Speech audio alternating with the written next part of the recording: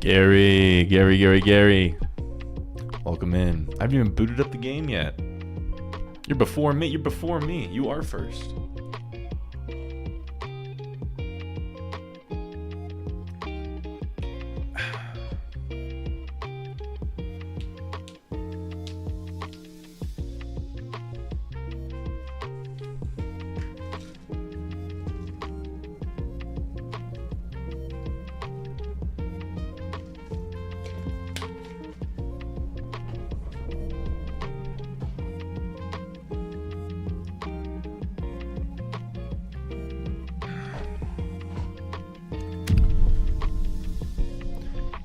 You just open Twitch on your 10-minute break. An absolute Chad. A Chad amongst men. How's your evening treating you, Gary? Any shenanigans in the workplace?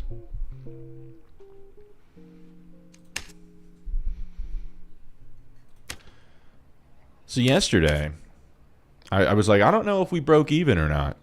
And then after I listed everything this morning, a little while ago I came on and I collected all the money and made kits. Bro, we got 6 Bis Sorcerer kits made. We got 3 Bis Wizard kits made. This is like that sub 225. Good day so far. You just want to go home and play. Oh, wait, Gary, you're going to be the first one to see I made a it's not a full melee sorcerer build for arena. It's like a hybrid. But it's actually pretty good. So I got this cap. This is like Count Bisiulus cap here. I already had this. Vegetables and Miles. Welcome to the stream. We're showing off the melee sorcerer arena build for tomorrow. We get the padded tunic with some sauce on it. These grave wolves are pretty good for melee. We crafted this yesterday. The ring of quickness we actually yoinked from our other kit, but we have these dark leaves that are literally all perfect rolls. This is pretty good as well. And the frost it's the same cloak from the other build, but it's really, really good. Our sword is dope. I think crystal sword is the way to go for melee sorcerer. I mean, in order to do this, I have to go 9 spell, but it's kind of nice because if I'm building for this, it's hard to get mem cap. So putting suppressed sorcery on helps alleviate a little bit of the mem cap requirement. Because if I put my 10 spells and everything on, then it's trash. But yeah, our stat wise, we have 157 HP, only 306 move speed. I don't know how I would really increase that without sacrificing a lot of health, but I don't know. We'll see. We might make some adjustments later. Arena kit, yeah, this is like a sorcerer arena hybrid setup. We have 52% power bonus here, and we'll be running this with Apex, so we'll still be hitting like a truck. The part of the kit that's lacking is we didn't build any resourcefulness, but you can't have everything. Physical power bonus is 13%, which is pretty good, right? It's not terrible for a caster. There's ways that it could be better.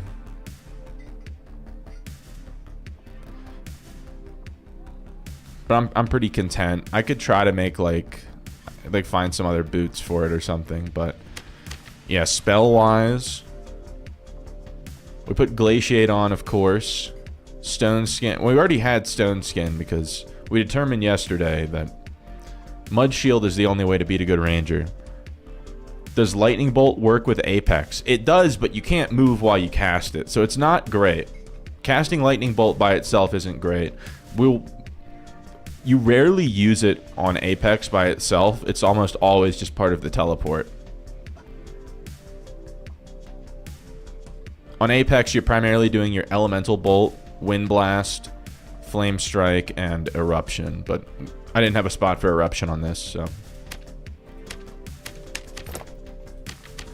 And I still have more money to collect.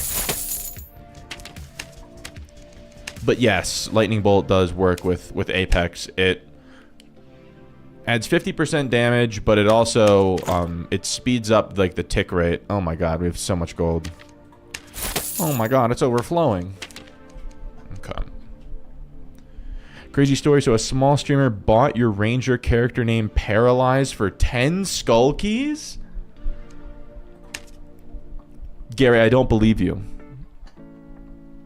I'd like to think I know you, but how do you say that and expect me not to think you just RMT'd 10 skull keys? I'm fairly certain you just spent like what is it, like 20 bucks for 10 skull keys?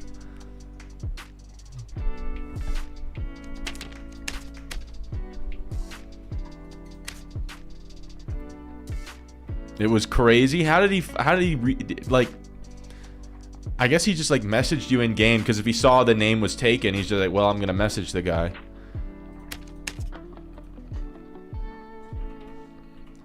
Alright, well, we'll keep stacking up the wolf pelts. I still haven't gotten really good grave wolves for my caster build. It's an Avad on his stream. Paid actor. You've like manufactured witnesses to cover up your RMT gambling problem. I know better than this. Gary, it's time to stop. None of us are buying it, Gary. God damn it.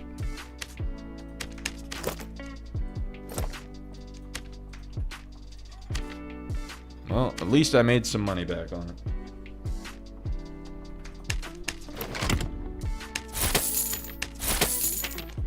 I need to go through and collect all my goop. I have lots of goop.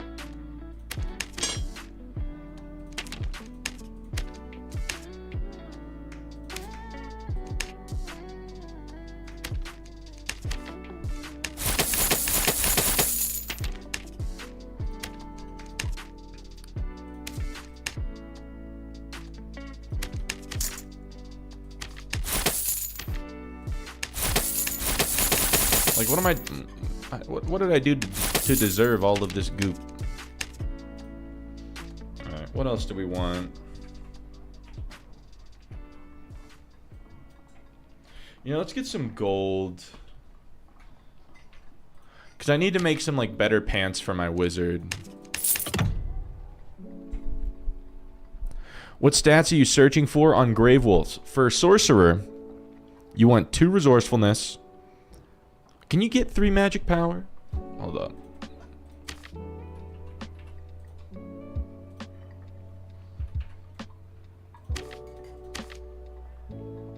Okay, so I want 2 resourcefulness, 2 magic power, and probably 2 vigor or 2 mem cap. Or, no, it already has max health, so probably 2 vigor or 2 mem cap. I definitely want 2 resourcefulness, 2 magic power. After that, I can, wouldn't it be extremely cheap to gem them for true fizz and max HP? Well, they come with max HP, so you can't gem the max HP. So you could put like 1 strength and 1 true physical on it or something. Yeah, but people already know that. It doesn't change the price that much. You're like, hey, check it out. You have Paralyzed, and sent him your Discord, and he bought it. Swear it wasn't Helen Wong. I don't know what Helen Wong means. Is this some like dig at like Chinese gold farmers? So we're buying gold ore so we can make leather shows on my wizard, because currently they kind of are, they're extremely mid. And I'm just kind of been content enough with it, but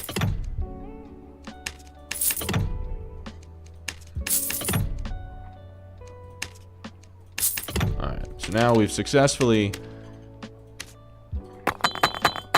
used like all of our stuff, so.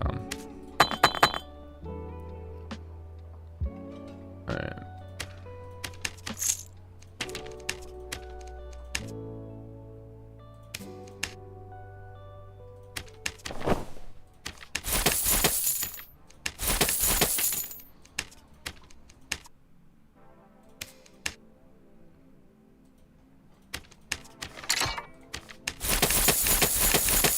New York Tyrant Hunter, welcome back to the stream. Haven't seen you in a while. Weird question. How do we get to the crypts from Forgotten Castle? Is it random every time? You have to go down the red staircases. There's a couple of them on the map.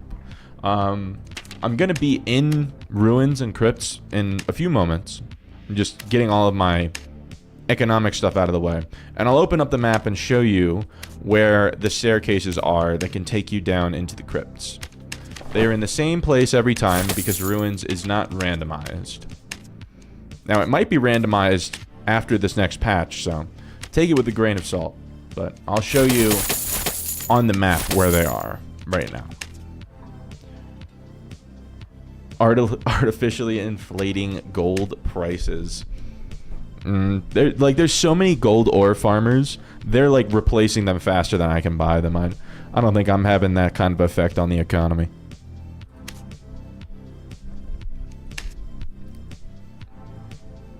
Alright,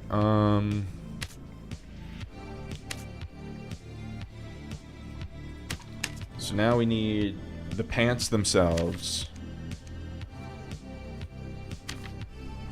Long story short, you're running a Demon's Glee Xerxes Eye Pestilence Fighter build later. Damn, son. All because you picked a absolutely spanking name for your character. You need to interact Axe Trap and you have 800 hours. You have 800 hours and you don't know how to get to crypts? Tyrant Hunter, what's going on? This isn't adding up. What did you do for 800 hours?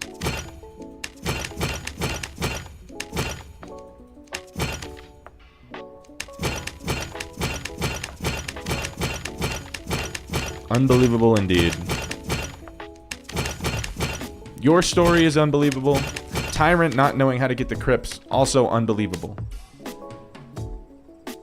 Every time you end up on Crypts 2. Wait a minute. What do you mean Crypts 2? Is there a sequel? Are you talking about, like, a while ago, there used to be... Yeah, a long time ago, it used to be, like, 2 different Crypts maps, but that was, like, multiple wipes ago. You go down the red stairs, and yes, there is a map. Yeah, so Crypts is randomized, or pseudo-randomized, every time that you go down there. So, the modules are pretty much never in the same orientation. From what I've heard, it actually is like a pool of set, like, maps that they pull from, but it's like, there's enough of them that it's practically randomized. And it's all, like, blacked out when you spawn in anyway, so it's not like you can tell exactly what map iteration you're on, unless if you had some kind of... You'd have to, like, have a program that looks at your map and guesses which, like, what module's gonna be where. I'm sure someone's created, like, a cheat code thing for it, but in general, as long as you go down to crypts, that's the best I can help you. Every time it is a pool, but it's 100% random, so you just run around. That's correct. So I'm confused. So it seems you understand the concept of the randomized crypts. How can I help you with this? I'd love to help you if I can, but I fear I cannot. I'm on my wizard, right? Yeah. Ah, and it's doo-doo.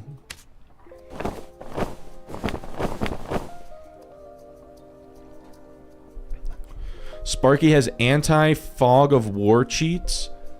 He probably has access to a, like a program that has learned all of the different, like, maps. So what someone probably did is, as like a trio or something, they went around in crypts and revealed all of the modules. So it, like, unveiled the whole map, and then they took screenshots of it, and then made a program that, like, kept track of all of the different map orientations until they stopped finding new ones. And now they just have, like, a set number of, like, I don't know, a database of, let's say it's 100 different ones. So then, as long as you traverse, like, 2 or 3 modules, it's going to have a really good idea as to, like, what map iteration it is. So, people take the fun out of everything, man. I'm not doing that. Last wipe was Crypts 1 and 2? There was only 2?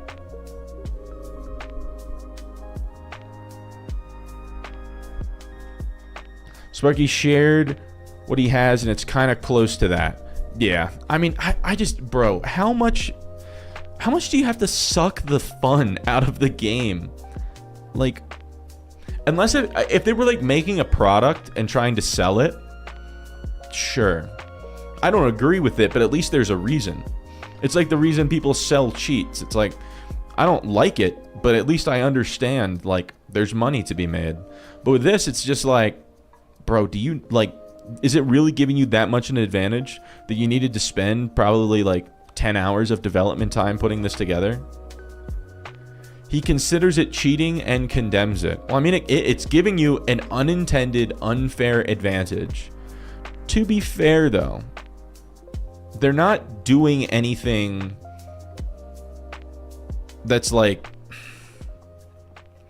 I don't know. I don't think it's bannable, right? Because in theory, let's say I had like photographic memory. I was a gifted human being. Let's just pretend that I'm gifted.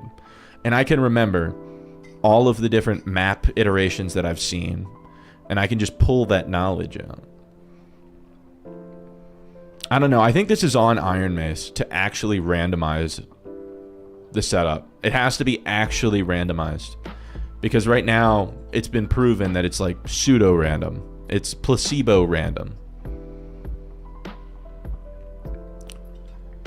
They kill the fun and everything. Well, the thing is, it doesn't even give you that much of an advantage. I mean, all it's going to do is, well, I guess if you're trying to find the boss room in the gold piles, it's really helpful. I don't know. Whatever. It's not going to give them an advantage over other players. It might help them farm easier, but it's not going to help them win fights. So, I don't plan on doing that. I don't need this that badly. I kind of prefer the randomized experience. It's more engaging. Like, bro. The metagame min-maxing. For what? For what? No one is touting this as like, this is an esport. If it was, sure, metagame all you want. If you're like sponsored and on a Dark and Darker team, if you're the fucking TSM wizard, bro, sure. Did you get the chest from the quest? I did. I have never gotten a chest from anything other than the quest, I don't think. I've never pulled it from a gold pile. I bought one on the market one time. It was the first one I ever got. It was like almost a year ago, I think. It was like end of wipe, so the price was really low. And I'd never gotten one, so I was like, oh, I'm going to buy one for, it was like 20,000 gold or something. A big dad streamer taking the fun out of a game and make it... Well, so there's a difference. I myself am very competitive. I play this game in a competitive way. But I understand the limitations that the game, that players are supposed to have. I understand... I don't know. I hate the term the vision because that's like a memed term now, is SDS vision. But I understand what this game is supposed to feel like. And I try to maintain that to at least some degree. Yes, I still jump over some walls and ruins here and there. But like farming the metadata of the maps to figure out like the optimal pathing to like do, bro. Just play the game how it's meant to be played. Like, I want to win. I'm competitive, but I want to win Dark and Darker. I don't want to win a hacking competition. I don't want to win a software development competition. I don't want to win an hours logged competition. I want to win a Dark and Darker competition. I like Dark and Darker the way that it is. I do not need X-ray vision. Like, oh my god, dude. People, I don't know. I can't empathize with the mentality of like, I have to win this thing at all costs. Because like, if it's not fun anymore, if it's not actually competitive, for it to be competitive, everyone has to be on like a level playing field. And then you prove that you've like built up enough skill on that level playing field to topple your enemies. Making it an uneven playing field from the start just for the sake of winning. You got to reevaluate what you're doing with your time. Because, like, if you want to do that, just stroll up to a t-ball field, take the bat out of a kid's hand, and hit dingers for 45 minutes. And then go, I don't know. I don't get it. Like, it's just not interesting. Why would anyone even want to watch that? It's... like, literally. I don't... it's the same mentality of... bro, I went to clean my glasses, and now they're smudgier than before. Yeah, like why not roll up to it? Like, do you understand that J.J. Watt does not go to Pee-wee football games and just deck toddlers for fun? Like, right? It's not just about getting a W at all costs. We need to merge them. Cast a spell. To cast a spell, you need to write a short Python program. I mean, people already do that, honestly, with macros.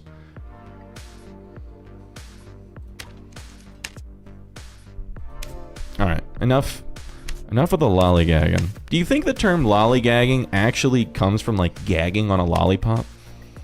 I was thinking about that earlier. Like, what? I like to think about the origin of like different colloquial sayings.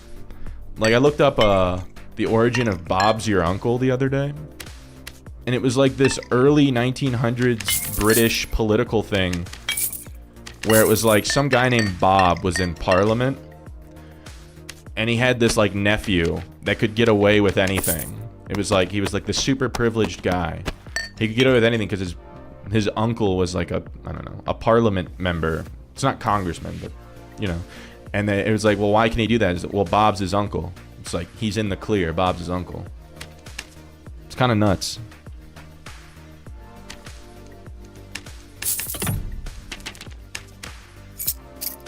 Alright. We're going yellow sash to match the gold cape. We have another luck set, by the way. We're going to do our best not to immediately lose it like last time. Alright. Let's go east. Get a little saucier.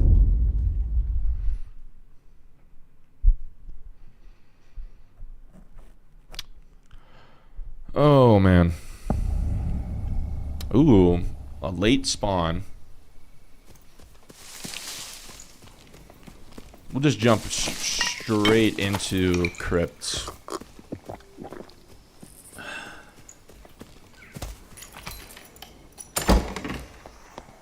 Don't like that. Don't like that shit at all.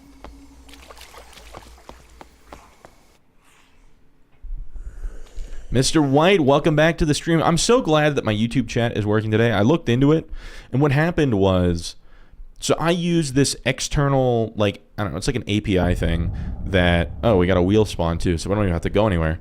But it combines YouTube and Twitch chat into one little window for me here, and then that goes as an overlay. And it's really nice. But apparently with YouTube, there's like a quota of how many messages that their system can do in a day across like all users. And apparently yesterday was a big day for streamers, for like YouTube streamers using their program. And at like 10 p.m. my time, they're like, sorry, our system has to shut down until midnight because it got like overloaded. So if I missed your message yesterday, I'm dearly sorry. I was not ignoring you. I care for you deeply. Oh, it's already open. How convenient. Lollygag just means the lolly is too big for you to speak. But the term lollygag is like being lazy, right? It's like lollygagging. It's like meandering around, not doing anything. It's not like, right? At least that's how I've heard it. Okay, this is a fairly easy module to handle.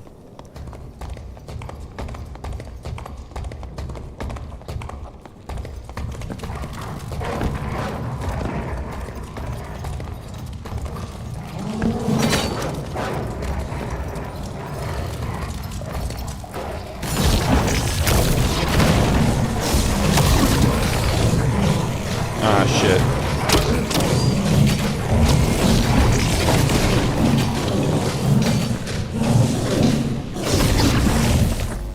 I can't see where this is. I don't want to hit myself with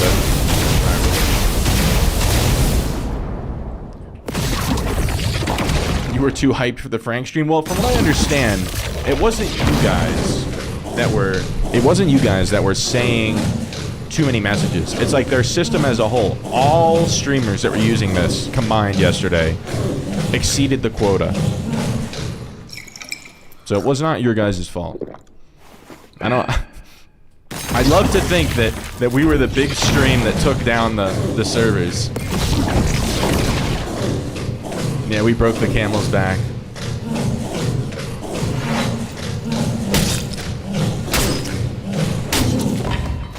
Oh, they both died. How romantic. Ooh. Guitar? Guitar? Question mark.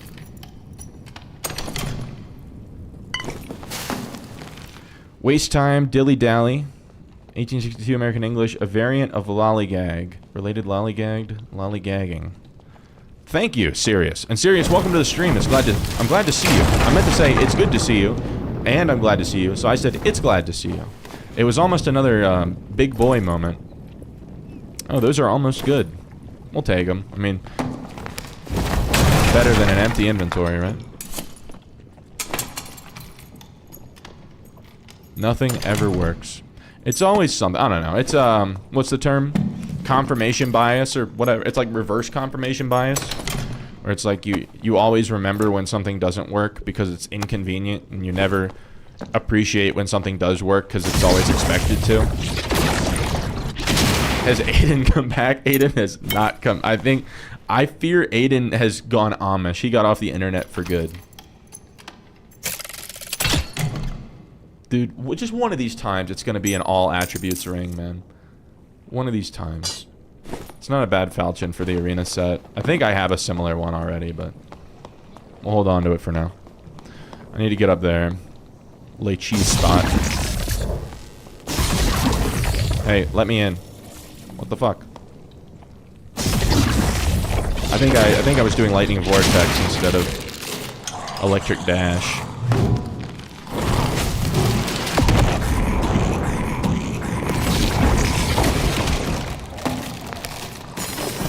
Oh, he comes over here now. He didn't used to do this.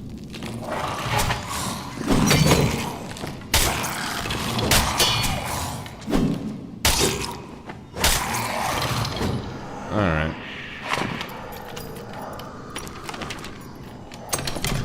Ooh, we're getting some sauce. That's actually pretty good. We'll yoink that.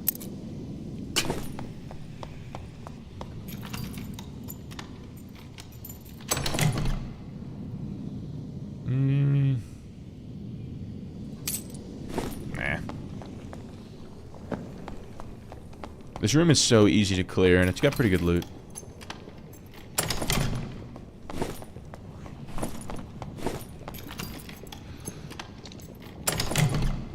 I know now that these are worth like 200 gold, so I'm definitely taking that. Get these last couple barrels, and then we'll get on our way. Campfire, bonfire.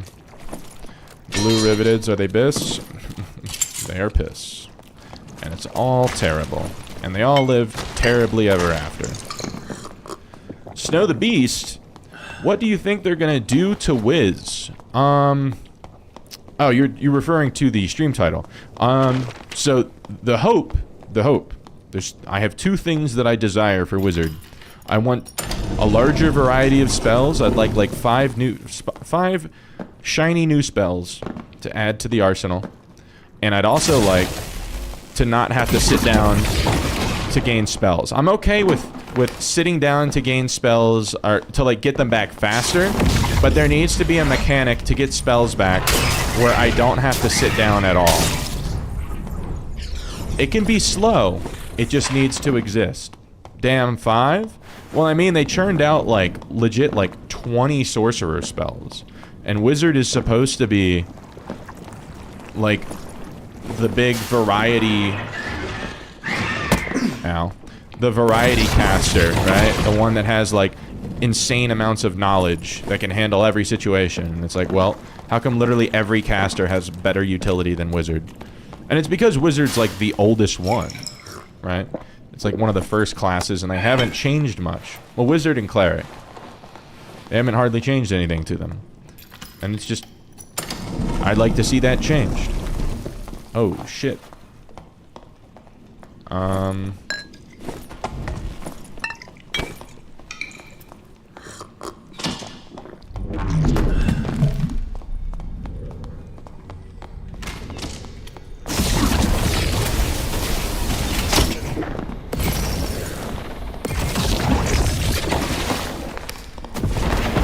Oh, shit.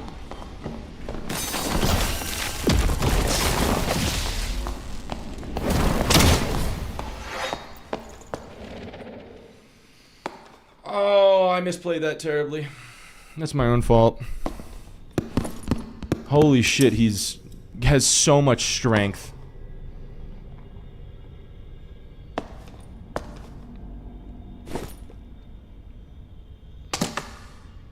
Shotgun trash.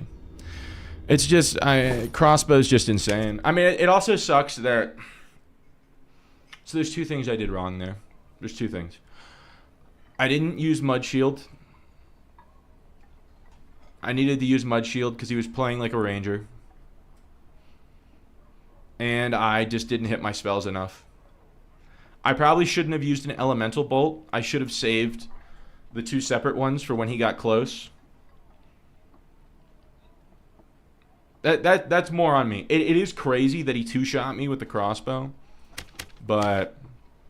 No, I just have to be better. That's my fault. I'm glad I didn't have anything like insane on.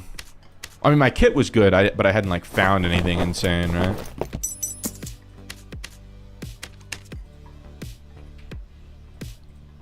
In this stream, we are all about learning from our mistakes. And I think that I learned from that, so. The diff in strategies needed is crazy. Yeah. Yeah, his is literally just... He just has a gun. Like, that's what it is, right? It's a sniper rifle. It's a one-shot sniper rifle. It's like the sniper rifle in, like, in, like, Fortnite, where it just has, like... You'd have to rechamber it, like, every time. That's all that is.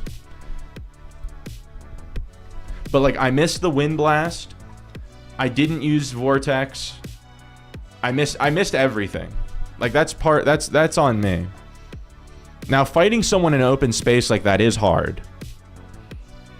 Because I don't have hit scan spells other than lightning bolt, which I have to... I have apex of sorcery, so I have to stand still. You should set up a buffer so you can quick replay and talk over fights. Well, I mean, I have the image in my mind. Like, I know exactly what I did wrong. But it's not a bad idea. I have to figure out how to set that up. I don't know if it's just like I just like clip it or whatever. But so when he was out in the open, the lightning storm play was fine. That probably did about a quarter of his health. That was fine. After that, I don't think I hit him again. And I needed to recognize that it was a ranged battle. I was effectively facing a 10-man ranger. I have Mud Shield specifically for this. I needed to utilize it. So Mud Shield, that's like literally where Mud Shield shines. So I needed to use Mud Shield, and I needed to use Vortex when he got close. It's just things that it's intuition that I will build. It's just not natural yet. But it'll come with time. I also didn't use a prop pot. I brought prop pots, didn't use them. I blame my lack of prop pot usage on the fact that I'm like concentrating so hard trying to figure out what to do. Because it'll take me probably I probably won't have this class down where it's like natural until next wipe. We're in the we're still in the training phase.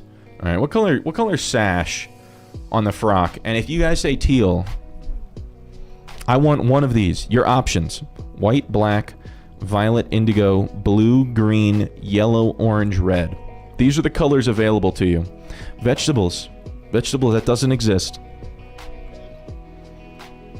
Indigo, blue, green, yellow, orange, red, violet, black, white.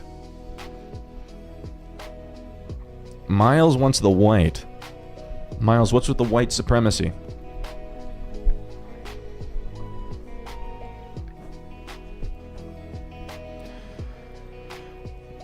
We're gonna say purple is violet. We have 2 votes for white, 1 for blue, 1 for purple.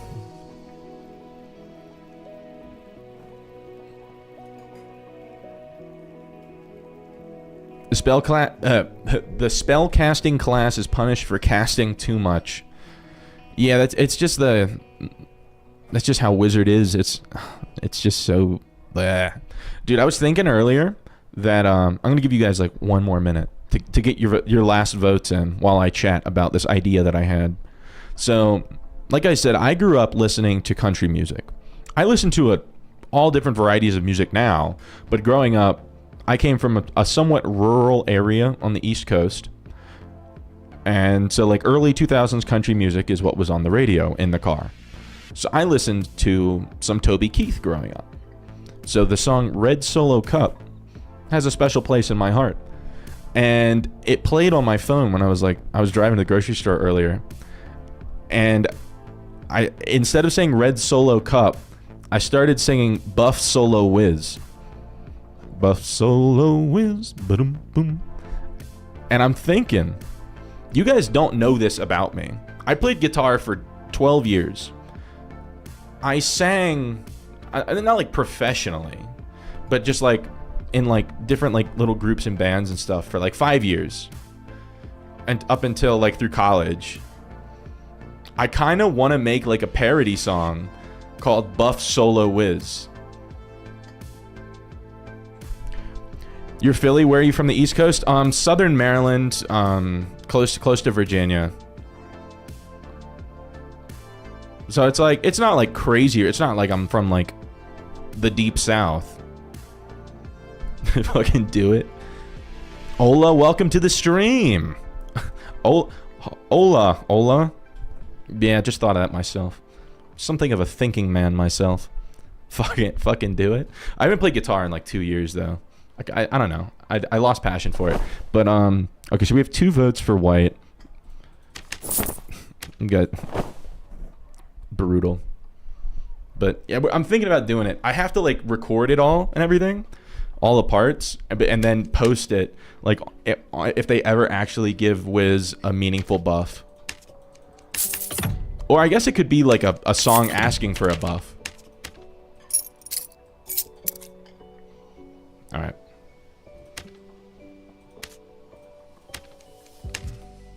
You having a hard time doing Banshee? I have never attempted it, so you're better at it than me.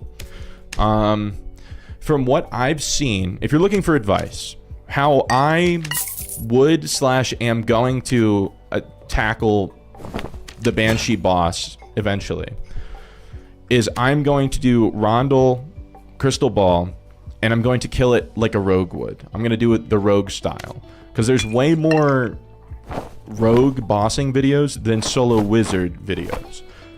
So if you can just play it like a rogue, then you can just do it how they do it. Assuming it doesn't like require double jump or something to like catch the little ghosts. You don't even know where Banshee is? I'll show you. probably not gonna go there unless if I spawn right next to it. But yeah, I spawned way far away. It's under this module. So Spectral is under this one. Banshee's under this one. See this little, it's like, I can't zoom in on the map here, but you see this like little rectangle, and it's like staircases, kind of like here. It's right there. And you can enter it there. And then there's a second staircase like on this side. If you come in like this door. Or it might be, I don't know. It's around here somewhere. There's always 2 entrances, so you can't get trapped in there. Scuba, welcome to the stream. Does Banshee give anything good to make it worth? It doesn't have a valuable, like, quest drop item, right? It doesn't have, like, a Troll's Pelt Spectral Fabric equivalent. But it has the same chance to drop artifacts as Spectral. I mean, Spectral, I think, has, like, a 1 in 1,000 drop rate for artifacts. And I'm pretty sure Banshee has the same. Same as, like, Cave Troll and Cyclops. They all have, like, a minuscule chance to drop literally, like, pretty much any artifact. It's not any. They each have their own drop tables. But it encompasses a lot. Like, you can get Viola from, like, Cave Troll if you do it enough. I know Banshee has a drop. It's called, like, Banshee's Sonnet. Right? And it's like a little, like, piece of paper. It's supposed to be like a poem or something. But it's not used in any craft. First floor bosses can't drop artifacts. Well, they originally couldn't. And then I know that they made it so they can. I don't know if they reverted it. Someone will have to fact check me on this. I know at least one of you guys knows way more about, like, wiki information than I do.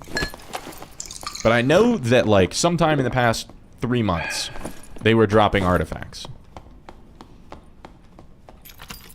Rarely. It's exceedingly rare. It's not nearly the drop rate of Crypts and Inferno, bosses, and Wyvern. But it was like, there was a chance.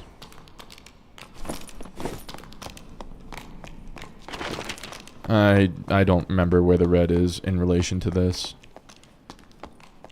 We'll figure it out.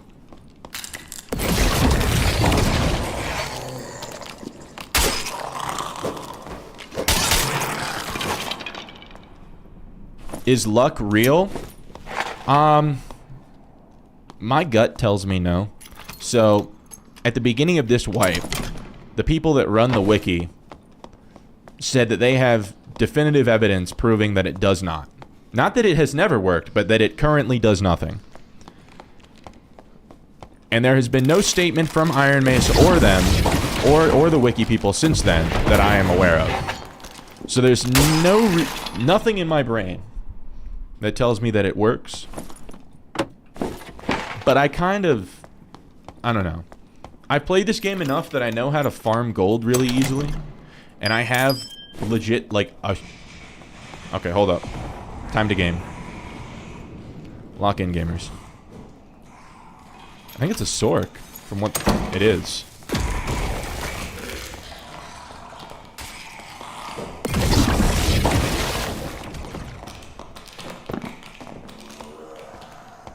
He has high ground, which is brutal.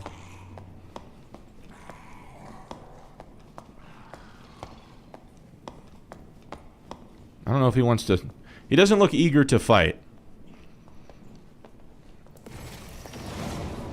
Oh, he knows the tech. But I know the tech as well.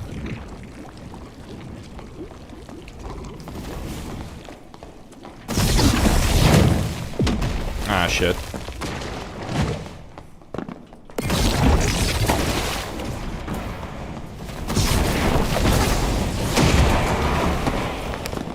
Well, I'm in danger.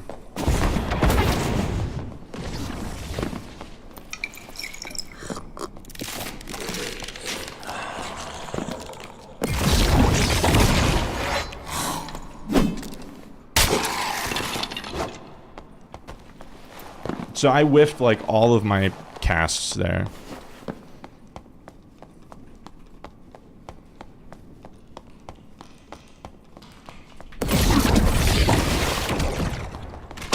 Ow. Jesus Christ, he did half my health with that.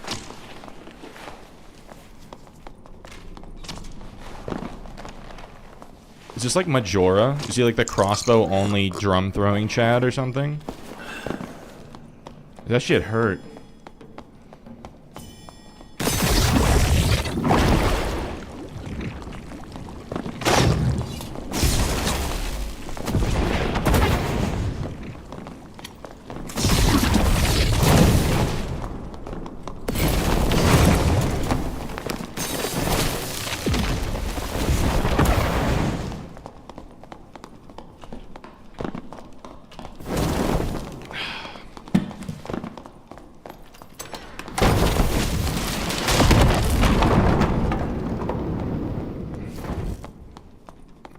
I don't know where he went now.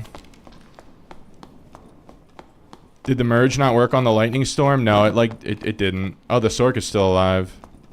Dude, where's the red? Okay, the red's all the way like on the other side.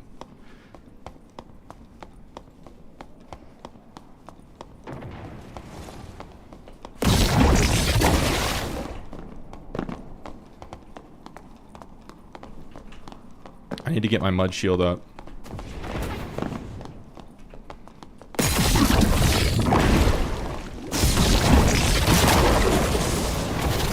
What the fuck? Why didn't it work? I keep just, like, selecting the wrong spell or something.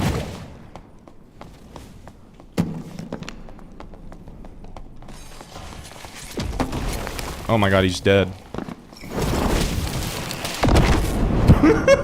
I'm not taking that Sork's kit. No, I'm taking the Rogue's kit. Final Fantasy Pro Tag? Okay. He's gonna think I'm taking his gear, but I'm gonna go drop it in a dark corner. It's gonna go, like, in this chest. He's gonna look at this and be like, Squeaky's taking my gear, that absolute bastard.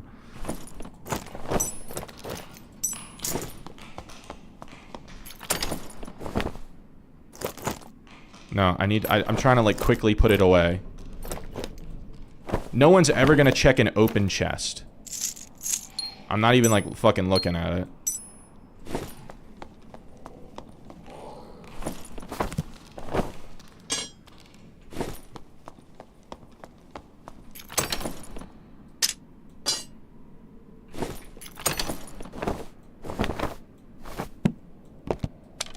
Okay.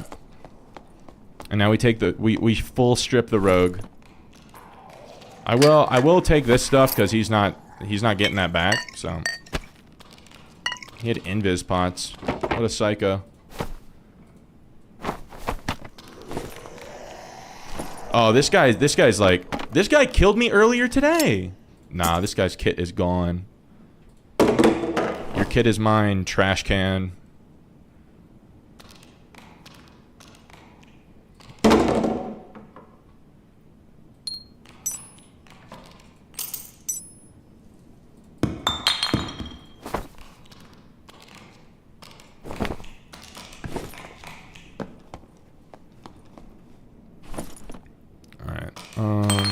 Fuck that. Fuck that. I would definitely want that.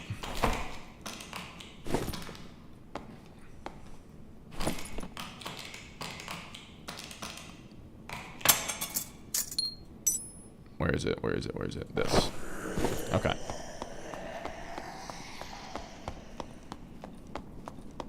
Okay, we've done a good deed. And we've earned ourselves the right to loot the middle.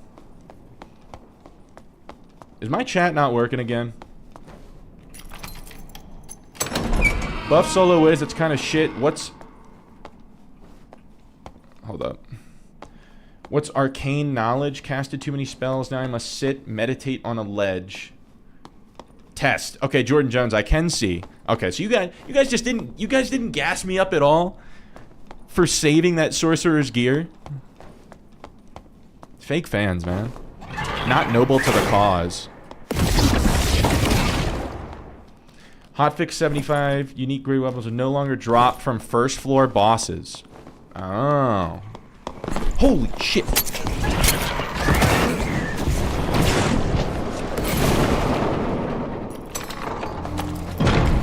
Dude, that guy saw that I took this rogue's kit. Sorry, crackhead in your store? Okay. Okay. I don't know what to do.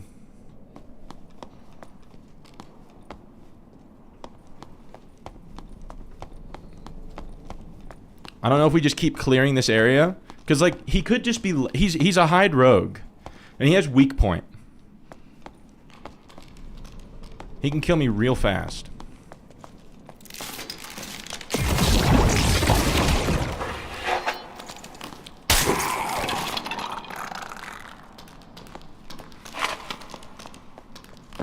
I think if he has double jump, he can get to there.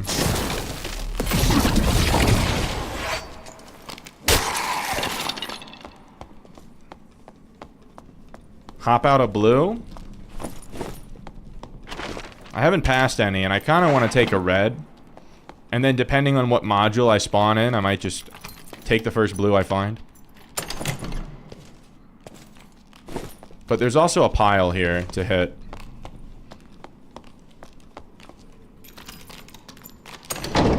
And if I can get like a unique gem out of it or something.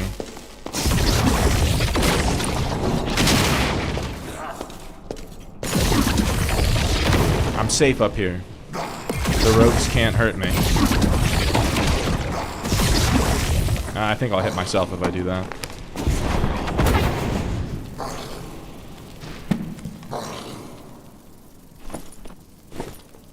Dude. That rogue nearly made me poop myself.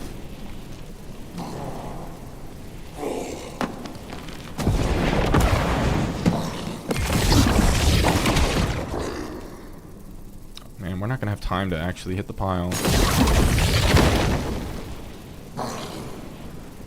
Too many piles and crypts in your opinion?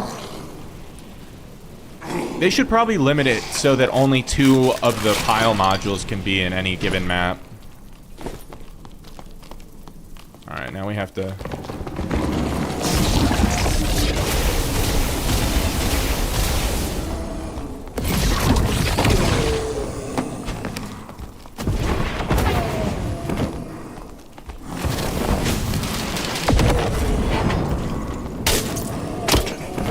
Are we serious?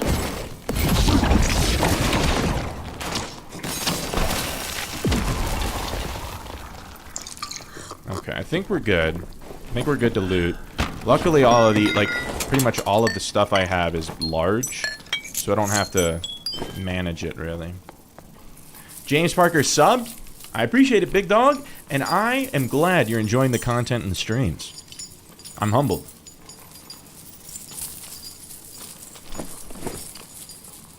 Alright, let's see if we can yoink ourselves something good. Oh, well, that was the wrong thing. Good man, James. Good man. Fine man.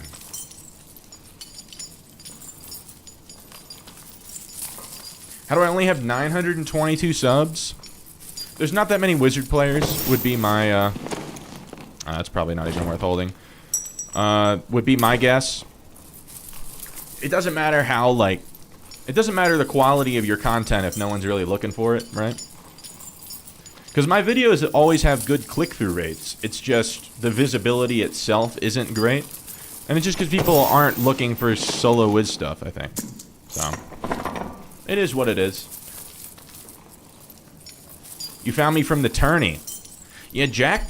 So Jack Frost, he comes in the chat every once in a while. He lives in Germany, so, like, he rarely gets to, like, actually come into the streams. But he did an awesome job at, like, advertising my stream for the tourney and, like, sending clips to Soapy and everything. Jack is the MVP. He is the one mod for my channel. Bro is an absolute Chad. Haven't played Wizard for a while until one of my SSF tourney practice streams. Those were fun. I'll have to do a little more self-found soon. Been running it more lately and having more success. I'm glad. And just think, you're strong now. When they give Wizard its rightful buff, think about, you'll be unstoppable. Okay, well, all of that sucks. Well, not all of it actually sucked, but it's not as good as the gear that we yoinked off, like the rogue and shit, so. This morning star needs to find a home. Hey, I found the home for it.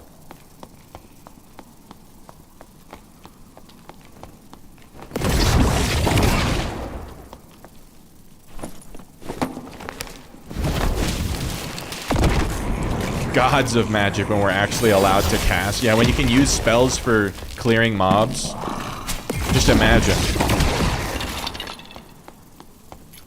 Imagine being knowledgeable enough to remember how to use your spells. Dude, I have not found a good pair of legendary button leggings all white. Please don't be landmining this. Please don't be landmining this. Let's go. W. Big W. W.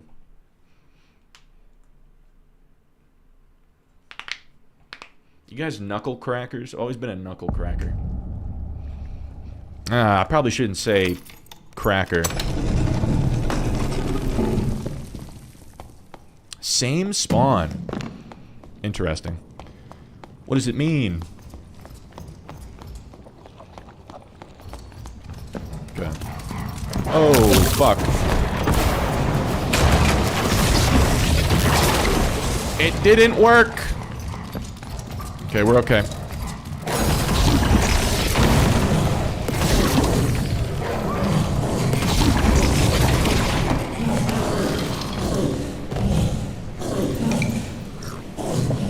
You crack your knuckles on your face.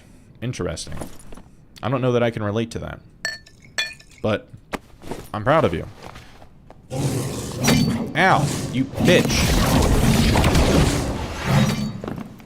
Come on. Do it. Oh, that didn't work.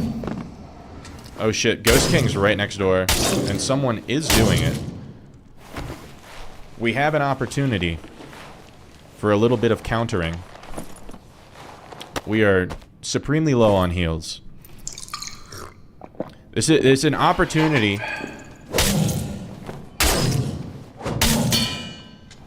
to redeem ourselves. Knuckle cracking was a stim of yours. Stop doing it now that you're on a break. You're on a break from needing stimulation? How does that work? How can I get on that? Alright, we're gonna go see who's doing the boss. If it's a barbarian, I don't think I stand a chance. Not in open space. It's a longbow ranger. This is an atrocity. Oh, did he leave? He fucking left. Or did bro die? Hold up. Oh, no, he didn't die. Because he just opened the door.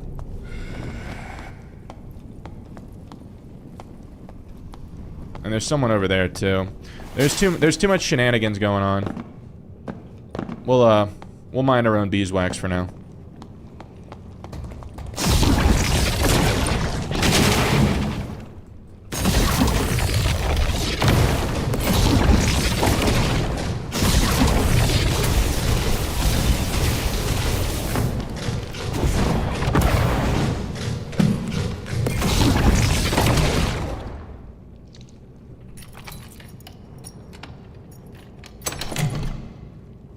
Do you think Rangers need a rework? Jesus Christ, look at these gloves! Yes, no, I think bows in general need a rework. I think the projectiles move too quickly. I think that it's too close to being hit scan, personally, compared to other projectiles in the game. So I think that the projectile speed of longbows, longbows should be given the projectile speed of serve bows. Recurve bows should be even slower than serve bows are now, and serve bows should be like fucking throwing an arrow like a paper airplane. Like that's how fast I think the projectiles should move. Because right now, it's like it's just too close to hit scan.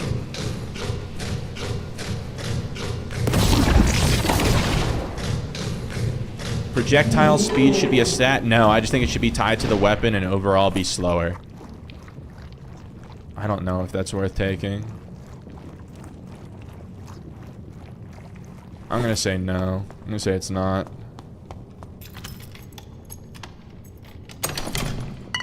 But yeah, that's my, oh my god. What do I do? How am I supposed to know he's there?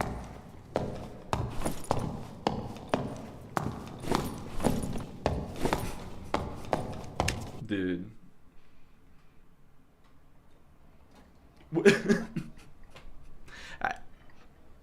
It's every time.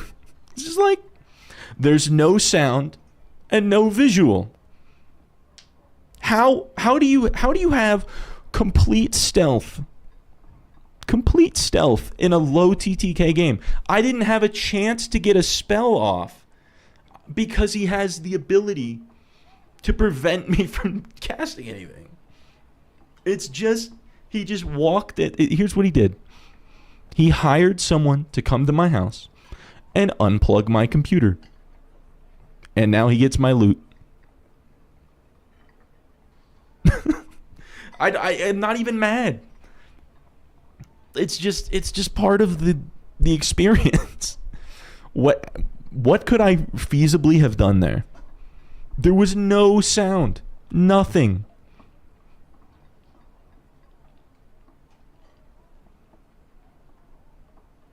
Where the fuck did he come from?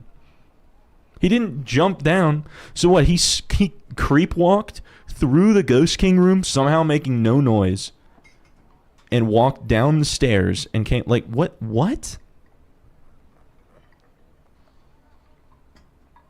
I don't know.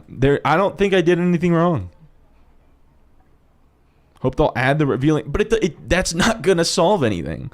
I can't carry an inventory full of it, and like okay, you know those like Scott's lawn care. Here, wait, fuck it. Oh, we're just gonna bring it up on Google. Hold up.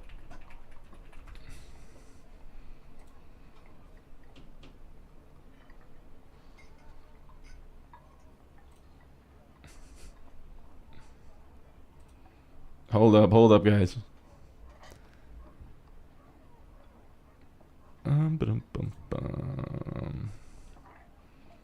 Where's display capture? Boom, display capture.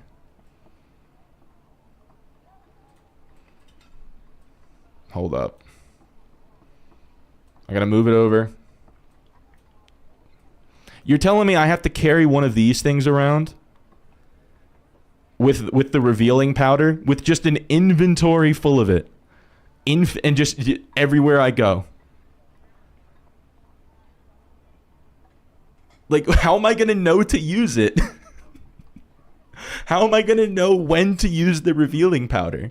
I have 10 spells that I can sling around with infinite charges, and I don't know when to use it. Because he makes no sound. Alright. Develop psychic powers, aka download ESP cheats. It's just so dumb. It wouldn't be that bad if the TTK in the game wasn't so goddamn fast. To where it's just like, I'd be fine if I got landmine down to a quarter of my health. Right? That'd be crazy powerful still. But at least I have a turn to play. Imagine like rolling up like to literally any board game you've ever played. Like you're playing Monopoly and you roll the dice the first time, just like, oh well, you lose. Wow, what a fun game. The one with wheels is more value for your money. Yeah, my geriatric ass wizard has to push around the cart with the revealing powder. Some kind of item that when used shoots a ring outward from your character, scanning the room. You're saying that we just need an ESP spell. Like, it's crazy. It's crazy. Maybe a lower TTK and a slow after ambush. It has a slow debuff.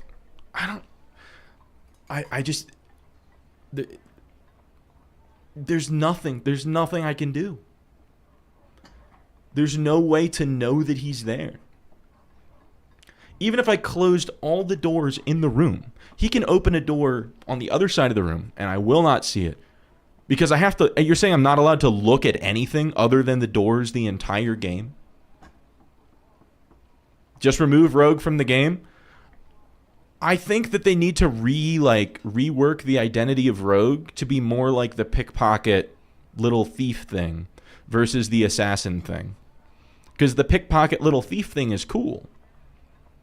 It's interesting and fun. And it doesn't ruin the gameplay experience for everyone. The insta-kill claymore Ruins the experience for literally everybody. Shadow magic versus complete invis. I don't know what you mean by that. You talking about like when the invis had like that glimmer about it where you could still kind of see them? I think that was fine. Because it's like you kind of had to be looking for them in order to see it. Yeah, I don't know. Maybe have Rogue be like... So here was the problem with when they made the invis have that glimmer, like the shimmer to it, was pickpocket became instantly like completely dead, right? Pickpocket was no longer possible. So make the glimmer the natural state, and then part of the pickpocket perk is that it removes the glimmer, but it disables, it like reduces physical damage bonus by 50% or something. So that way it makes it where it's like they literally, it's almost impossible for them to kill somebody, but they become completely invisible and they can do their little, their fun jester shit, right? I just think making it dark is better so you at least know that they're there. Well, I mean, so you're just talking about like, yeah, just making it, it's the same effect as just having the shimmer invis. Rogue rework to be pickpocket acrobats would be awesome. Yeah, it'd be cool and fun and immersive. You should, yeah, you can't have complete vision and audio denial and the ability to disallow me to fight back and be able to kill me before I can even react. Dude, it's just like luck of the draw. It's like my guy, it feels exactly the same as if I was just walking on the streets and got hit with a meteor. It's like, what the fuck are you going to do? I don't know. It's just stupid. Invis cancels sound. I mean, they have creep, the creep perk, right? As long as they crouch walk, they make no noise until they're literally like up your butthole. They make zero audible noise until they're within like 5 meters of you. And then they make super slight footsteps that are like negative 60 decibels. And the ambient noise of Inferno literally just is like white noise that covers that up. So there's just no way. There's no way. I don't know. There's nothing I can do about it.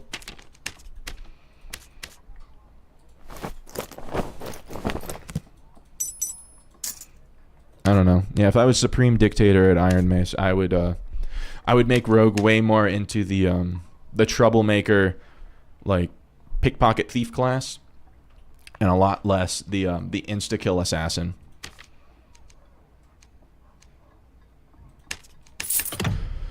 But that's enough. You get back in there.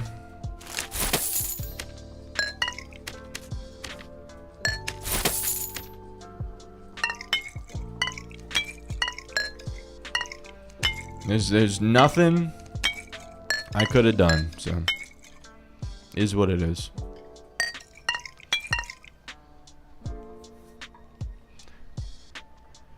Marshall42, welcome to the stream. Honestly, you just stopped playing this game after the most recent druid nerf. What are you a druid player and don't like the nerf? I don't understand.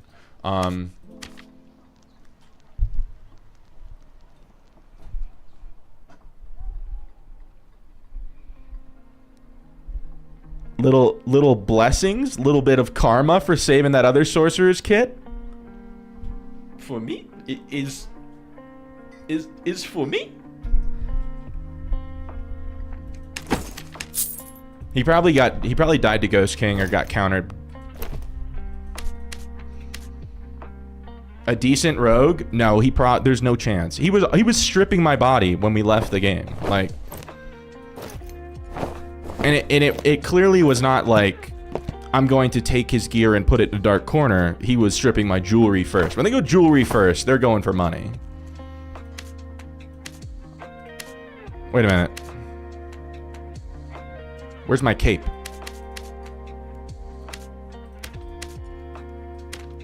Where's my cape?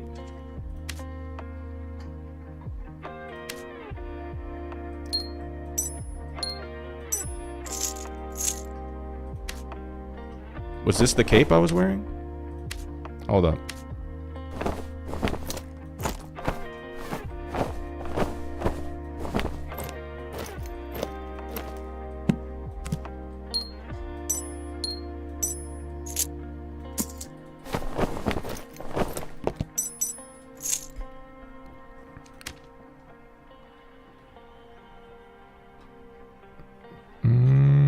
I don't think so. What cape was I wearing? He 100% got countered. Yeah, that's what I'm thinking. Is like he went to do Ghost King, and then probably at like the last minute, like that ranger just like fleeced him through the eye socket. Oh, I didn't go back to. I keep sitting on big cam. Ben, good morning. How are things going? Well, it is evening for me, but good morning to you. And we're having a mixed bag so far. Rogues killing us has been the theme. Well, no. Actually, the first time we died to a really geared fighter with a crossbow. But that was our fault. We misplayed. We didn't hit most of our... It was in the Ghost King room. Big open area. It's very hard to predict his movement. And since Sork doesn't have any like real good just hit scan spells other than Lightning Bolt... And this guy has a crossbow, right? And I have Apex of Sorcery. So in order to shoot the lightning bolt, I have to be standing still. Not good against a crossbow. So we don't really have a good hit scan spell. So it's very hard to hit him. It's hard. I'm not trying to make excuses, but that is like why I wasn't hitting my spells. Arguably the worst terrain to fight as an Apex of Sorcerer is just like open space. Because you have to be able to predict players' movements. Everything's a prediction spell.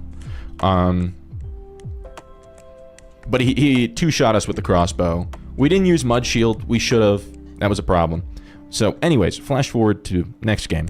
We're fighting a Sorcerer, and then a Bard shows up. Sorcerer goes away. I start fighting the Bard. I get him kind of low. He runs away. I start fighting the Sorcerer again. Sorcerer gets landmine rogued. Then I one-shot the Rogue because he was weak from the other guy. Right? If you're following, good.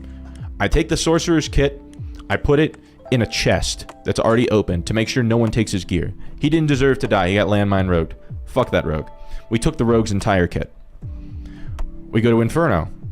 We're looting and minding our own business. And we step on a Claymore. A super geared landmine rogue. With Cutthroat and Creep and Ambush. We insta-die, and there's nothing we could have done. But we got our full kit back. So motherfucker died somehow. That's where we're at. We just spent about 10 minutes talking about how Rogue is in such a dumb state. And let me know what your opinion is on the state of Rogue. But I personally think that they should lean way more into the pickpocket, jester style of Rogue than the insta-kill assassin landmine. So my proposition for Rogue is that they go back to the Invis Shimmer. If you remember, I don't know if you were playing when Rogue Invis used to have like a kind of a, I don't know, Cloak of Invisibility shimmer to it. Where you could, if you were looking for it, you could kind of see it. You could pick it out, right? If you saw him go Invis, you could like track where he was moving. But you have to be kind of looking for it. And then have the whole reason that didn't work and that there was so much complaining about that is because pickpocket, like the fun casual way to play Rogue, died instantly because you need full invisibility for the pickpocket. Well, why not just give full invisibility as part of the pickpocket perk? And then add, to prevent that from just being like a meta perk to take to do landmine again, do minus 50% power bonus with that perk as well. So the perk is with pickpocket, you have the normal pickpocket ability, you get full invisibility, but you get minus 50% physical damage bonus. So that way you can't really you can't like feasibly be a violent landmine. You're just a thief. I think that's pretty good. But I'm sure Repose would absolutely hate me for that, but I don't know. I feel like there's enough classes and streamers have died in that way that it's like it just ruins the experience. It's like your keyboard got unplugged. Invis should be more of defensive, not offensive. I mean, I'm fine with it being offensive for pickpocket. JB, you're terrible at every class you play. So no matter what the patch is, it's going to be great. What a nice way to look at things. And welcome to the stream, JB. It's good to see you.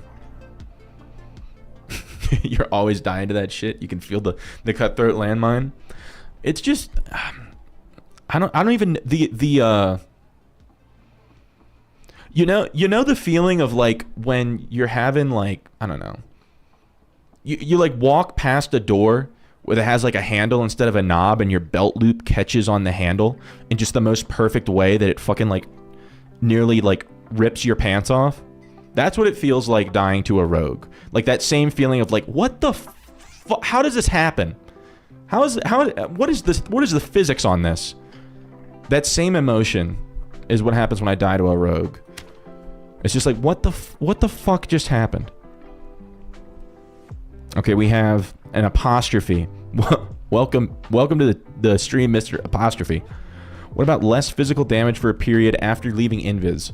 Well, that's the whole thing. They have ambush as a perk that greatly increases their physical damage when they leave invis. So you'd have to remove ambush and then give it like a counter ambush. I'd rather have a perk, have default rogue invis be like the shimmer, and then they have a perk that gives them full invisibility but significantly less physical damage bonus, like minus 50%. So they can't reasonably be a landmine anymore. They can only use invis for like mischief and pickpocket, right? I think that'd be fine. Royzoid, welcome to the stream. Instead of assassin, imagine rogue is more like a light fighter doing flashy stuff with fast weapons, like an exclusive rapier parry or parry dagger. So you're making it sound like a Slayer fighter type thing, which I guess like a Slayer fighter class would be okay. Dexterous, Dexterous. We've been if you want to go back and look at the last 15 minutes of the VOD, we're discussing rogue. I just got cutthroat landmined. Bro had the whole package, the whole delete Squeaky Frank package. Bro had cutthroat. Bro had hide. Bro had ambush. Bro had creep. Bro had hide mastery. Like the whole complete vision and audio insta kill without your ability to fight back. And Dexterous, you're a seasoned player. Cutthroat landmine, your fave. So my take on rogue is, so Dex, you remember when there was a short period of time when rogue invis used to have that like shimmer to it?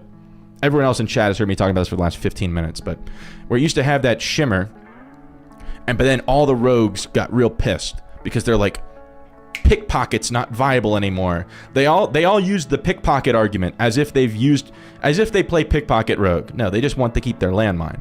So I'm saying what they should do is default rogue invis has the shimmer.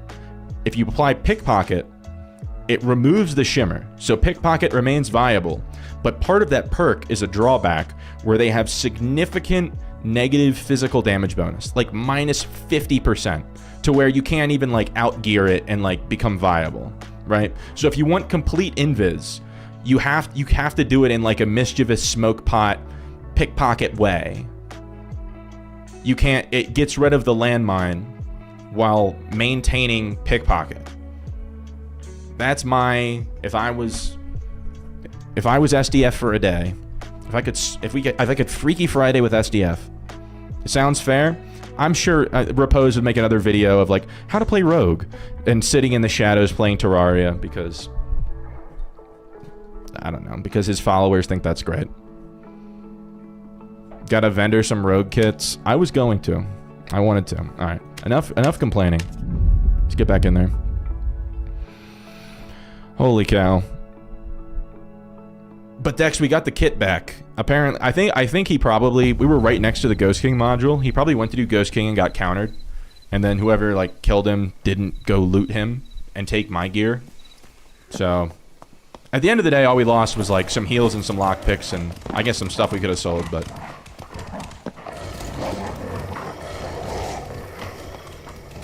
it's just a cheap kill with no counterplay. Exactly. Yeah, no. People that play landmine rogue, it's just they don't want the enemy to be able to fight back. Remember when invis pots weren't 15 knowledge and it makes your ambush proc? I remember when there wasn't the knowledge requirement and like invis pot barbarian was insane. But I didn't know that it made ambush proc.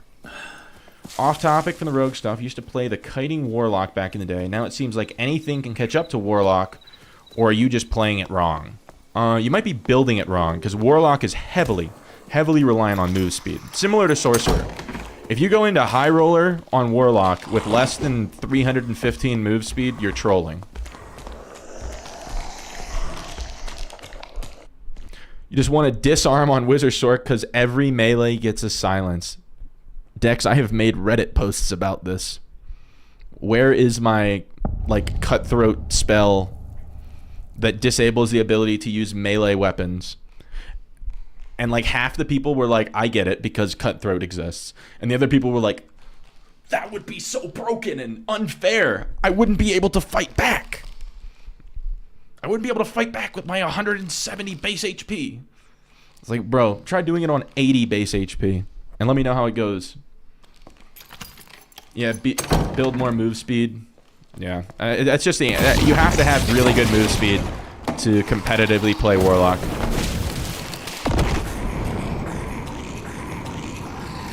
Snap on. Welcome back to the stream. Snap on with the wiggly fish.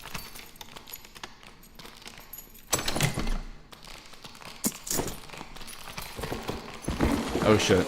We've angered the mob.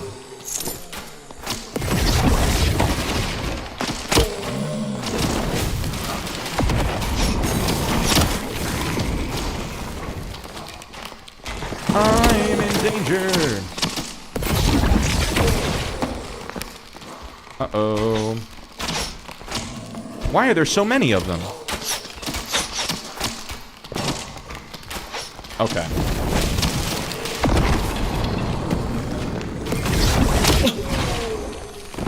Do I hear a player amongst all of this carnage? Oh, well. Wrong pot. At least we're protected. Am I running Apex? I am. I believe that, that Apex is the future.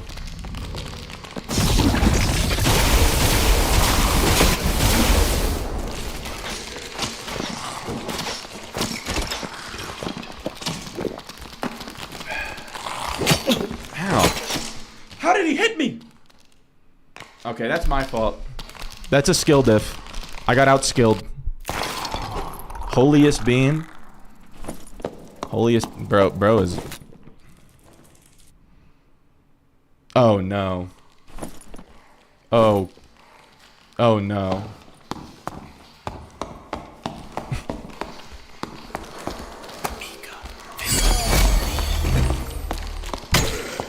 Hold up.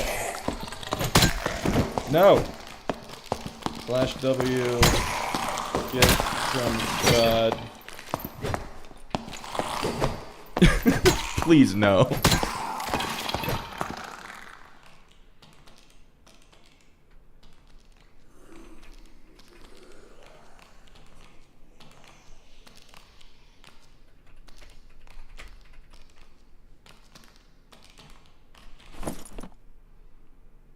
What a bastard.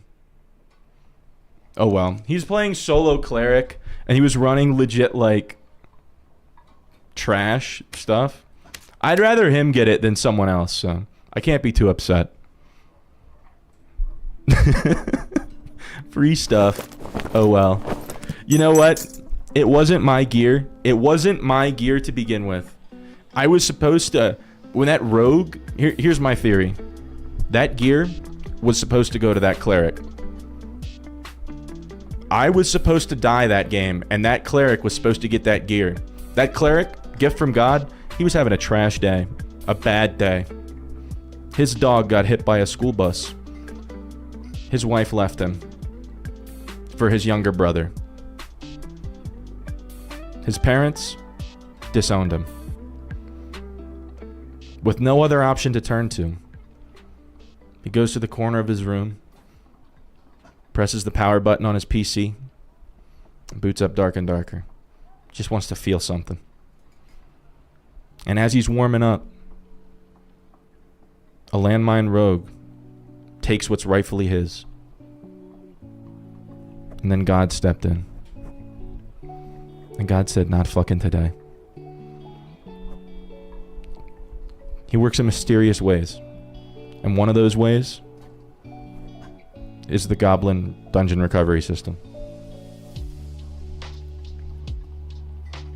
And he returned that gear to me so that I could deliver it at the feet of his strongest warrior. God bless you, Mr. Cleric. May you have a wonderful night.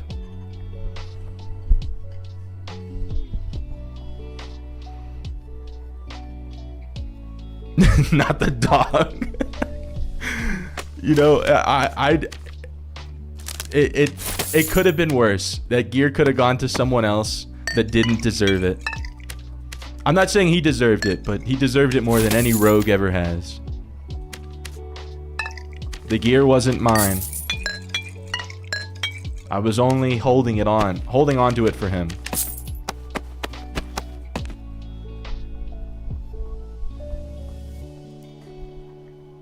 Imagine the mood kill if you reply to some trash talk.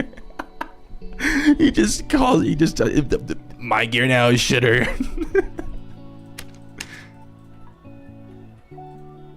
Oh, wait, hold on.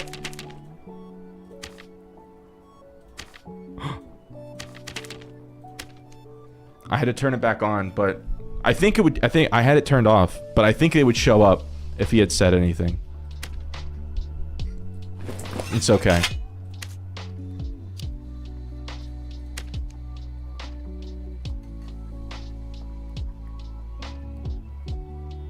What do you mean? What do you mean question mark?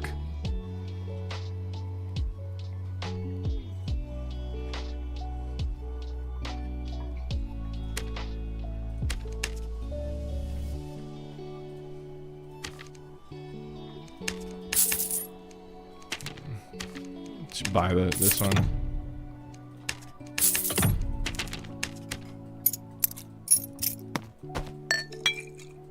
Alright. He already forgot who he looted. I sent the messages as he was looting me. Whatever. It's fine.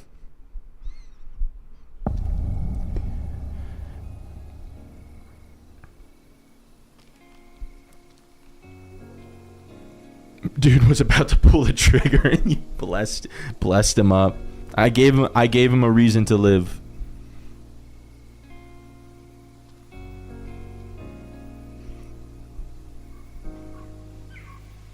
Some lady just asked for your number. Help me, you're just a gamer and you're scared. Sheesh. Sheesh. Yeah, just act normal. Just be yourself.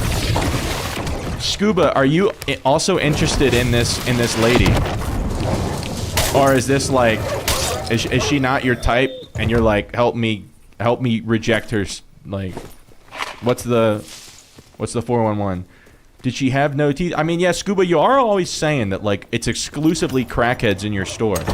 So, like, we need some context. Is this a desirable... Nah, bro, don't do it. Don't do it, bro. Please just take the red.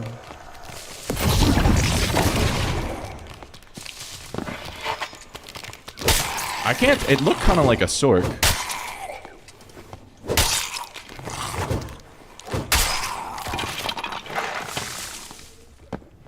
Is that the same guy? Shit. That's a different guy. It's like a rogue. I need to get out of here.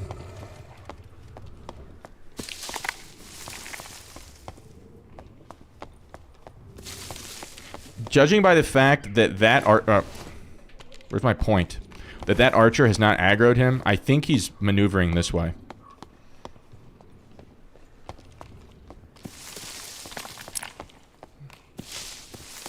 Just check the corner, I guess.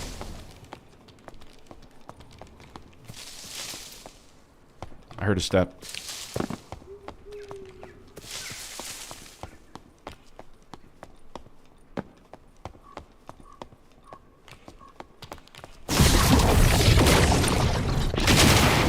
We're safe. She wanted ciggies. Anyone coming to a gas station at 1 a.m. has something wrong with them.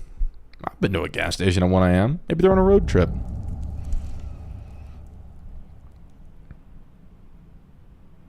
Ask her if she plays dad, and if not, move on. If so, duo up and see where the journey takes you. I wonder what... I have to imagine the player base for Dark and Darker. It has to be at least 95% male, right?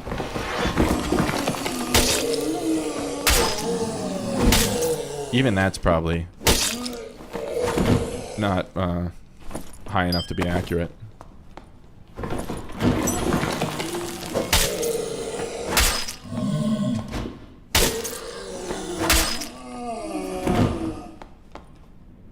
No personal info at work and walked away. Stone cold. Is there a significant age gap between you and this individual, Scuba? Ah, shit. Wrong button.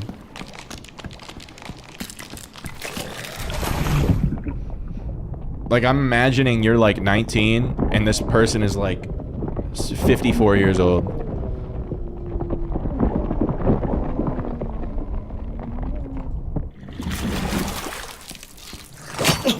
What the? Not like this, man.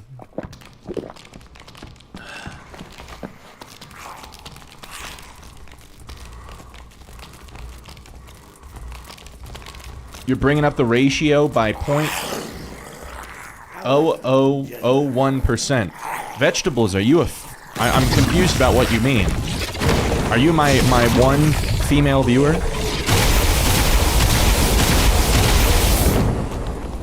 Monkey Cheese, welcome to the stream. Good to see you, Monkey Cheese.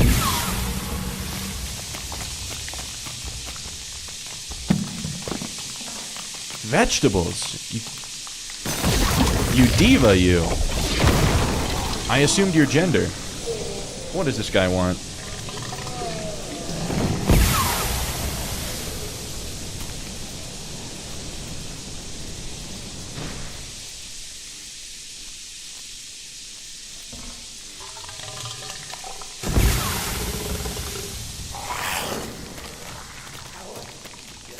How do I see the messages?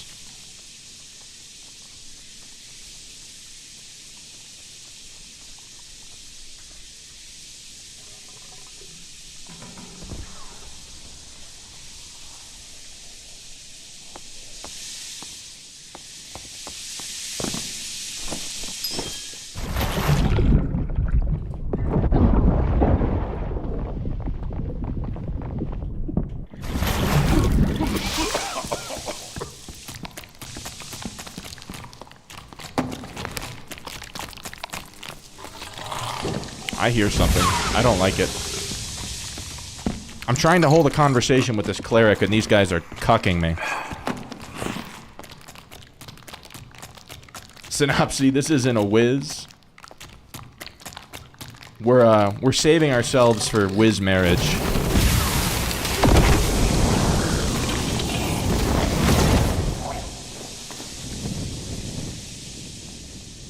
Movement enjoyer, Mitchell. Welcome back to the stream. Good to see you. Cosmic Wanderer, welcome to the stream. Man, so many new faces. He is a man of taste after all. Here, let me...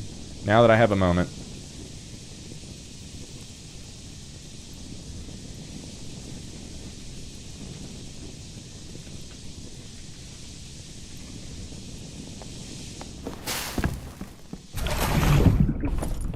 Sleek pants.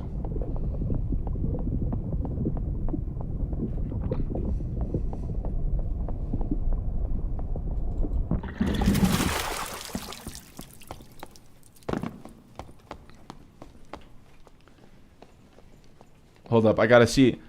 Her ID said she was 26 and you're 24, but she looked 30.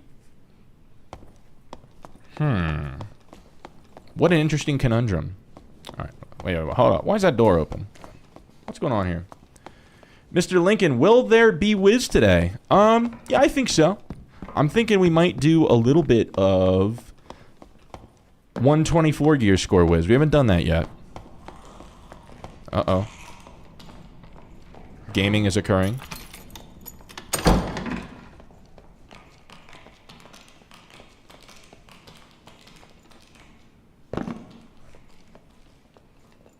Mustard Cat, welcome back to the stream. The Leonardo DiCaprio stage. Doesn't he cuts off at 25, right? Once they turn 25, he dumps them in the trash. Definitely a rogue in there. I don't know, I didn't get to see what it was. You still going for 44 knowledge in 124? Probably not. Probably not. Most of our gear score, aside from the Squire gear, is probably going to be on jewelry to get true damage.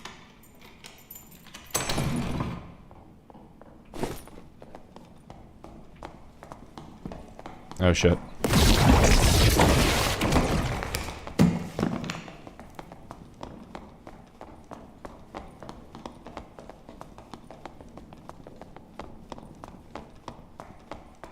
Where the hell is he going? I'm not. This is too many corners. I can't.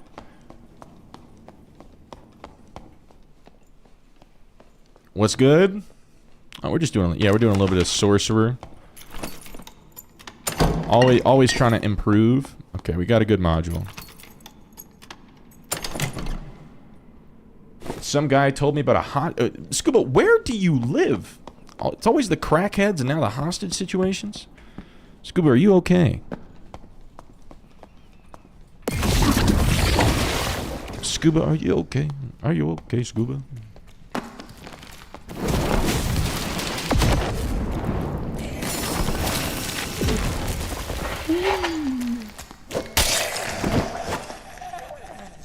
You are, but the hostage isn't. That's one way to put it. The man speaks the truth.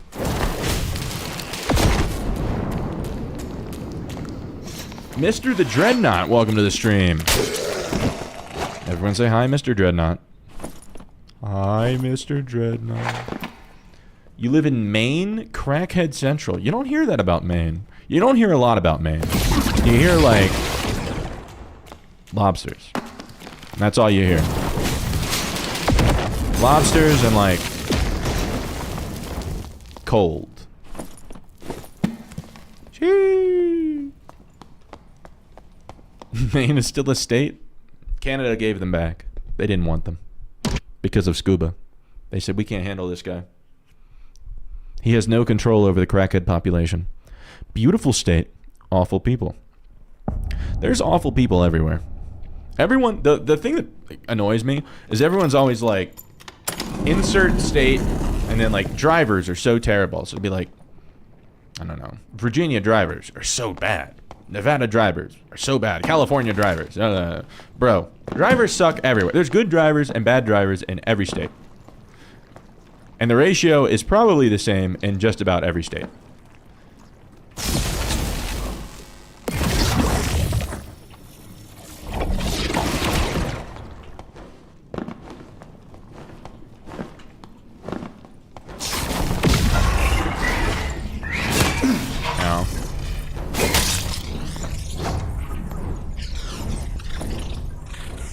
Maine has gross lobster rolls, cold unseasoned boiled lobster bread, and a smat of butter.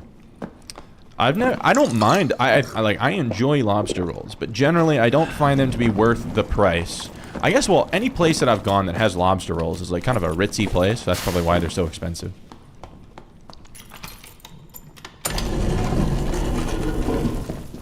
Bad module. That module is bad. Woo. Go this way. Went to Maine a couple years back. Was so excited to try one of the fabled rolls, and you were disappointment was immeasurable. Immeasurable. It could not be measured. Someone brought out the measuring tape. Monkey Cheese said, "Put that shit off. Put that shit away. It's not gonna help." Went to a place in Portland with duck in the name. It was highly recommended and didn't disappoint. I think Gary's from around Portland. Gary, if you're here, feel free to correct me.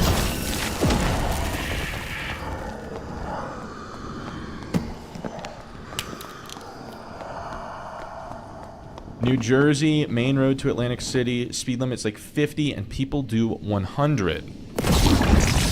Yeah, I will say East Coast drivers tend to be a bit more aggressive. Since I grew up in the Washington, D.C. tri-state area, there's a lot of that, like, weaving in and out of traffic without using the turn signal at twice the speed limit. And now that I live out west, you don't see that quite as much.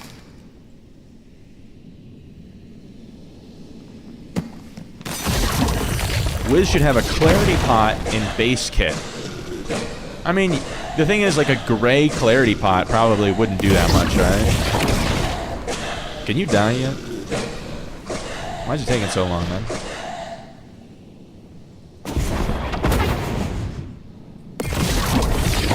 Oh, wow, we suck. You grew up in Massachusetts, but you live in Colorado now. I also live in Colorado, and I love it. I do not plan on moving back. I'll gladly take this lack of humidity. Okay. Colorado is the best. I don't know if it's necessarily the absolute best, but it's nice. It's a good balance between the outdoors and convenience. Like, cause like, fucking like Idaho and Alaska are beautiful, but it's like, it's 45 minutes to the grocery store in some areas.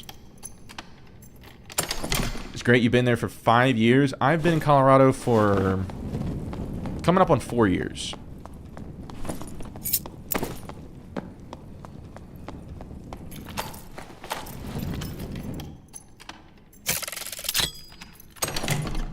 Trash, trash, trash, trash, trash.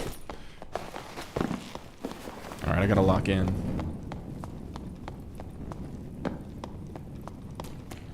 Ah, shit.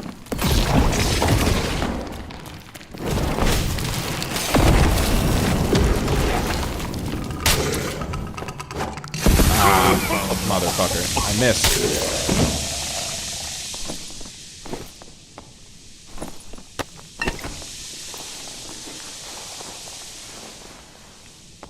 You just had a layover in Denver. It's a big airport, isn't it? I've been there many times. The girl at the Frontier Bar was great. I don't know that I... Ooh. Are they bis? No move speed on them. It's ass. Alright. Any biz? No biz. Why is that guy dead?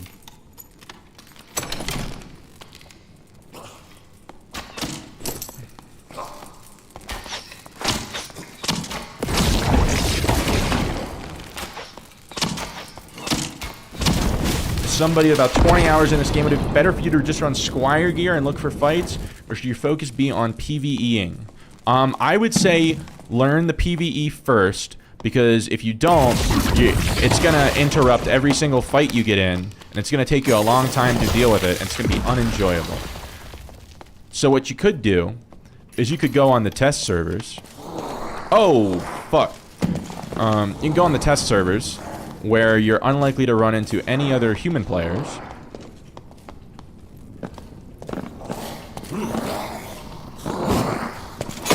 Okay, can't go up there for some reason. If you know how to get on the test servers, I suggest it. Okay, here we go. This is the spot. I forgot that this was the spot. There's no chance you're serious. Come over here, big boy. This is big boy, not Aiden. Or is this Aiden?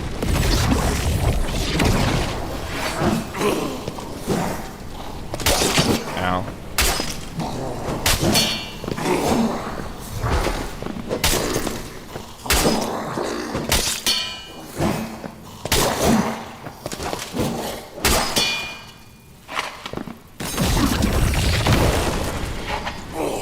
Callback.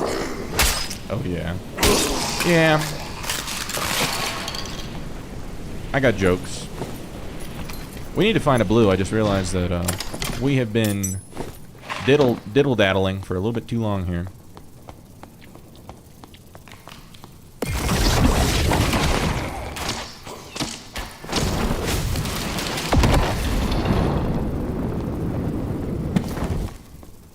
That's a Thanos.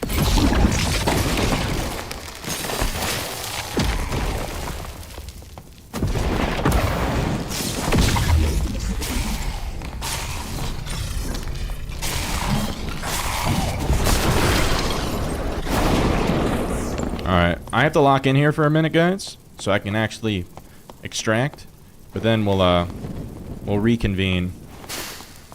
I'll have to catch up on chat after this.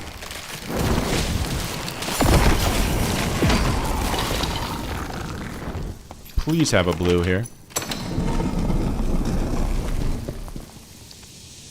That's a very bad sign. Okay.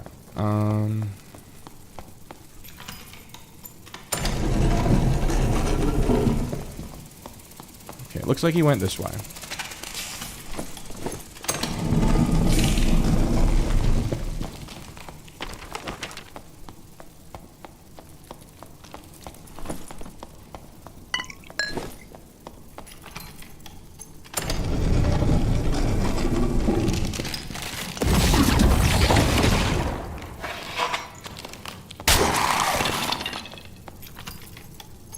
No, that's not it. Let's check this. Oh my.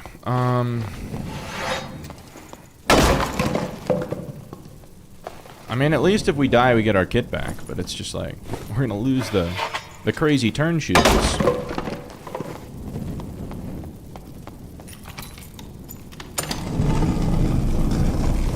Okay. This module, I should be able to pull this off.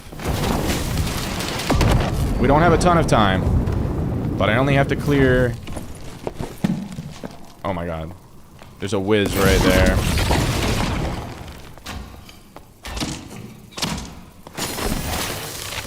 Shit. We're fumbling. Okay. Oh, it's already cleared.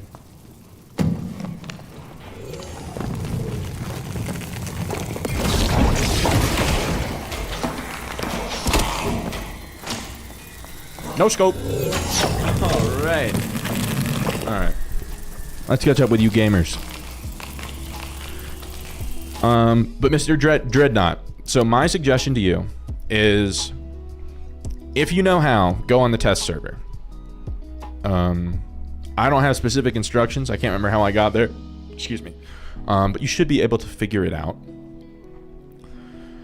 Because on the test server, the patch isn't exactly up to date, so some like balance stuff might be a little different. Might not be randomized maps, but you'll learn the PvE and you won't have to deal with other players cucking you. So that's what I would do if I were you. Is you spend a couple, I don't know, a day or two at least on the PvE in one map. You just learn one map first. I'd recommend Goblin Caves. It's the easiest. And then from there, I would do, yeah, you're gonna want to do Squire Kit PvP probably, and then also try to do some arena if you can. If you can find some good gear to put towards an arena set, arena's a good way to practice, but you have to make sure it's minted gear.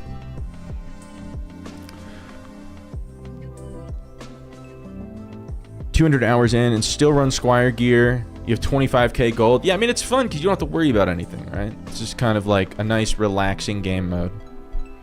I mean, it can be tense if you want it to be, but it can. That's the nice thing about Squires. It can be whatever you want. Most important part about PvP is starting with full HP, which is impossible if you can't kill every enemy with your eyes closed. When you say enemy, I know you mean like the mobs, but yeah, you have to get to a point where the mobs are no longer a main challenge, and instead they're just obstacles that ideally you clear before you fight anyone. But if they do show up mid-fight because of some weird aggro mechanic, or if you happen to be like kiting an enemy and you have to go through an uncleared area, you should know like the attack patterns and how to dodge them if you need to. It's going to be important. Running Squire gear is easier on some classes than others. If you're a caster, playing with gear is more valuable. Yes. I would say that if you're trying to learn, if you want to learn how to play a caster, like Wizard or Sorcerer, I would recommend starting on Warlock in Squire gear. Warlock is by far the most viable caster in low gear. It's way less punishing, way more sustain. If you take a hit, you just curse a mob. As long as you have Torture Mastery on. You have to have the Torture Mastery perk on. You just curse a mob and get your health back and keep going. It has really good mob clearing abilities, like Flame Walk and Hellfire. So if you want to learn a caster, play Warlock and Squire first. Because if you play Wizard or Sorcerer first, you're probably going to give up. If you're really resilient and you want a challenge, sure. Learn Wizard first. I wouldn't recommend it to the average player, though. If you want to learn a melee class, go basic fighter with a heater shield, arming sword, and you could go crossbow. As long as you have a shield, crossbow's fine. Or you could do weapon mastery and bring like a recurve or a survival bow or longbow. But it's a pretty basic way to play it. You've gathered about 3k gold, and so far you've been trying to get quests done, especially for better gold storage. I wouldn't worry too much about that yet. Don't worry about gold storage yet until you're, like, consistently, like, bringing in a lot of gold. 3k, like, this is going to sound conceited. 3k is not a lot. You can store 3k in, like, a couple rows of little gold pouches, and it's not a problem. Until you have like more than probably 7,000 or 8,000, that's when you start looking at gold coin bags instead of the pouches and the purses. I mean, you can go.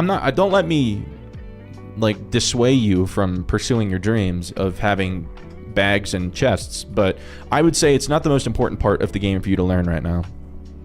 He was scared of my Sorc prowess. It seemed like he was up to his neck in mobs, and the storm was closing in. But I'd like to think that I had an element of him getting the hell out of there. Vegetables, how much should you be spending on a kit, and what kind of things should you prioritize? Mr. Dreadnought, I would suggest not spending a dime on your kit yet, because you're gonna die a lot. In the first 100 hours you play this game, it's mostly dying, and trying, as long as you can learn from those deaths, that's important. Watch as many guides as you can. There's guides on YouTube, several of them about PvE, saying like how to fight every mob in Dark and Darker. There's a really popular one. It's really old. It's like 3 years old, but it's still really good. The attack patterns haven't changed very much. There's been some new mobs introduced, but the ones that it covers, it's pretty golden. So watch those. Mr. the Dreadnought, look up a YouTube channel called Ryan 6 Days a Week. He is the absolute best source of information about the game for a new player. He puts out excellent PvE guides. And he's a super nice guy, too. His videos are nice. They're soothing to watch. So watch Ryan 6 days a week. He's a Chad. You need Legio status for test servers. Oh, if you don't have Legio status, you won't have test servers. If you're playing 25 to 124 lobbies, you can buy a kit for between 200 and 800 gold. That's true. I just don't... The thing is, when you start investing in a kit before you're experienced in the game, you're likely going to lose that kit, like, every game. And that can get like, disappointing. I don't want Mr. the Dreadnought... I don't know how resilient of a player he is. I don't want him to get burnt out after spending, like, his life savings on a kit over and over and over. Hamido, you're awake and it's 12 a.m.? I usually stream for like another 3 hours. Sounds like you should play Wiz because you'll earn streamers' respect. Is Rogue worth one tricking? I don't know. I don't have a lot of... Oh, bro did leave my kit. What a Chad. Gift from... His name is literally Gift from God. Is he God?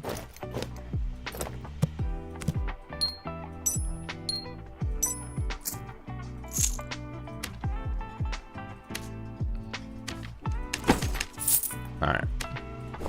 Shit, I should have I should have emptied my inventory first, because this is going to be a bit of a... Okay, I got it. Never mind. It wasn't as bad as I thought it was going to be to, like, get everything out.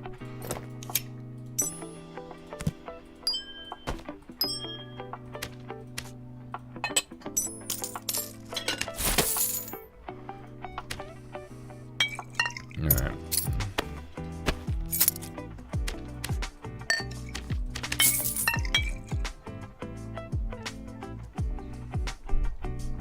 Voltage, welcome to the stream. You've been learning Wizard. Good to see it. Good to see it. Sorry, I was in big cam mode. You couldn't see me assorting my things. Yeah, but I wouldn't go for Rogue just because I don't know. It depends on what kind of player you are and what kind of person you are. Rogue is like, to everyone else in the game other than you, they all hate you. Everyone hates, like, if you can deal with that and that doesn't bother you, sure, play Rogue. But just know that you're hampering the experience of the game for everyone else if you play, like, Landmine Rogue. Honestly, just looking for something to spend the gold on at this point. No point in just keeping it. That's fine. But just know that, like, don't get attached to the gear you buy. Don't go and buy, like, a blue weapon and be like, I'm going to carry this and pass it on to my grandchildren. What is Landmine Rogue? Landmine Rogue is where you abuse the invisibility and the ambush perk, and you just sit and wait for someone to walk by, and then you ambush them and kill them instantly before they have a chance to fight back. And to the person that ran past and instantly died, it's like they stepped on a claymore that was completely invisible, and they had no chance. And it's not fun or engaging for anyone involved. That's Landmine Rogue, and that's the way that more than 90% of rogues play. That looks like a druid. This is a problem.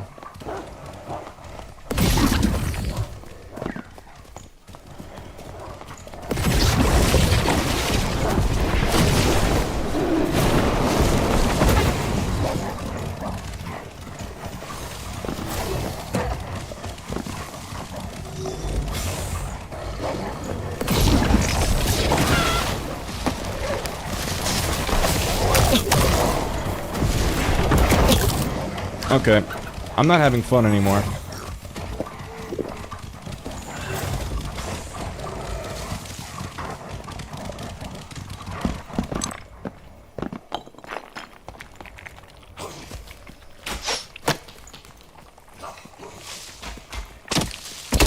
Oh my god.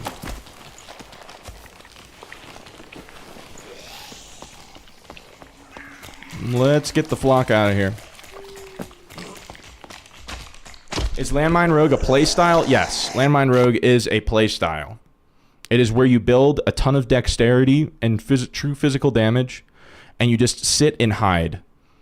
And you just wait for someone to walk by, or you sneak up on them, and you have the creep perk, which makes your footsteps silent. So the enemy can't see you and can't hear you, and when you attack them, unless if they're like a PDR fighter or a barbarian, they will die before they have the chance to fight back. And that has been in the game since its inception.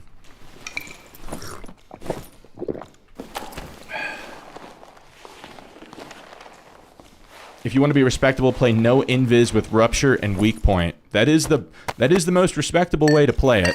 There's something to be said about double jump rogue. Double jump is like, it's really good when mastered, and it's not like an unfair thing. Okay. Rogue traps and locks only worth. Okay, hold up. I gotta learn to, like, balance my chat interaction with my gameplay. Because I feel like, I don't know, it's hard to keep up with you guys and focus on the game.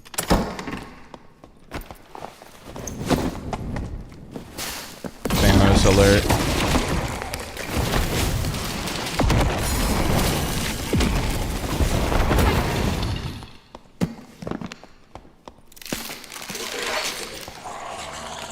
Someone's nearby.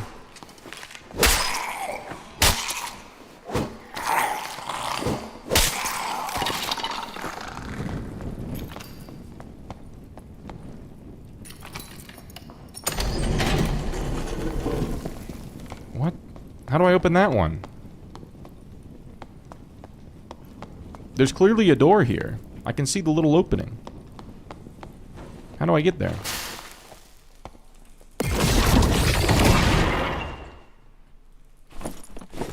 Fuck it.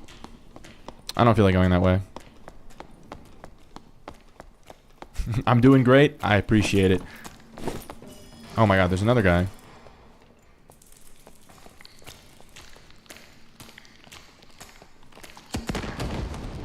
Oh, he's doing the boss. Okay.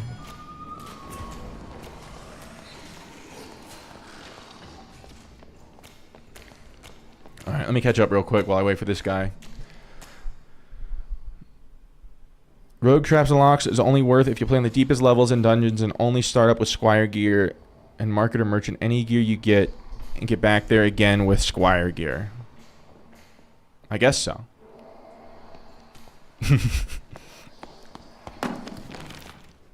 Emma, welcome to the stream.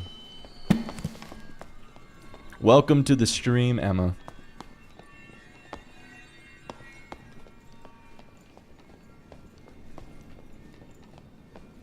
Now that Ruins was gutted, Double Jump isn't broken, but Old Ruins was different. What do you mean by Ruins was gutted? Emma giving me the frowny face. What'd I do?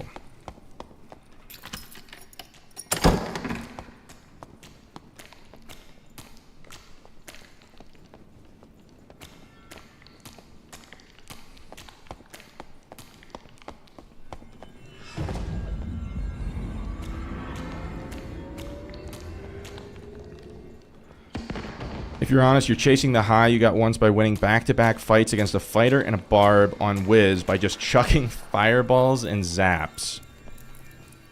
I mean, yeah, we all have those moments that we continuously chase.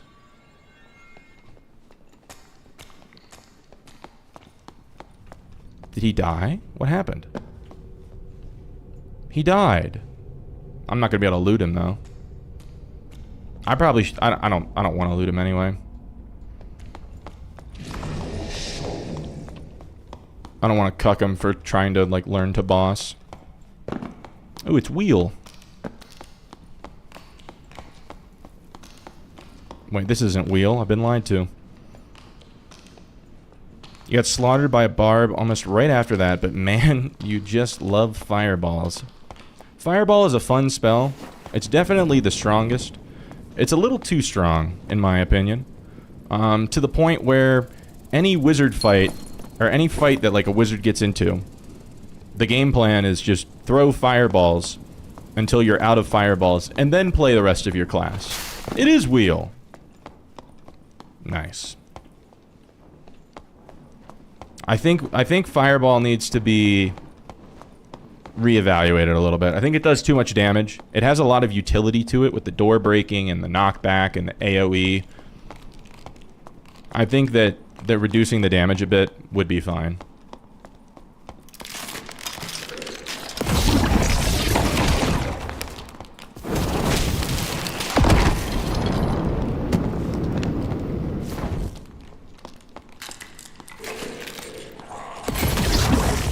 Where are you going? He can't get up here. I don't know why, but he can't.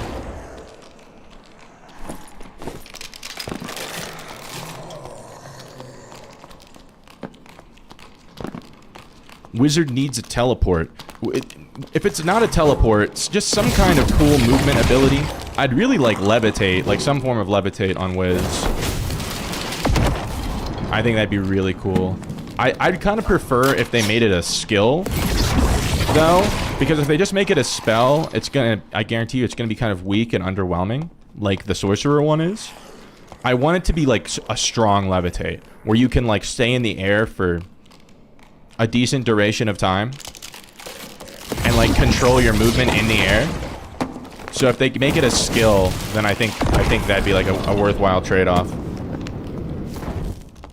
You can use teleport and invis together. I don't know how they'd balance that. Kane Stoned Abel, welcome to the stream. Love the vids? Glad you enjoy them, man. I love making them. I love making them, and I love that you guys like watching them.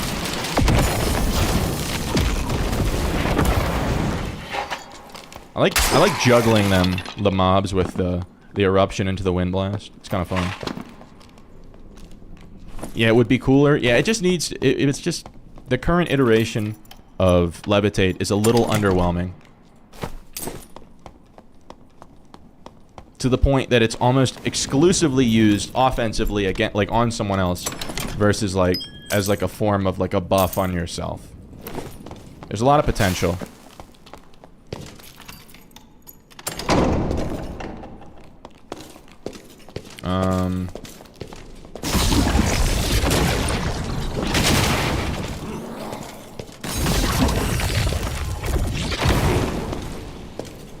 Are you for serious?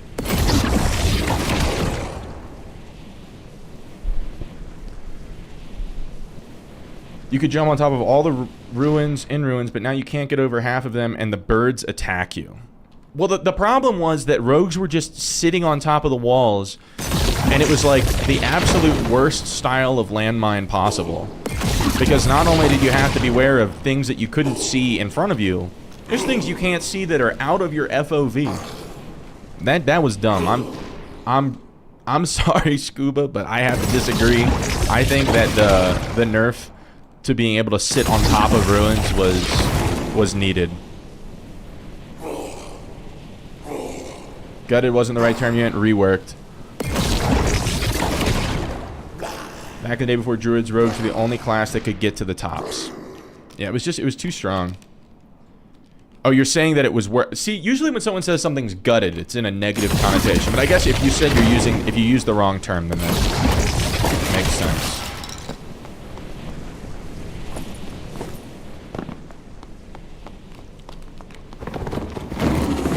If they do nerf Fireball... Hold up. You like the rest of the spells to be made more interesting than a reflavored arrow. Oh, 100%. There's so many good ideas. And, like, different possibilities.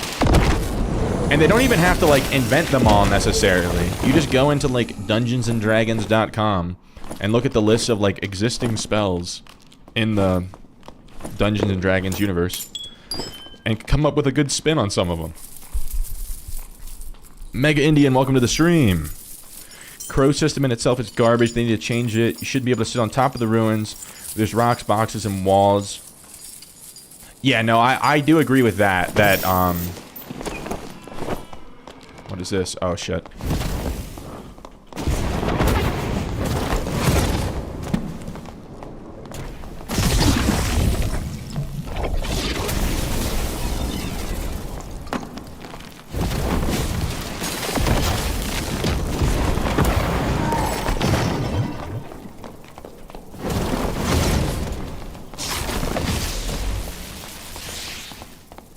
I'm in danger.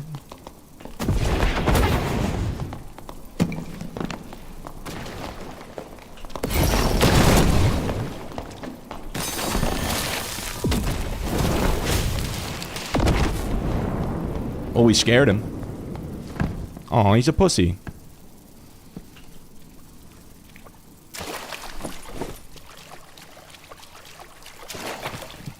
But hey, look, that's how you fight a barb.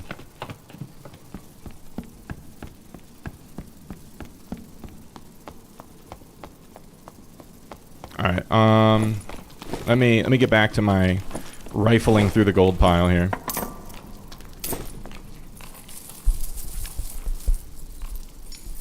Wizard desperately needs a skill so we can finally fulfill our dreams of no spell wizard.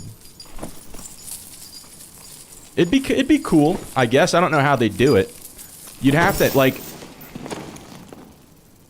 Is this worth taking? We'll hold on to it.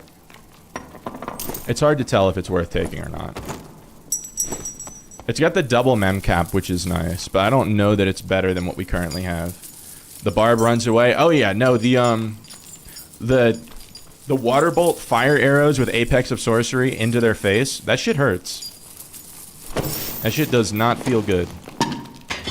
Yummy.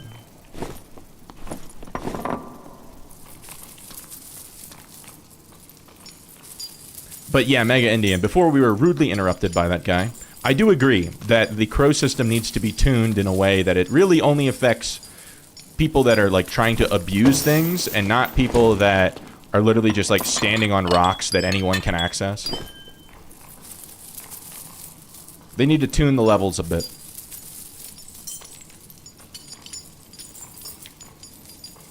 Imagine a hold person, stun, plus every hit registers as headshot damage. What do you mean by that? Are you saying that's like the idea for a spell?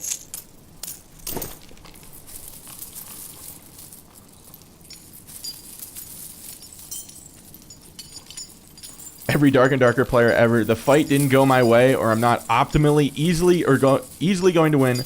Time to run away to a red or blue.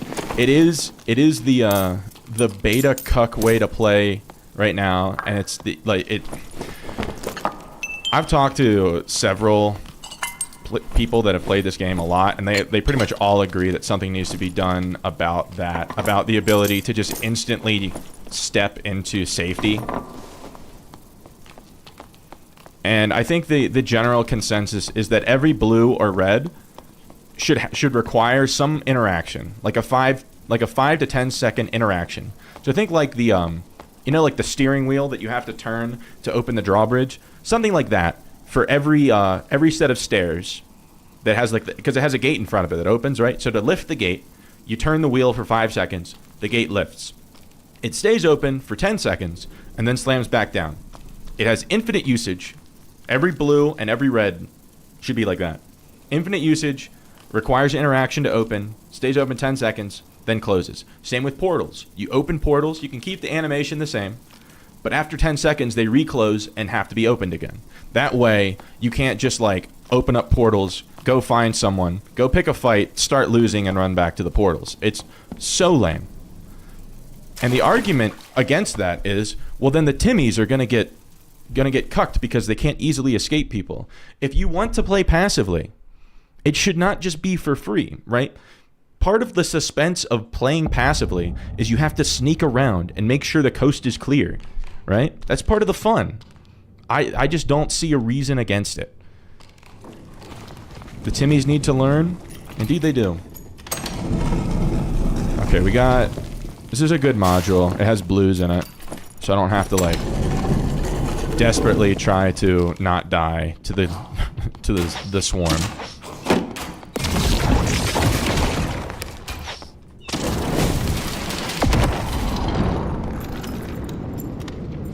If they get free exits, they're not learning. Yeah. Well, the other thing is people are like, well, then people are just gonna camp the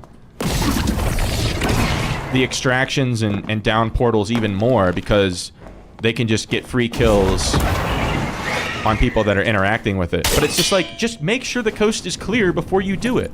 The whole point is so that you can't just sprint module to module and jump in the portal. It's that you have to, it's a dungeon crawler, right? You have to clear it as you go. You need your Timmy sacrifices. Blood for the fucking blood god, bro.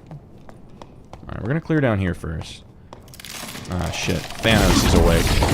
Oh, and we whiffed. This is bad.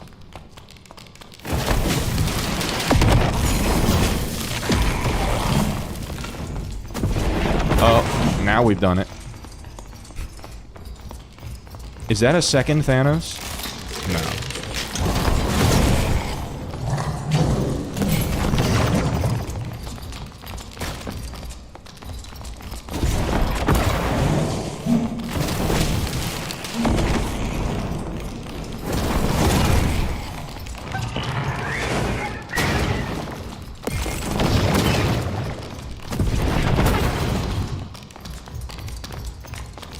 Did we kill Thanos number 1?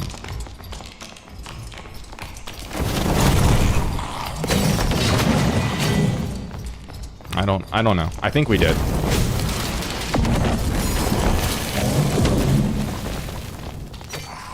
Okay, he's dead. So we should be able to do this now.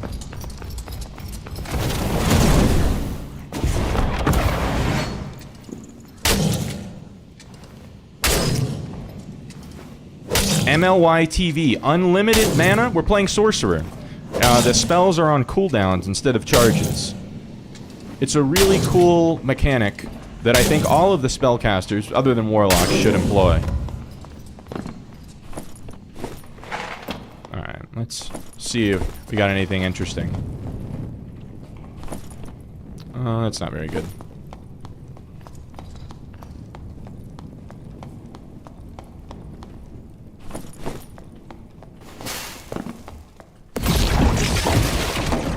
You got it? I assume that you're fairly new to this game. Sorcerer's been out. I just say that because it's not like I'm not trying to like degrade you. Sorcerer's just been out for like a month and a half-ish.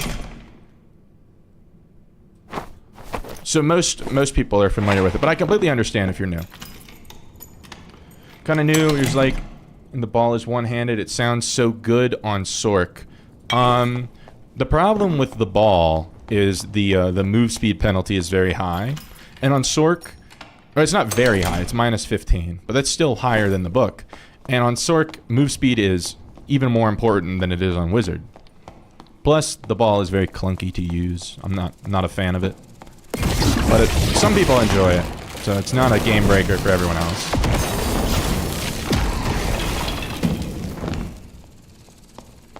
If your justification for mechanic is we have to do it for the Timmies, otherwise he'll quit the game. Timmy wasn't going to stick around this type of game anyway if he needs the game made easy for him. Exactly. It's supposed to be a hardcore game. It's supposed to be challenging. And learning to clear your extraction points before you just go blindly up to them is a very easy lesson to learn. That didn't feel good.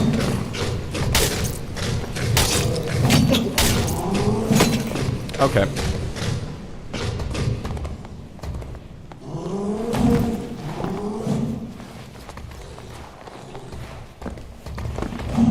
Oh god. That ability like will one-shot me.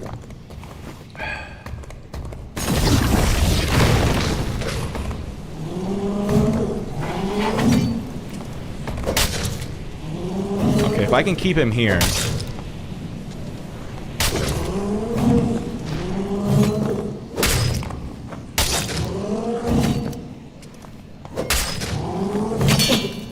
Jesus.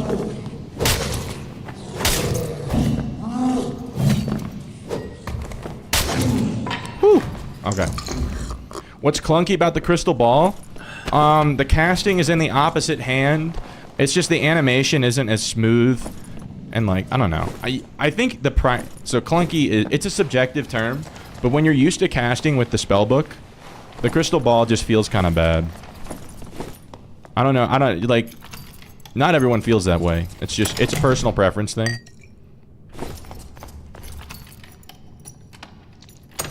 Alright, we're gonna lock in here.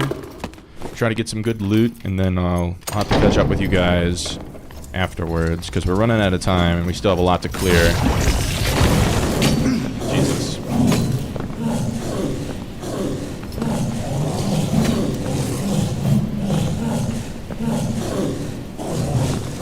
Come on.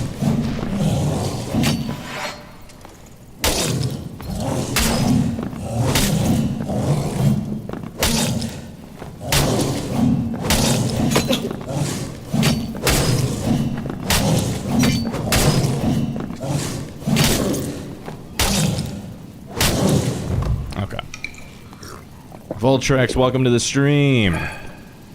Good to see you, my man.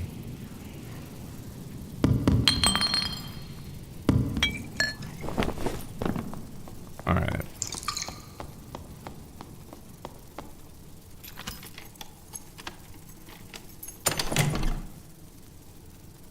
No, that's worth it.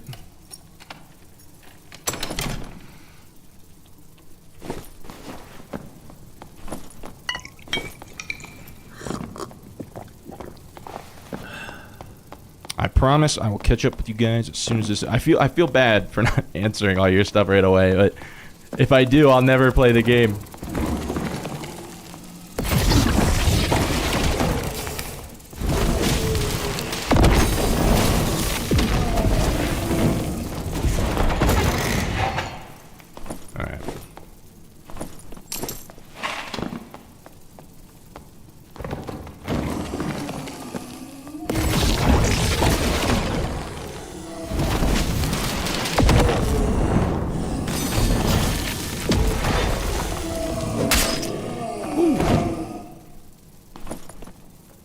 probably take that.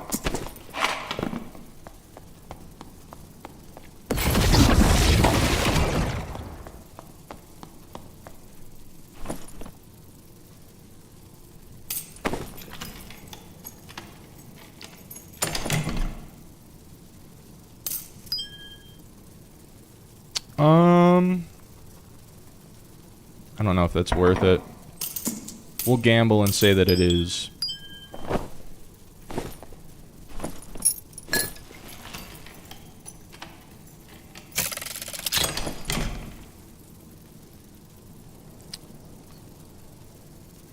I mean, I guess. No move speed bonus on them, but we'll take it. Agility and magic power. All we need is a unique sapphire, and then we can put move speed on them. Oh, but we can't use them for our arena set because you can't use Aki boots on Sork. I forgot.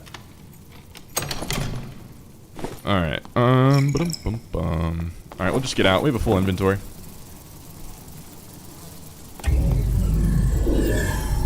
Alright, let me catch up with you guys. Alrighty.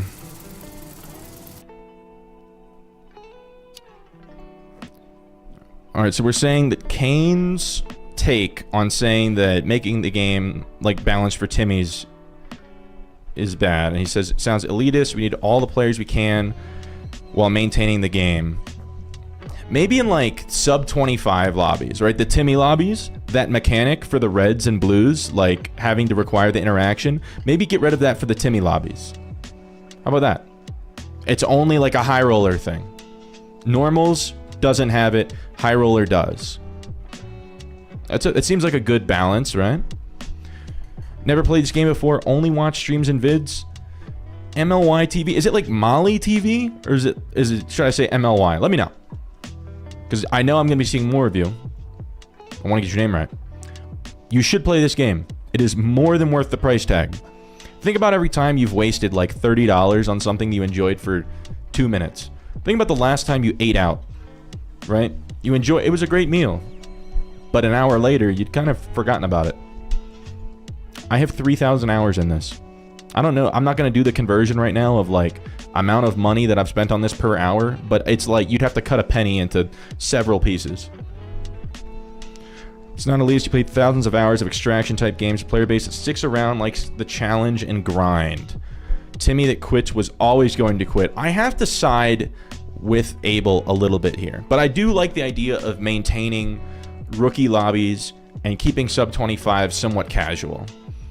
And the way you can do that is by, so we don't have to put the interaction mechanic on the rookie lobbies. They need to remove the high value boss drops from normal lobbies, because that's what attracts a lot of the sweats in normals lobbies, is that they just use it to farm troll pelts, spectral fabrics, and gold keys. So you remove that, I think you're going to keep the sweats in high roller, and the Timmies will have a better time. Your idea is that the game should be easy enough where you could go in blindly. However, knowing how to play the items should give you an advantage. I guess it depends. The game is... You'd have to completely rewire the game to make it that noob friendly. And I think you'd lose a lot of the players along the way if you did that. The spells actually come out different. Well, the casting animation is longer by like... It's a fraction of a second, but it's noticeable mid-fight. So...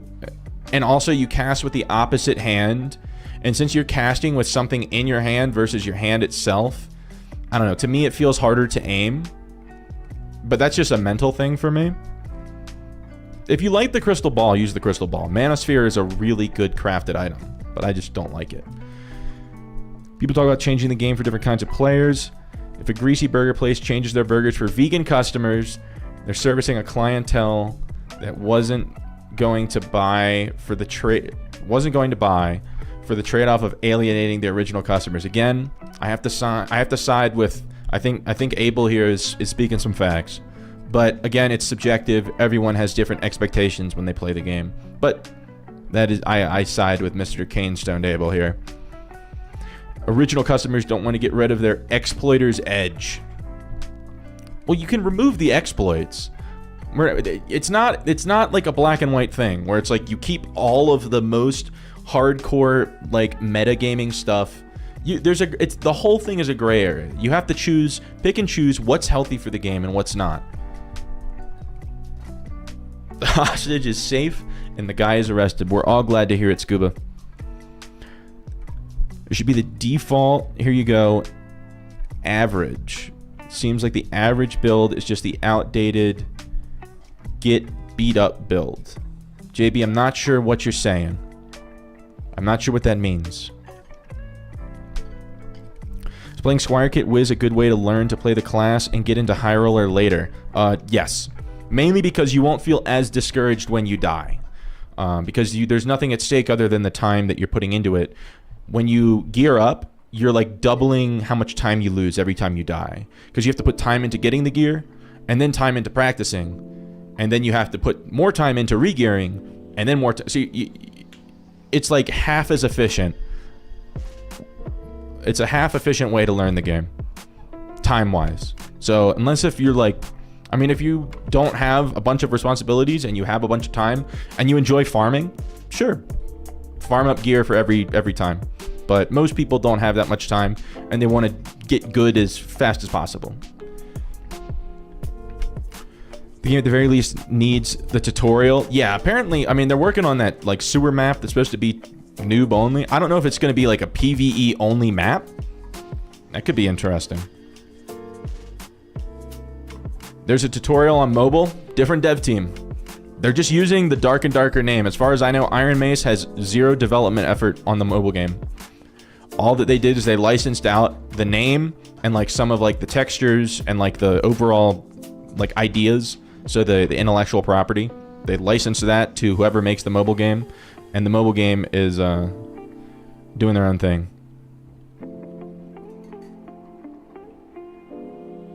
Don't like how they're constantly changing classes around, making some OP and destroying others. Marshall, I've heard mixed things about that. I've heard that sometimes they do it on purpose to try to create hype around different classes at different times, so everyone feels like that their class gets a chance in the spotlight. I don't agree that it's a good thing. I've heard that's why they and other developers of class-based games do that. It's like intentional and they know what they're doing. So like it keeps players engaged because they're waiting for their class's turn to be OP. It's kind of shady, but I guess it works. We're all here, aren't we? Remove high-tier value items from the free Timmy lobbies. Yeah, I mean, it would just keep the Chads out of the Timmy lobbies, right? The Timmies aren't farming the bosses. They're Timmies. They're learning the game. So white-based game players will always stop playing... Hold up, I just scrolled down. Always stop playing towards wipe. Yeah, I mean, the player count's always going to go down throughout the wipe. 1,000 hours? You should check it after. You'll be tired of Warframe. What's 1,000 hours? Hold up.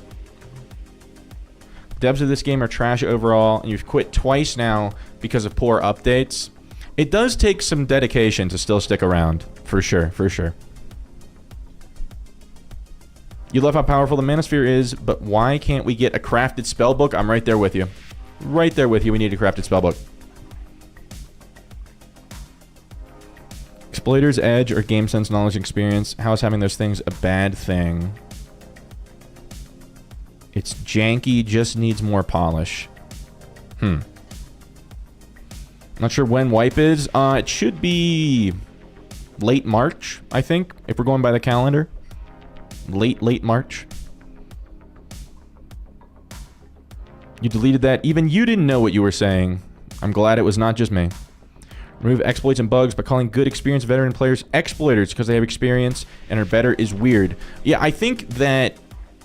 So having knowledge of exploits doesn't make you a better player. I think everyone knows when they're exploiting something and versus when they're not. So you can be really skilled and experienced within what devs intend to be in the game.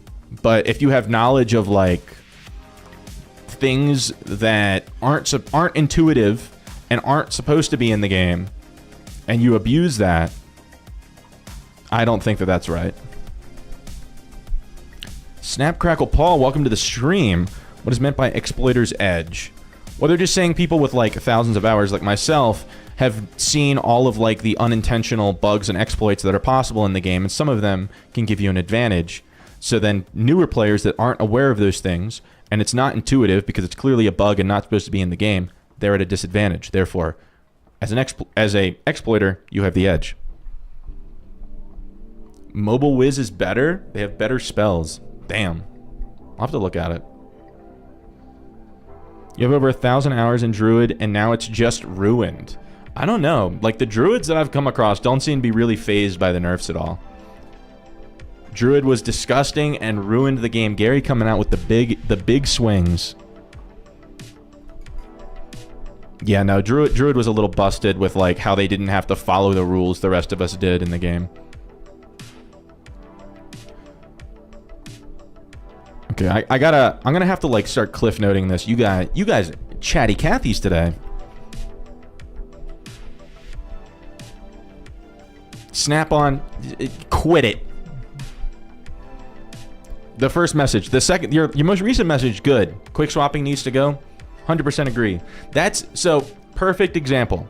Perfect example of exploiter's edge is the quick swapping. If you're not aware, it's an animation cancel where instead of putting away what you're holding and pulling out your other weapon, if you open up your inventory and just swap your primary and secondary weapons, it just appears in your hand. There's no pull-out animation. So then the enemy has zero chance to like know what's coming.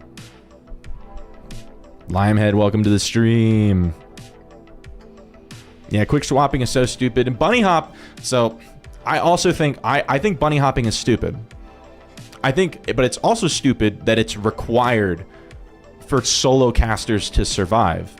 Solo casters need more movement mechanics that are of equivalent value to bunny hopping, but don't require you to do some unintended thing with the physics of the game, like bunny hopping, right? I agree, it's dumb. It's an exploiter's edge, but it shouldn't have to exist. We shouldn't have to do this move speed cancel thing to live. B-hopping is a skill, regardless of if it's a skill-based thing. The devs have acknowledged it's not intentional to be in the game. Players know that it's not intentional to be in the game. The only reason you do it, or that I do it, is because you have to, as a caster, or else you won't live. You want a hotkey for Sork double spells? I don't know. That's like macroing, right? It's generally frowned upon, but it would be a cool perk idea. I think we were talking about it yesterday. If there was a perk that allowed you to put the combo spells on your spell wheel individually, but putting that on your spell wheel would disable the ability to equip the individual, like the ingredients for it, right? So if you wanted to put Elemental Bolt as like a hotkey spell on your spell wheel, you couldn't bring Water Bolt or Fire Arrow. That's the trade-off of that perk. I think that's a balanced perk idea. I think it's a cool idea. I wouldn't take it because those are very good spells individually. But it's a cool option, right? We want more options. More options is always better. Yeah, it's bannable. You wish you could macro. Well, the ideal would be that the game would be playable where you wouldn't have to. Now, I don't think that you absolutely need to. I don't think you need to macro to win fights. I do okay without macroing, so.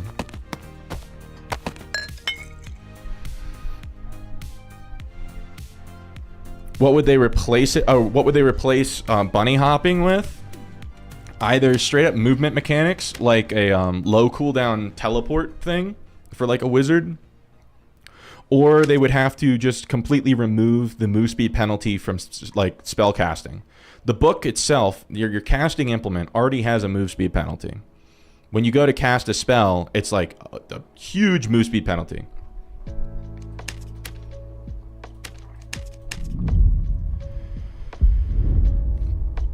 Grammy Booch, welcome to the stream. What makes you think a whiz patch incoming? Oh, we're just coping. We're just coping.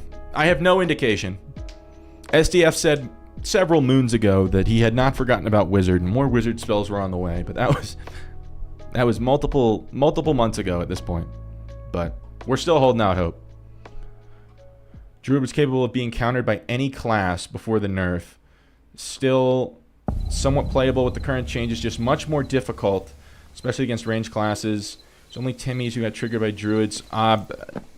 Marshall, I just have to wholeheartedly disagree. The fact that Druids had infinite mobility with no cooldown means that they have the complete ability to decide when to fight. They can get out of any bad situation they want at any time, regardless of any mistake they make. They can just leave and fly over walls and jump through doors, and you can't follow them. Their mistakes were nearly unpunishable. No other class has that. And it was just too strong. Now, I don't want to, of course you disagree, you're a wizard, the ultimate counter to wizards. It's just,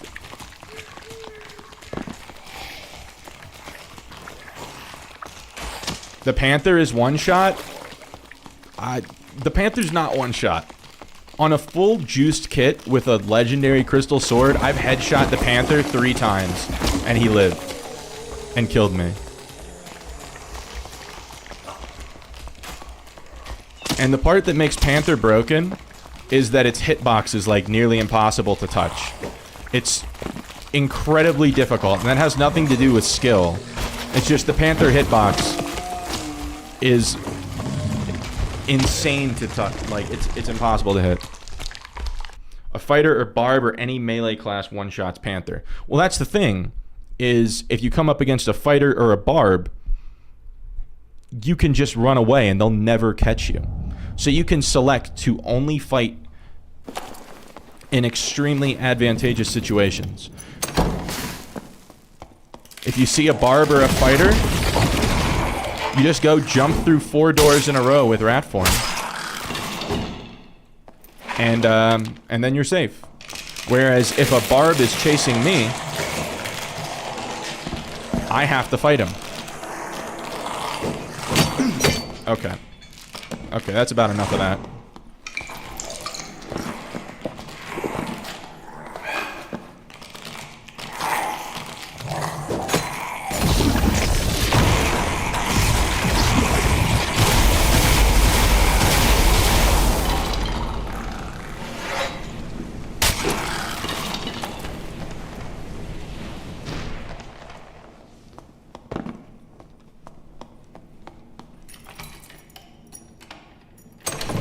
If you're good with your class, you could counter a druid. The primary problem with druid was not...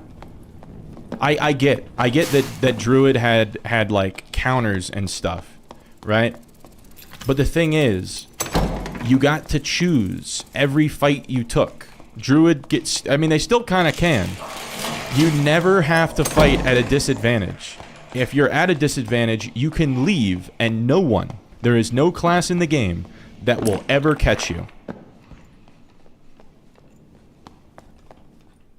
I don't like guys. This is not a dog pile on the druid player. His opinions can be valid. They are opinions. We're all entitled to our opinions. You haven't played since the nerf. Well, I mean, I'd say you should probably play it just to feel like if it's still viable. Because from what I've seen, there's still plenty of druid players, and when I'm fighting them, it doesn't really feel any different from before.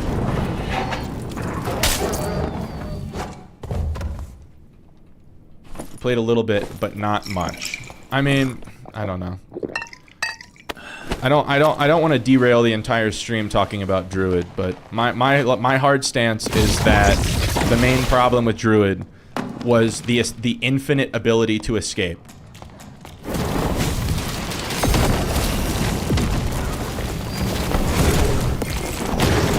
It was like the attacking itself was hard. But yes, if you built in a specific way on your class, you could potentially counter Panther. But it's the fact that if anything goes wrong, they can leave and you will never catch them and you cannot punish mistakes.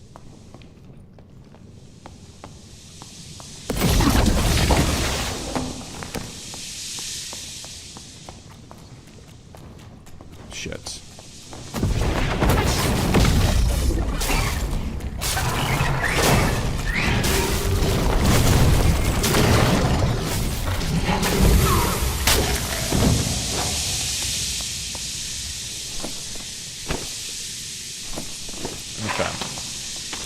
Where are we?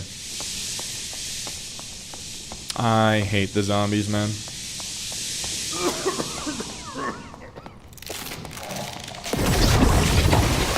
Oh shit. Dude, this is so terrible.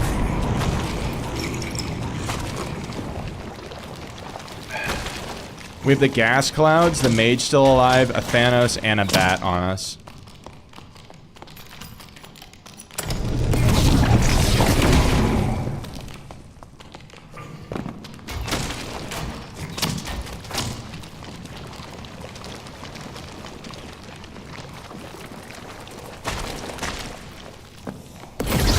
See.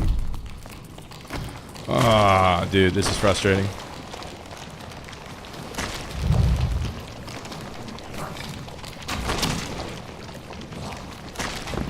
Marshall, I will ask you this. How would you feel if they removed the ability to rat jump through doors? If they removed the ability to rat jump through doors, and they made every Ruins module have an invisible wall, so you couldn't jump over any of the walls. So then that infinite escape mechanic wouldn't exist. I'd be fine with infinite shapeshift, as long as it couldn't be used to infinitely escape.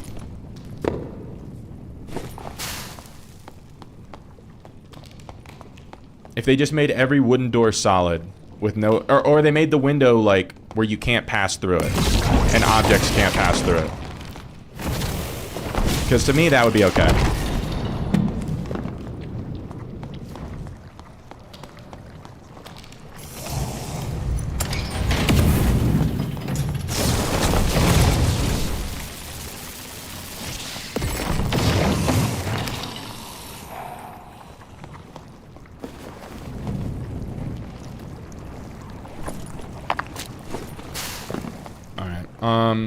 I don't know. I'm gonna have to start just locking in and catching up with you guys after the run.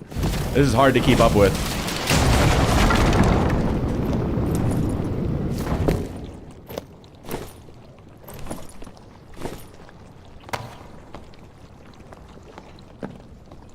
Yeah, we gotta lock in.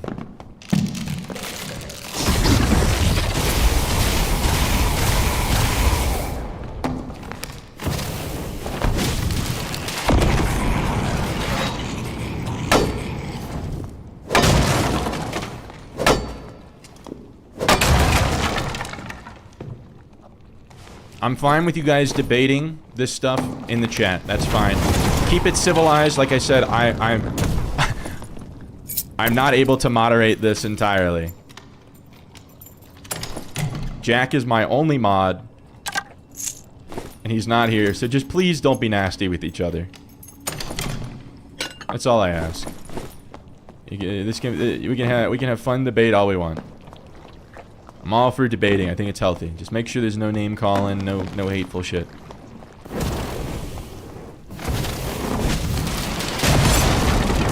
Yeah, constructive only. Yeah.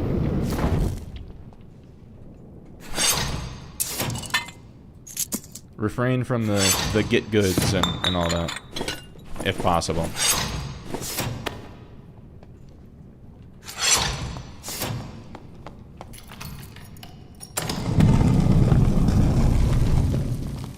Okay, this is a good module.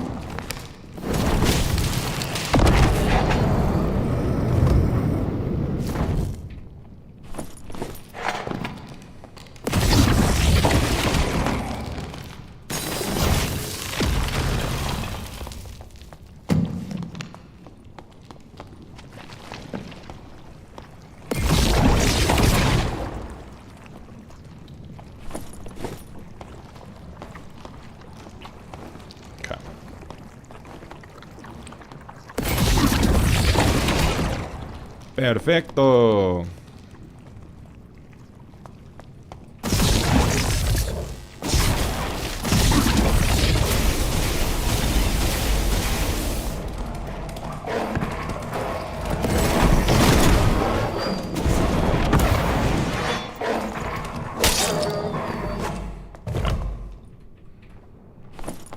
Green buckler? No thanks.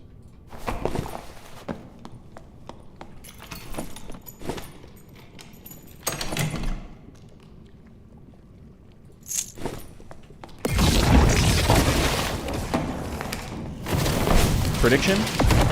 Pretty good. Bro got yoinked. Can I parry? My parry god? Parry god. Oh my god, I'm him.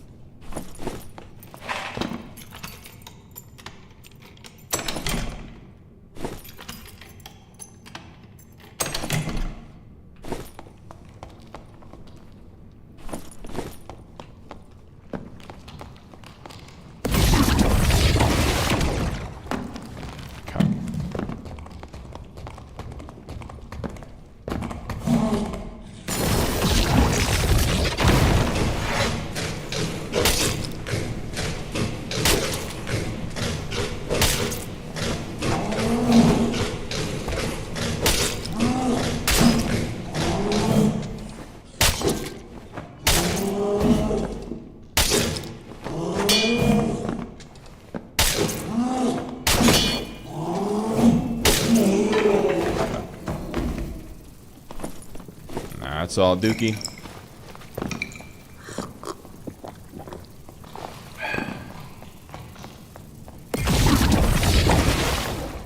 I haven't been able to hit this in a long time.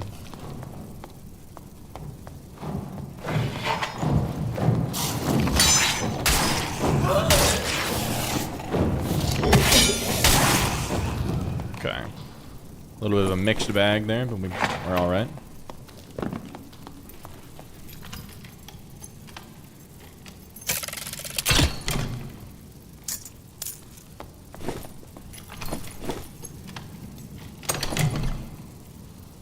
Wow, that is extremely disappointing.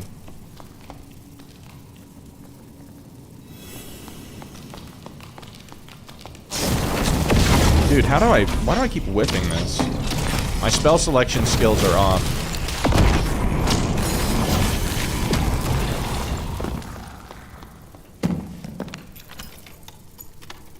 I hope you guys are behaving.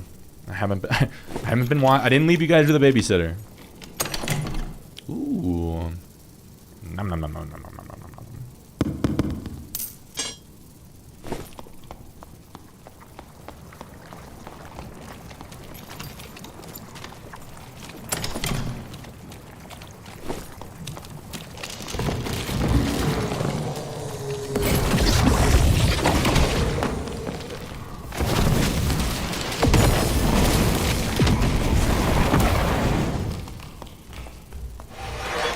Stone skin alert.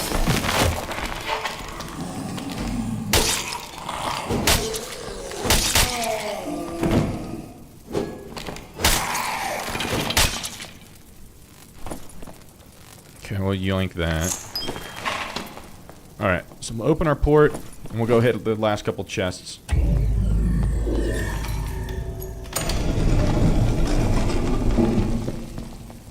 Or do some barrels.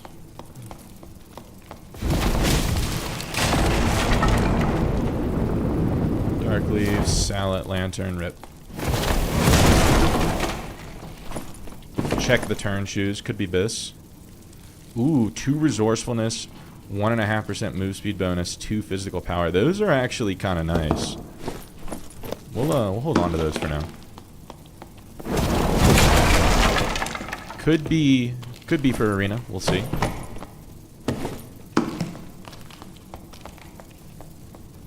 Hold up. Those are also a maybe for arena.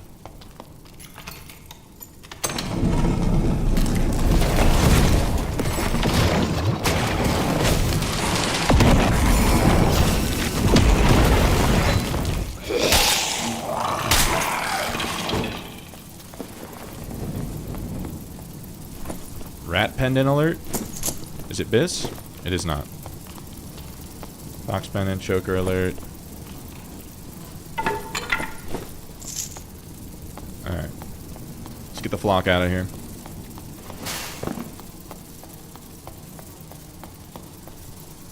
What? Oh, it was this way.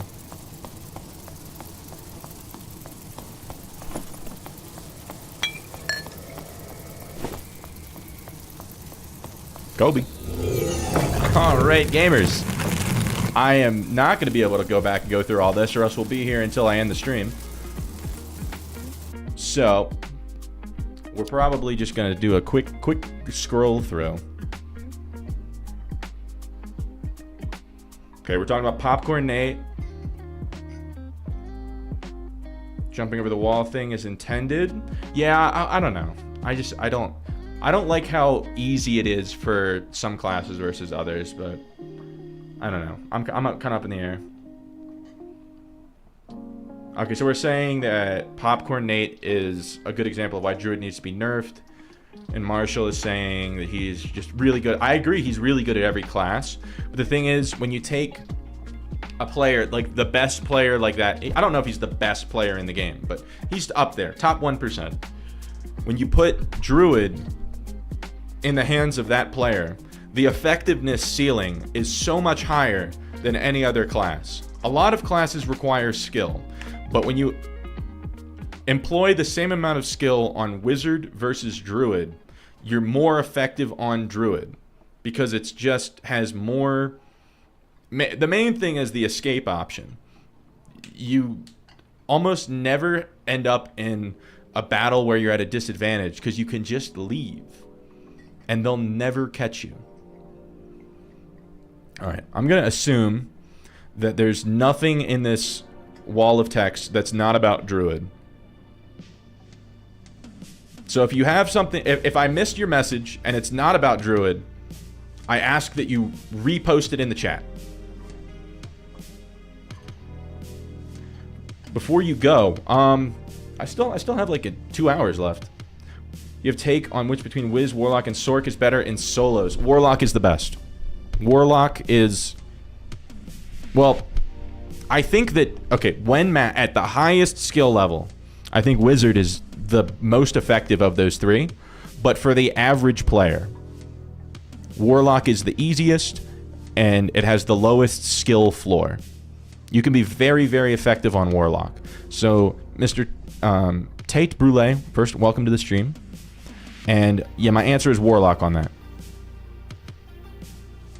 Cougarus, welcome to the stream. Thanks for the entertainment. Have a great night. Cougarus, you just got here. Hope you have a great night too, man. You're bad? No, Tate Brule, you didn't do anything wrong. You asked a question. That was all. I encourage questions. Oh, you're saying okay, so you're saying my bad is in like before you, because you said before you go. No, it was just a miscommunication, man. No hard feelings. I'm here for the significant more. I'm only halfway through the stream. Everyone's passionate tonight. The gloves come off when Druid enters the conversation. Can you say about you discuss true damage and how it hurts the game? Some want it removed from socket. You want it entirely gone. Bro, Canestone Abel's coming in with the based takes one after another. I couldn't agree more. True damage and all attributes. The primary reason I don't like them is because in order for gear to be considered good, it has to have those on it. Every piece of jewelry that you pick up, in order for it to be good, it has to have all ats and it has to have true damage. And I don't like that. That makes the vast majority of gear trash. And I'd rather gear, like every piece of gear, be valuable in some kind of build, whereas like a piece of gear that doesn't have all ats and doesn't have true is never going to be BIS for any build. I think every piece of gear should have its spotlight. If you have to run a specific stat in order to perform, something is wrong with that stat of the system. I couldn't agree more. Yeah, it's so dumb.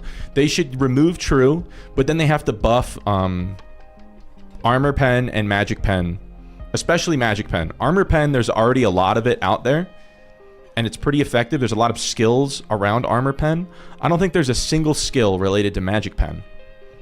So they need to buff like the random roll amounts, excuse me, for Magic Pen significantly.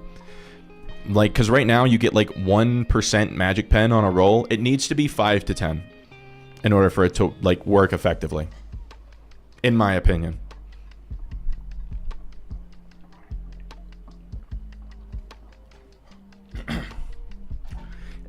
That mindset makes other gear a lot cheaper. Yeah, because it doesn't gatekeep good gear behind like complete RNG.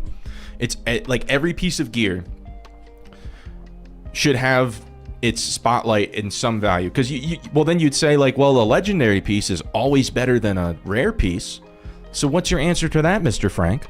Well, the rare piece is BIS in sub 125s, right? You're not going to bring a bunch of legendaries in. It has its place. Every piece of gear should have a place, in my opinion. Hot take, give us a new spell and take away Magic Lock. I mean, we don't need to take it away. It's just either buff it or just no one's going to take it. Personally, I'd really, a way that you could buff Magic Lock instantly, make it like worth taking, is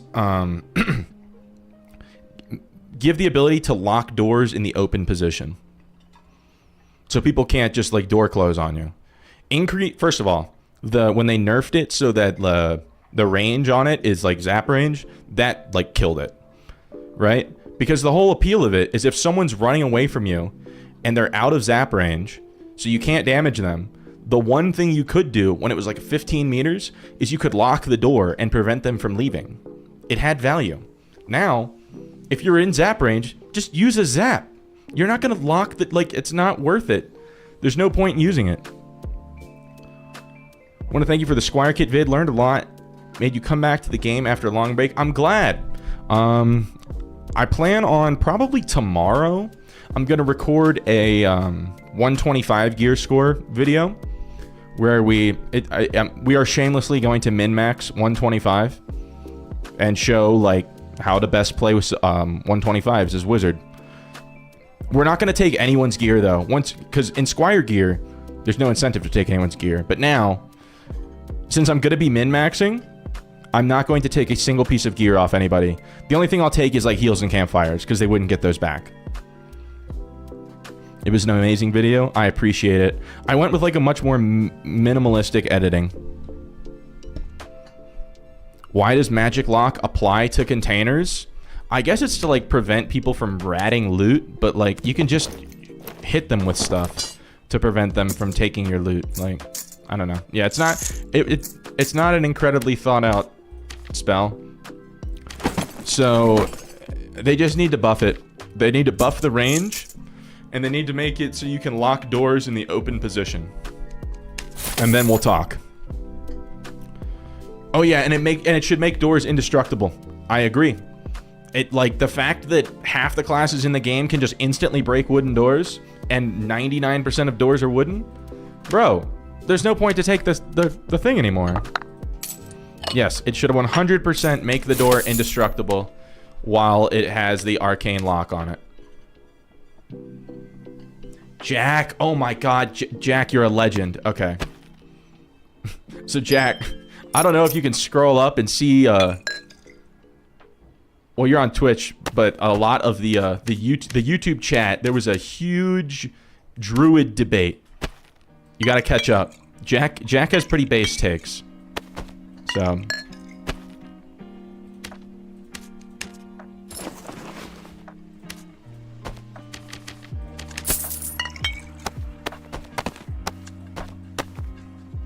Do you recommend Sork as a wizard main?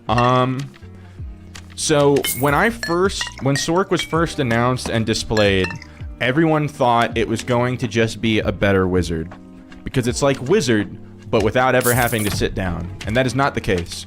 It plays pretty differently. The main thing is you don't have hit scan damage spells other than lightning bolt, but considering Apex of Sorcery is beginning to look like the end game way to play this class, using lightning bolt in PvP is generally not that great of an idea because you have to stand still. So anyone with a ranged weapon or caster or anything is going to dunk on you. So you just use lightning bolt for teleporting. So the point is, pretty much every single spell requires you to be predicting the enemy movement because there's either a delay, there's like a delay on the AoE spells, or the projectile. I mean, it's a projectile, so you have to predict where they're gonna go. If you teleport on them, you have to predict where they're gonna be. I guess Wind Blast. Wind Blast is like your one hit scan spell that doesn't, but it doesn't do a lot of damage. It's not your primary damage. So you need to get very good at predicting enemy movement. I'd say it almost plays more like Ranger than Wizard. It's like a magical Ranger almost. And in the same way, you have to build a lot of move speed on this class in the same way that you do on Ranger. Have you ever even invised the Wyvern? It's terrifying. I don't think I have. I've invised myself up there to escape the Wyvern. But no, I've never invised the Wyvern. It sounds like a surefire way to die.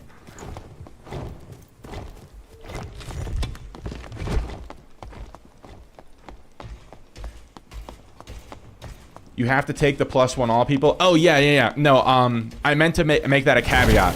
If someone else is clearly min-maxing, if someone else has plus all jewelry pieces, I don't know, you can just tell. Even if they don't have plus all, you can tell if someone is min-maxing for 124 and they're not just like naturally going up the gear ranks. I'll take their gear.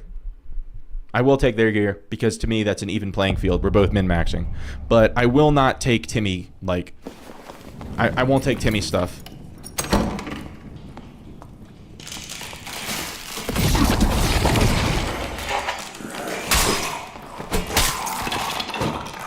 What do we got? Hold up. Parry alert. Oh, yeah. They call him Sparky Kawa. They call him that.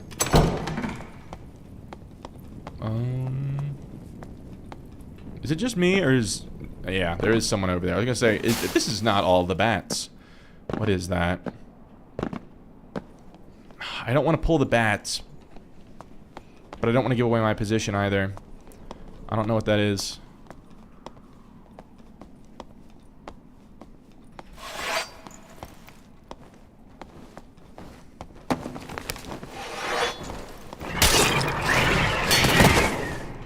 Oh my god. Okay. Thank God. Reds are instantly open. It's not instant. It's like 2 minutes into the game. But the thing is, with the way the dungeons work now, is it keeps the spawn in window. So like when you queue for a game... Oh, didn't mean to do that. I meant to loot the bat. Instead I levitated. When you queue for a game, if a game is less than like 4 or 5 minutes in, it'll still spawn you into that game in an effort to keep the lobbies more full. So you can spawn into a game after some time has elapsed. So it's pretty common that you spawn in after the 2-minute mark when all the gates are already open.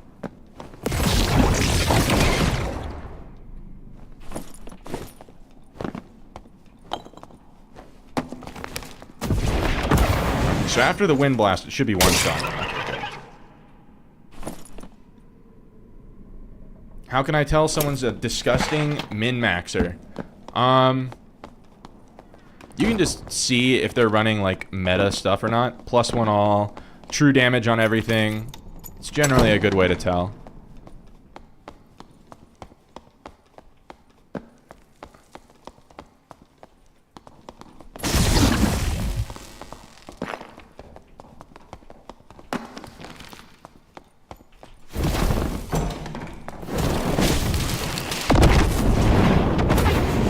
I think we pushed him in, right? Okay. Red barb. Usually, yeah, if they're running crafted gear, that's a good way to tell. Ooh, we don't have a sash. Gotta throw that shit on. Okay. Nah,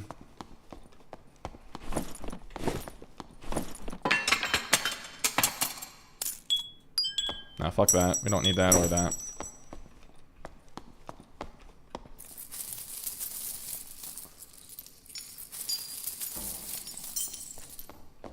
Oh, that's a lock.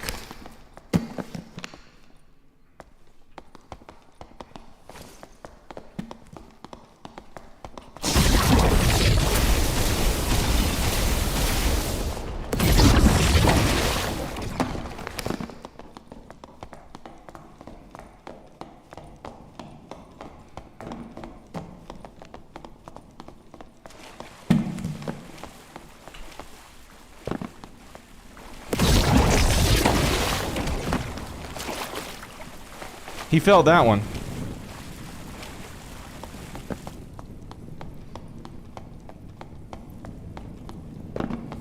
Dude, he took every hit of that lightning storm.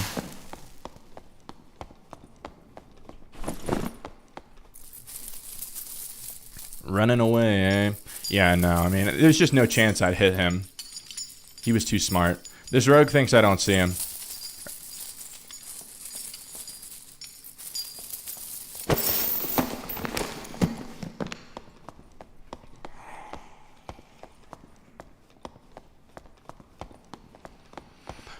Oh, it's gonna be like that, huh? Ooh, a royal diamond. That's fun.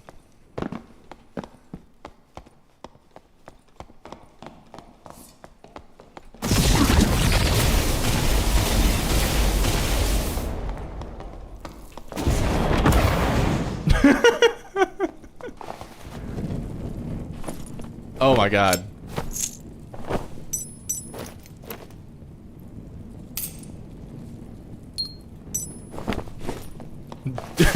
Dunked on. Dude, Apex with Lightning Storm still hits. It still hits hard. It's still very, very good. There's always a there's always a rogue watching somewhere. It's like that meme.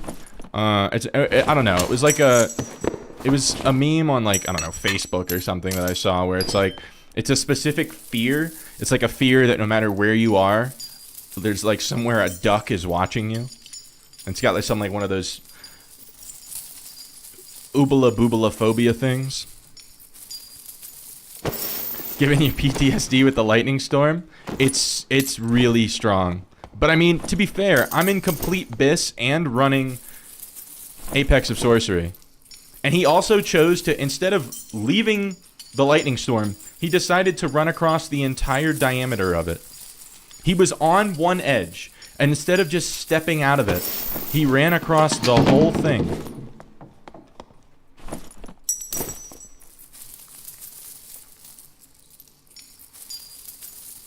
Our dungeon's generative now. It's like randomized. And then it gets revealed as you traverse it. So it's just like a reveal as you go map. But every time it's like it's still the same modules, but they're just in like a random order and like rotation. But it has been like, it's been proven that it's not actually random. They just have like a big database of like hundreds of different map varieties. But unless if you like really metagame and memorize or get like a program that memorizes all the like the module combinations, it's effectively random.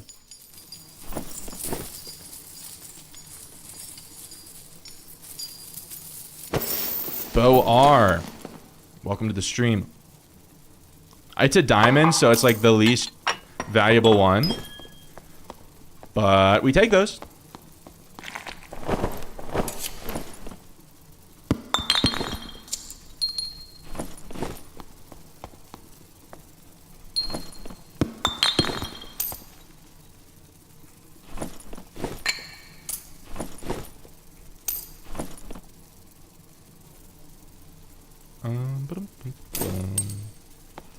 Okay.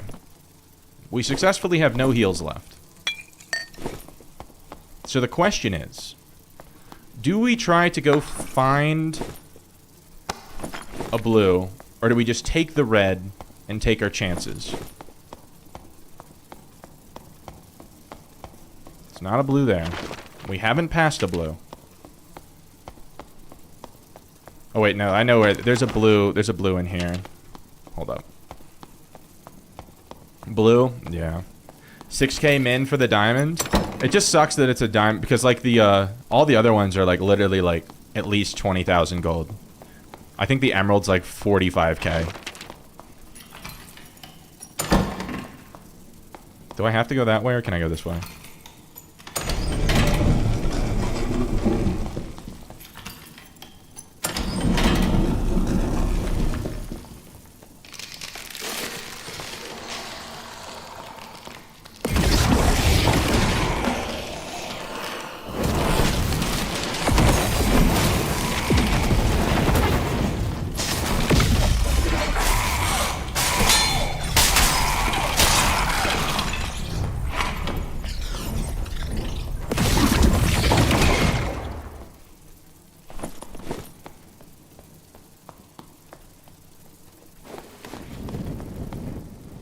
Okay, it's the bat still.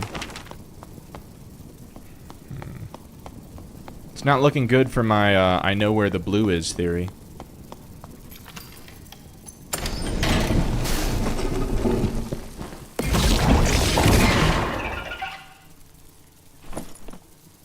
Oh, that's also good. It's in here.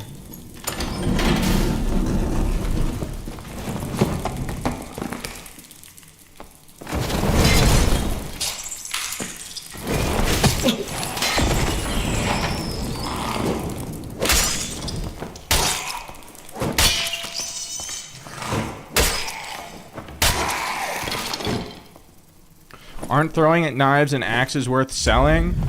Yeah, I could drop like one of my trinkets for it probably. No, you're not wrong. I can't remember where it was. I've lost track. It's not that important. Throwing knives are like 125, so yeah, I'm missing out on like, I don't know, 40 gold or something, but it's not a big deal.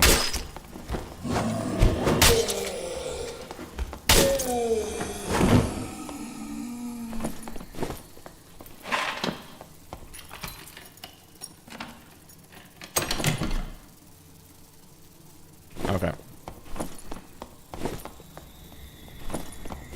That rogue has to be so mad. Really appreciate how chill chat's been tonight. Stuff you've said generally gets people heated. It's because we all love and are passionate about the game 100%. We all see the potential that the game has. And we all want it to fulfill that potential. And I think we're kind of all on the same... most of us are in agreement. I understand there are differing opinions, and they are valid, regardless of if we agree with them or not.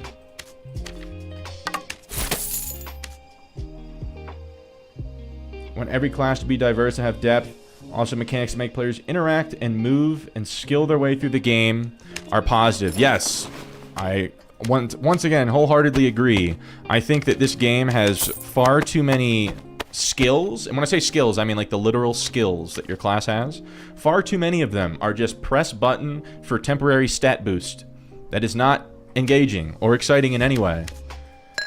Whereas there are other skills in the game that are actually interesting and change the dynamic of fights.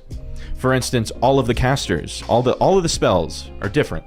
Rogue, as much as I hate Landmine Rogue, Invis is something completely different. It changes the dynamic of the class. Achilles Strike, as much as I hate it, it changes the dynamic of a fight. Judgment, it changes the... It's a cooldown spell. It's a powerful cooldown spell on a class that doesn't have cooldown spells. It changes how the fight works. Let me see. Shield Bash on Fighter changes how the shield works.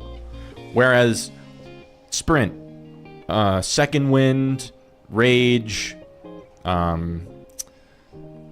Divine Protection, Smite, I don't know, all the other ones that are like temporarily deal more damage, temporarily become stronger, temporarily become faster.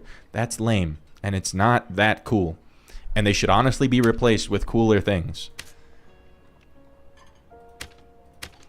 Meditate. Meditate shouldn't exist. It shouldn't have to exist.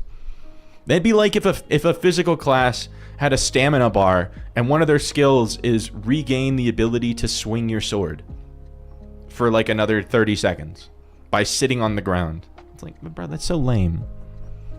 All right. Let's toss on the luck pot. Get back in there.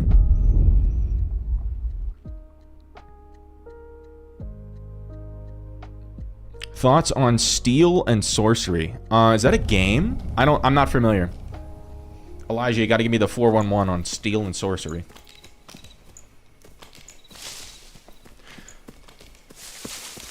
It's funny when the word elitist, hold up, the word elitist gets thrown out there specifically towards you. You laugh. You spent more time in this game in Tarkov or other difficult extraction games teaching Timmies.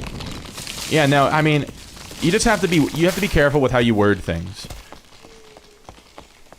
Bro's got the harp out.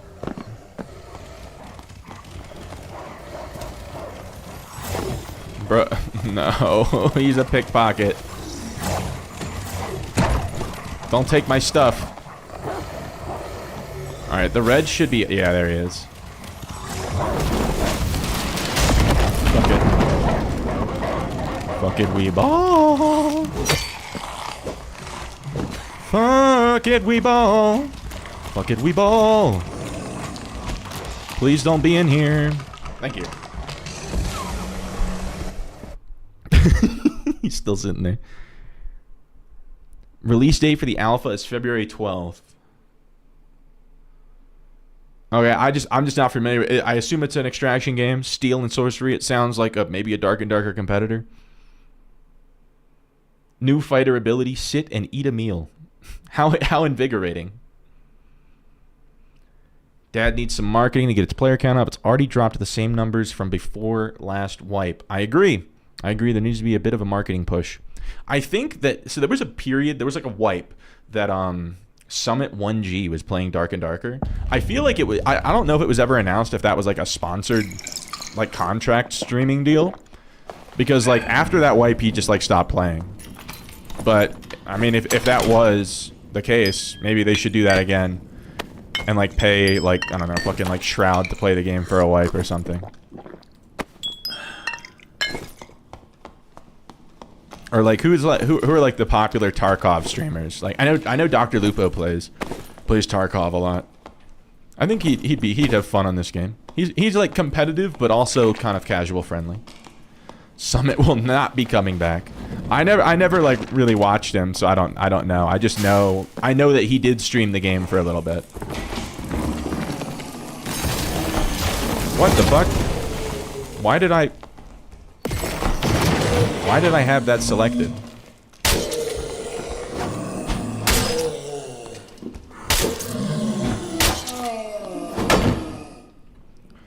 Halfway through wipe, it's to be expected. He was obsessed with it for a bit and didn't like dying to BS. He's balls deep in OnlyFans right now. That's like the World of Warcraft thing, right?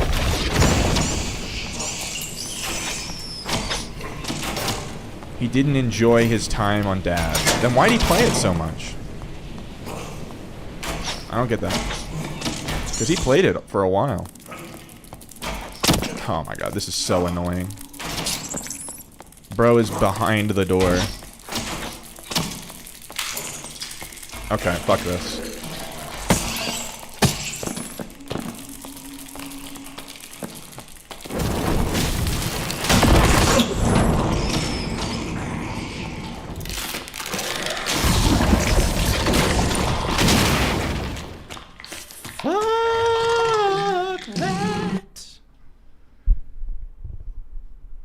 WoW Classic Hardcore is just a content machine at this point. Gotcha. Please don't bring back the toxic shit-stained Tarkov players. Enough of them already are integrated one way or another. I do know that they can be quite toxic. They're similar to like Rust players. That's why I don't like really play a lot of Rust. It's like some of the most toxic players I've ever met. And also because if you play solo, you're at like an extreme disadvantage. Outside of like the one solo only server. Dude, how do I fuck this? Why am I fucking this up every time? I mean, I guess that spell's fine for killing those, but that's just annoying.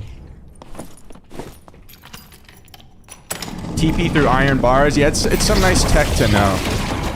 I saw Red do it like yesterday, and I was like, ooh, that's good to know. Staged drama and bad dialogue on the OnlyFans. Gotcha. Yeah, I'm not big on like role playing, and I don't know. I can have fun with it. Maybe if I have a drink or two in me. We stand for Red. Red is so great. He's in my mind like the mechanically top 3 players in the player base. Not just like top 3 like wizards, but like top 3 players. He's so good. Not to like glaze Red too much.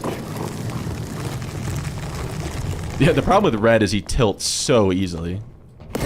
Especially in tournaments. There's never been a single dad tournament where he hasn't quit early because of some unfortunate shit. To be fair, the shit that happens to him is like crazy unfortunate.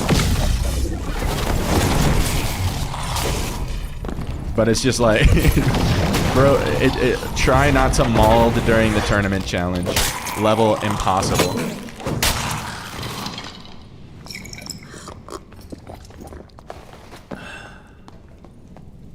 I think he played the amount he did. Oh, you're talking about Summit, because he's a true variety gamer. Gotcha. Yeah, I'm not a Summit expert. I just know he's like one of the bigger Twitch streamers. So it was cool to see him on our humble little game here. Is bro in here? Oh, he is. I need him in this corner.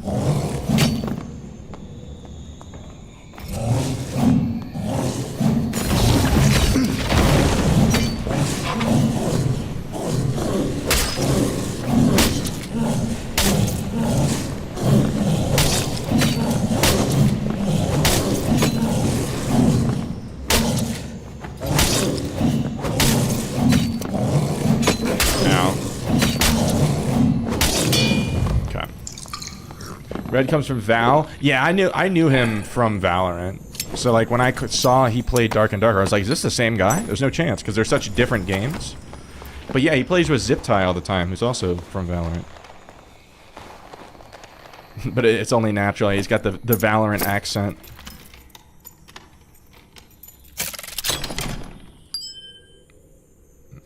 Nah.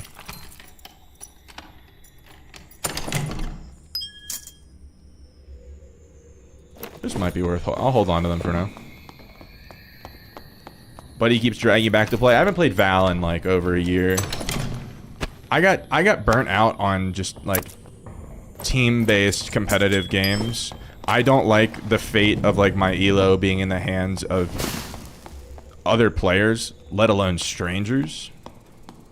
It's just too. I don't know. It's just too exhausting for me.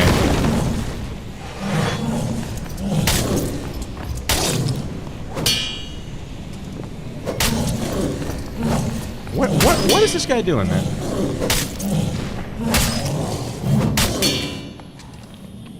Burnt out on FPS in general. That is another reason that I like this game and I don't play like Tarkov. Is I like that there's skill expression in combat outside of just aiming. Like I've played FPS games that exclusively reward good aim for like 10 years. And while it's fun and it's cool and it's like a good like skill expression mechanic. There's someone in that room.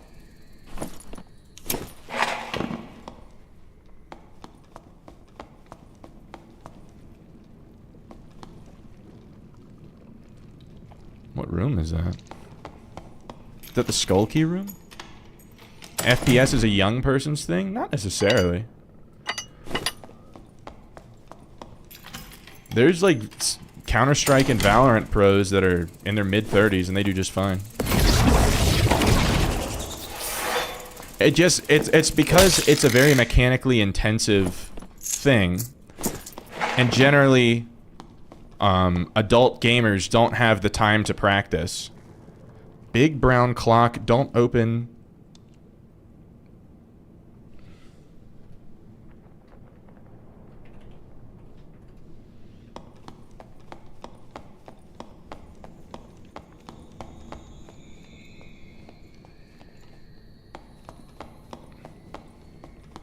Do we just get out? What do we do?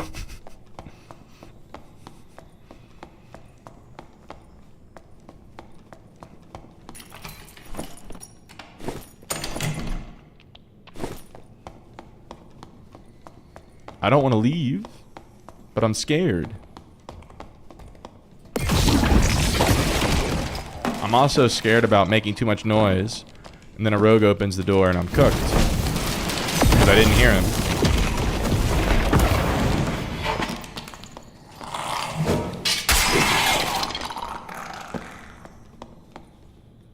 Fuck it, I don't like this. What's the Stranger Things song? It's like, okay. It's what's the girl's name? Is like,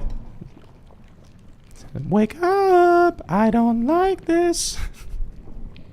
I can't remember what the girl's name is.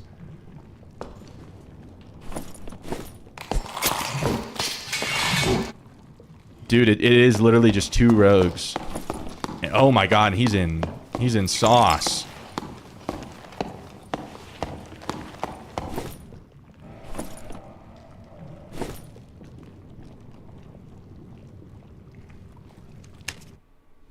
Oh, Chrissy.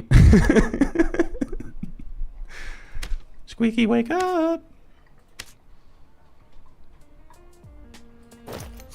Isn't the last season of Stranger Things supposed to drop this year? At least that's what I heard like a while ago.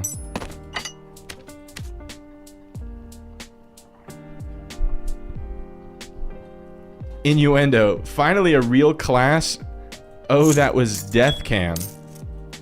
I wasn't death cam, it was I successfully extracted cam. I don't like this. Chrissy, wake up. Iconic. Absolutely iconic.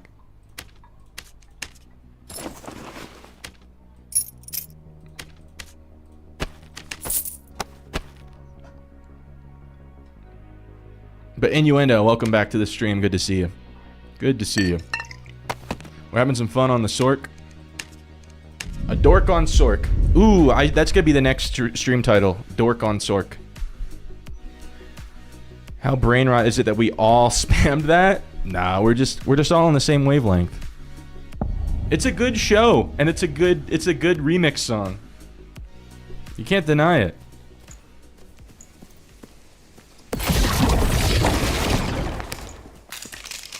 Why did that not wake him up? Chrissy did not wake up.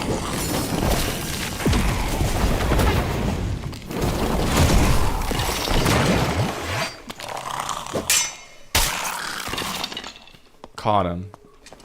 Thwack. There's no shot that's real. Same wavelength of brain rot. I can get behind that. I don't want to go through that door. That is a bad idea. What if we did a little bit of chicken farming? Fun fact, I grew up with chickens my entire childhood. We had like 20 chickens on our property. Little like homestead. Fun squeaky fact.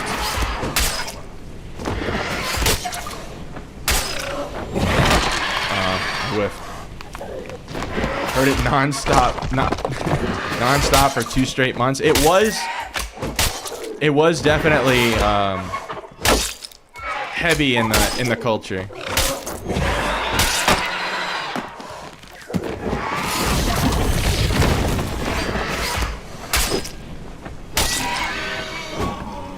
You have a pet wild boar named Bacon. That's exciting. Is it a wild boar if it's a pet? It doesn't add up.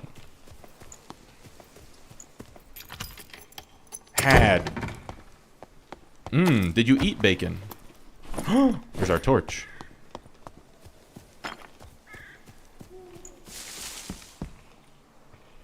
Yoink. I have to kill someone and take their torch. I don't like only having one. Okay, that door's still closed. That's good. Ooh, a bard. Do you think he'll want to scrap, or is he gonna pussy out?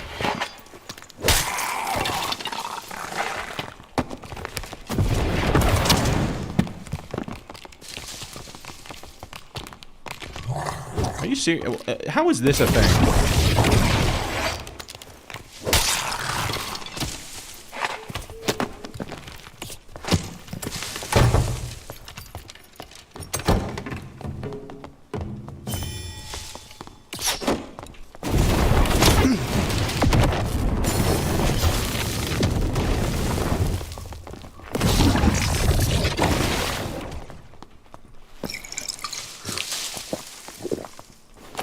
I think we hit him with that, but I did hear someone else.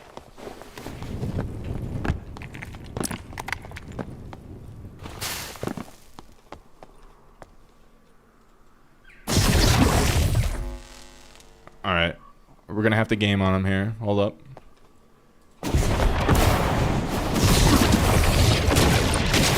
What? I guess it's because I was like in the wall. When you were growing up, did you have to hop on top of rocks and cheese them, or cheese to get past them every morning?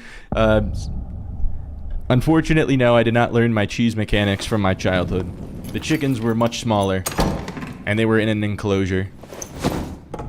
Not like a hamster cage enclosure. It was like, we had a big coop. It was like a shed with like a big fence around it. They had some acreage to roam. And we didn't eat them. We just, we ate the eggs, but the chickens were always pets. They were pets that provided eggs. We never ate a chicken. Because they all had names.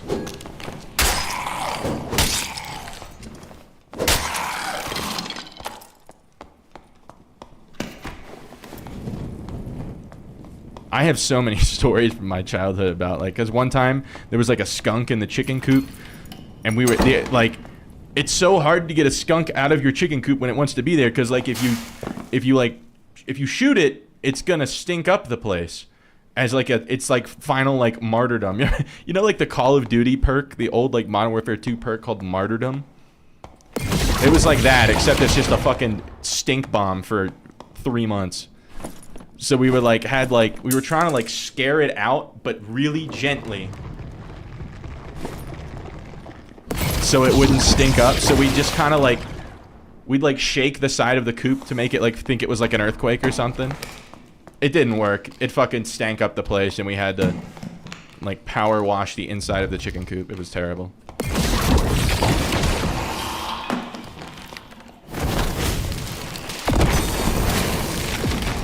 Bird shot?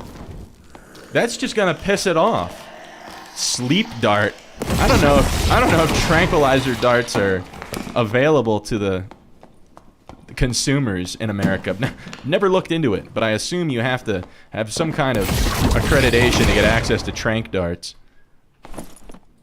Ooh, that's worth. It's probably 400 gold or so.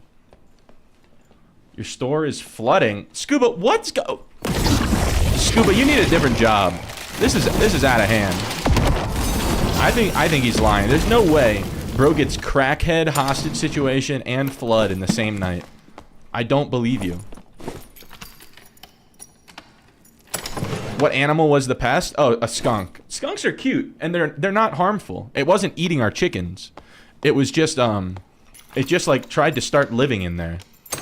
And like, but it would try to eat the eggs is what it would go after. We've had like hawks and stuff kill the chickens. We had chickens, we had ducks, we had rabbits. I would not recommend ever having a pet duck. They smell so bad. Well, the duck itself doesn't smell bad, but what they do is if you give them like a nice little kiddie pool to swim around in, they just shit in it. They like, you make the kiddie pool nice clean water every day, and they're like, nah, fuck that, and they shit in it, and you can watch them. They go like, if they shit somewhere else, they pick up the shit in their mouth and dispense it in the water. And they're like, no, this is what I want. It's disgusting. And then since the shit is in the water, it evaporates into the air, and it's a terrible smell. It's not worth it at all. You're gonna go for a walk? Stay safe. Mrs. Vegetables. I know that vegetables, you're a Mrs. now. Stay safe. It's dangerous for female gamers out there.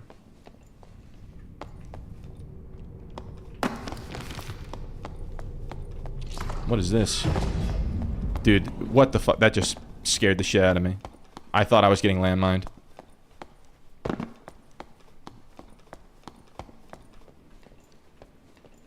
Ducks are actually servants of the plague god Nurgle. I was unaware of this duck lore, but I appreciate you sharing it with me, and with the rest of everyone. We're eternally grateful for the knowledge. We're all about the knowledge. Is this guy alive? He is. Dude, the double Thanos? Nah. No thanks. Nah, I think I'm okay, actually. Honestly, that's a bit too kind of you. Ow.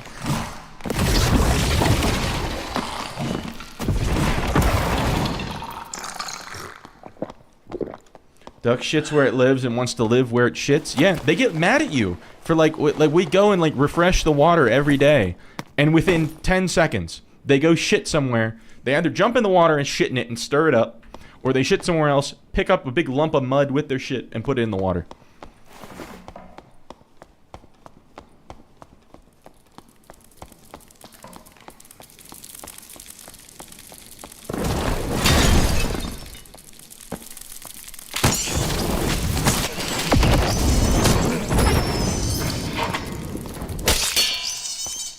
You need fish to eat the shit. I guess, yeah, if you have like a whole ecosystem going on. Maybe that was what we were missing. We needed some koi in the kiddie pool.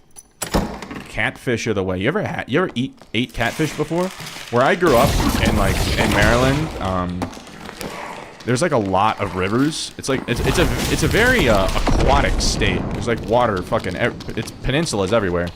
So I grew up like kayak fishing a lot, and we'd catch catfish. They're a pain in the ass to like clean and prepare. Their skin like is real tough. You can't. It's very hard to prepare a catfish unless if you're like really experienced at it and have like good equipment. But shit tastes really good.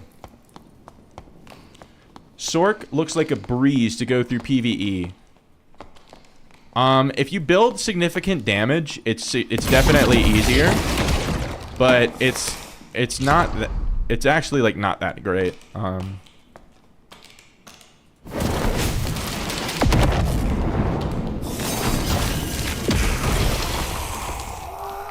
Wiz would already have had to sit like 3 times.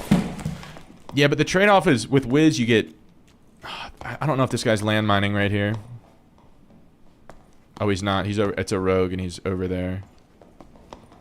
There's just no... There's like no way for me to push him without being at a disadvantage.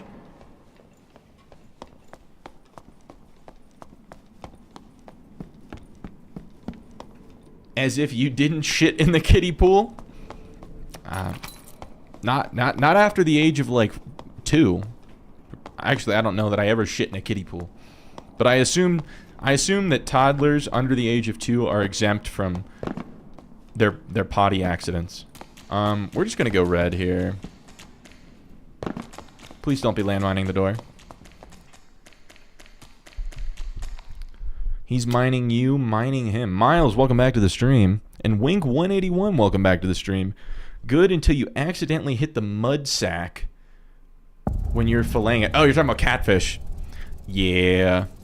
It's just a real pain to like clean and prepare compared to something like salmon or like rock bass or something like that. Okay, I've had mixed luck parrying this guy. Yeah.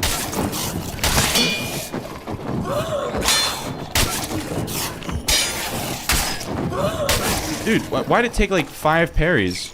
Or for like 5 parry hits to hit him? John Chang, welcome to the stream. What's good? Just doing a little bit of sorcerer gaming.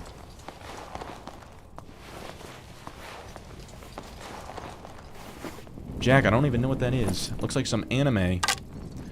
Jack coming in with the hot anime emotes.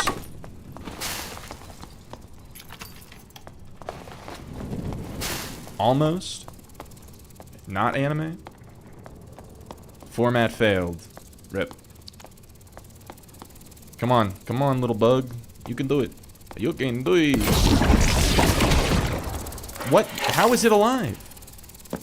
I don't believe you. Batwing. Is it I don't think it's valuable, is it? You think you can't do it on mobile. Ah. Rip. Jack, I thought I was paying you to boost my numbers by being on mobile and 2 PCs at the same time. You're telling me you're not doing that? What's going on, Jack? Do I need to dock your salary?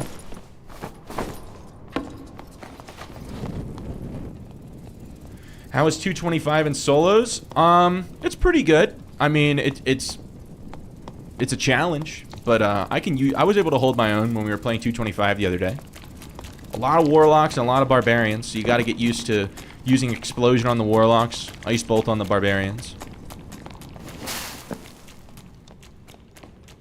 How's Sort going? Did we take down a 100k barb? Pretty much we've exclusively been fighting rogues. But Dexter's, welcome back to the stream. Everyone, we have a celebrity, Mr. Dexter's V. If you're not following Dexter's V, you obviously don't want to be a good wizard player. Go give the man a follow on YouTube and Twitch. You won't regret it.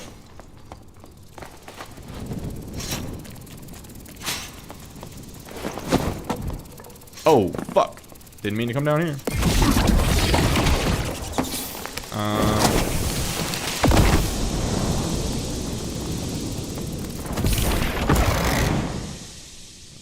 Hold up. Alright. But yeah, Dex, it's been mainly rogues. Any barbarian we've faced, we've either killed or chased them into a red or a blue. Heard that Squeaky solos that Dexterous guy easily. Dex, I don't recall ever having killed you, but I do recall being killed by you multiple times. To be fair, it's been a long time since I remember facing you in the dungeons, but... Dexterous, there's another guy popping up on your For You page and recommended, glad you found both of us. Yeah. We're something of an unlikely romance.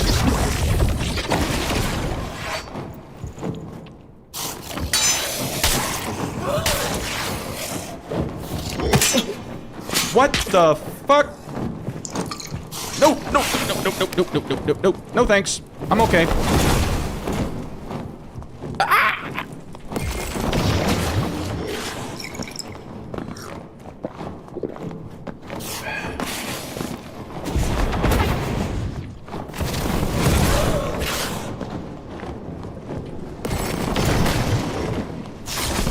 Ooh.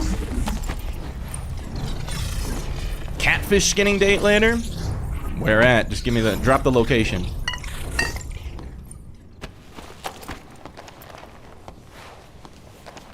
Need some custom match arena lobbies. Yes. If nothing else, I'd love to have custom lobbies for the tournaments. Because number one, it would make it so much cooler to watch. Because it's like, no one wants to watch someone just farm Timmies all day. So it'd be a cooler viewer experience. I'd get to play against all the other, exclusively other streamers. Super cool. More fun for me to play. And all the Timmies would be happier because they're not getting dunked on for an entire day by the best players in the game. So, I think that they should, at least on the tourney days, shut down the test server and make it a private server for the tourneys. For, like, the Soapy tourneys. Or any other tournaments they have. Surely that will happen while early access. I can hope. Don't deny me my hope.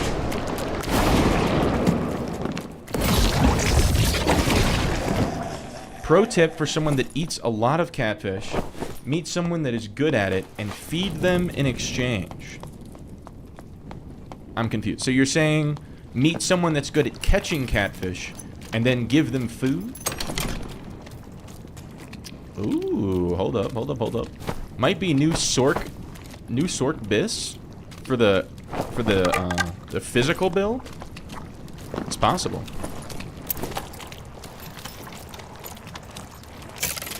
Oh, I was looking at chat. I whiffed the lockpick.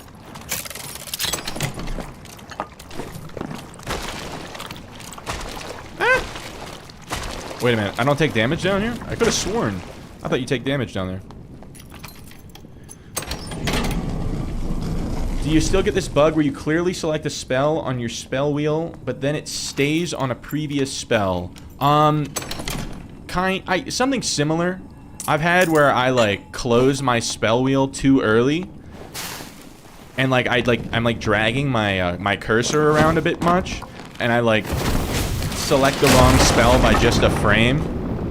That's frustrating, but I can't say that I've specifically run into the issue that you're describing, where like you went back in like your VOD and you see you selected a spell and then it's the wrong one. You want to see a tournament where the entire dungeon is completely dark and you can't turn on wall torches. You have to use light orb, lantern, shield, or torches.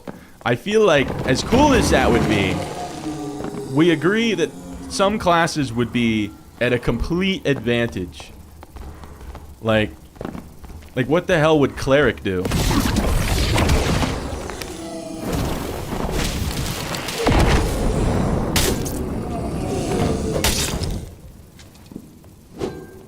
But Vlad Bekish, or Bekish, Bekish, I don't know. Welcome to the stream. Glad to see you. Hope you're enjoying the content. A little bit of sorcerer, close enough. If you can tell me how to pronounce it, I will do my best. If you give me like the sounded out special, I will, because I'm not going to dox myself quite yet, but I also have a frequently mispronounced last name. So.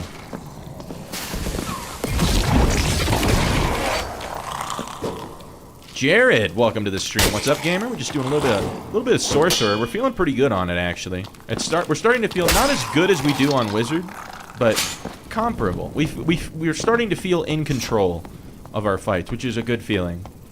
I don't feel like I'm at the mercy of RNG.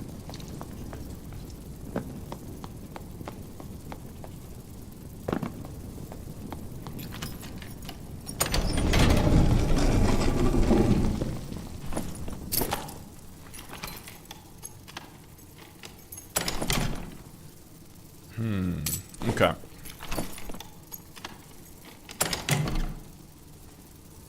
Wait, Vlad, why are you apologizing? You said, sorry, it was me, my bad. What did you do?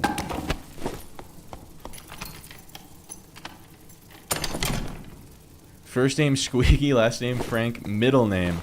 No, Squeaky, my name's not even Frank. Squeaky Frank is a nickname for one of my dogs. And it's just been my gamer tag for a couple of years. My name is not anything even close to Frank.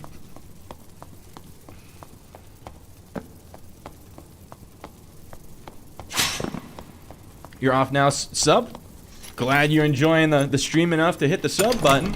The stream and the content. Hope to see you around again, Mr. Tete Brûlé, or Tete Brûlé. I'm not sure. William? I am not a William.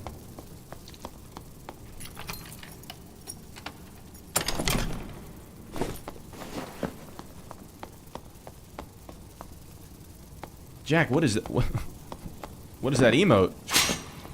It was your one random guess? Well, it was wrong. You should be ashamed. Best of luck. I appreciate it. I appreciate it, big dog. Big dog. Big dog. Something Eastern Bloc European.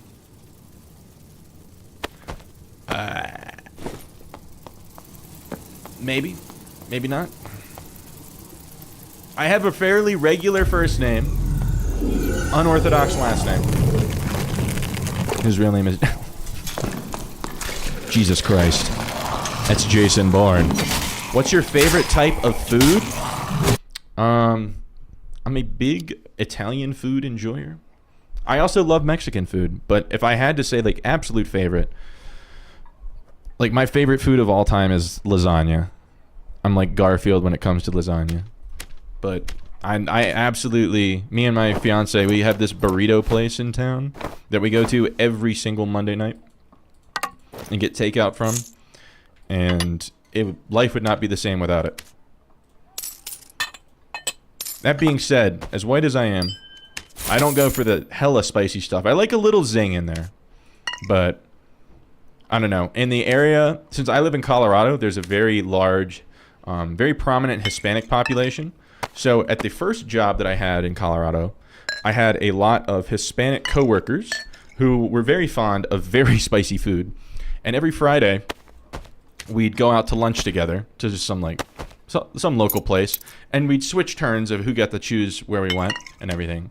And they'd make fun of me, and they'd choose like literally like Mexican restaurants and like hot chicken restaurants that like didn't even have mild options. It was like the spiciest. One time they did like a super spicy Thai restaurant.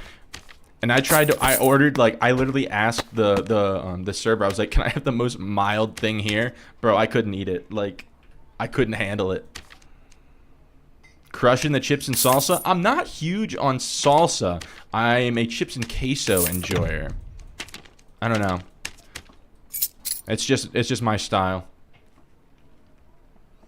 Why don't you open the other portals for the AP? Juan, welcome to the stream. I don't know if I recognize. I probably missed a previous chat message, but welcome to the stream, man. It's good to see you. Why don't I open the other portals for the AP? I'm not AP farming.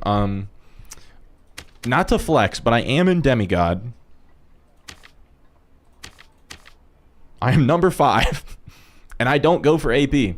I just go to the lower levels because that's where the best loot is, and you get AP for going there. So, it just works out. I go to Ice Abyss and Inferno like every single time. And you get a lot of AP for doing that. So, grinding AP is easy. Just go down to the lower levels in High Roller, kill sub-bosses, loot chests, get out. So, I know that's easier said than done. Because I have a lot of game knowledge. I know all the cheese spots and everything. But if you watch, if you're having trouble getting AP, I would highly suggest... all of the VODs for the streams are on my YouTube channel. You can go through and watch all of my Inferno runs, all of my Ice Abyss runs. Take note of the cheese spots and how I handle all the mobs. Try to replicate it for yourself. Guarantee you'll hit Demigod, no problem. You don't have to be good at PvP to hit Demigod at all. I don't min-max the AP with like the portals and everything. The Todoroki and Ite champ. Bro, I don't know. I'm not excited about AP at all. Because everyone knows it's not a display of like actual... it's not a measurement of actual skill. Like everyone knows this. It's just a battle pass. That's all it is. It's a battle pass. It's effectively quests. But it's just one big quest. That's all it is. The arena leaderboard is the closest thing that we have to a real leaderboard. But the problem is it's locked behind trios. And in my opinion, trios is... I'm not going to say it's the most unbalanced game mode. But it's certainly the least interesting PvP mode, in my opinion. I personally think duos is the most interesting, then solos, and then trios. That being said, I don't play a lot of duos.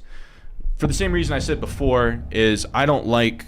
I don't know, I'm kind of past doing team-based games. I don't like feeling bad when I make a mistake and cost my teammate a bunch of time and effort.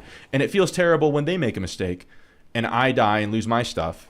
In a game where it takes a lot of time and effort to build up good kits, it kind of sucks when that's in the hands of another person.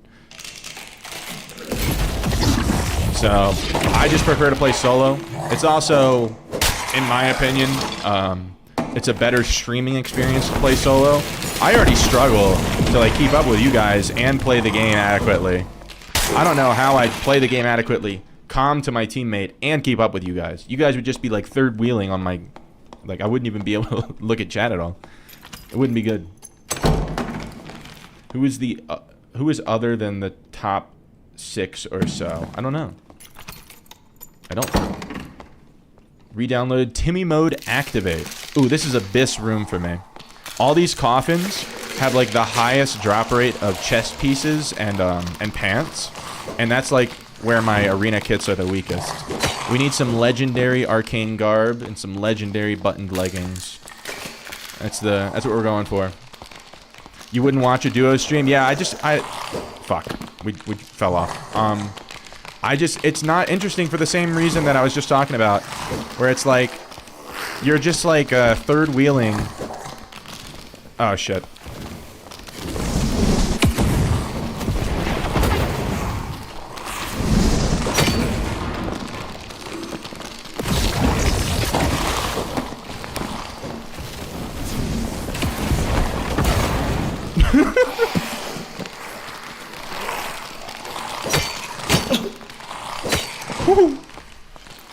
Hold up.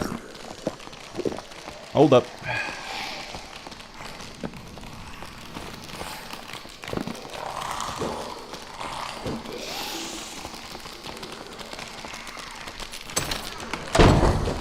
Fuck. Into the spawn room. No toxicity, but what the fuck was that guy doing? He seemed very bloodthirsty and eager for a fight. He's a wizard. We won't take his gear. We didn't kill him. He died to PvE. He saw that I was another caster and really wanted to fight me because caster versus caster is the coolest PvP in the game. So I don't blame him. It wasn't the most advisable decision in the world, but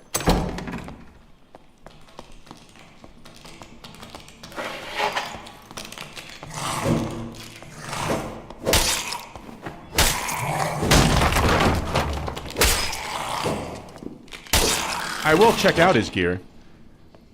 He just deleted his whiz and created a barb. Most likely. Dex, is this you? Dex, if this is you. He's got a manosphere and everything. I'm not taking it. I didn't earn it.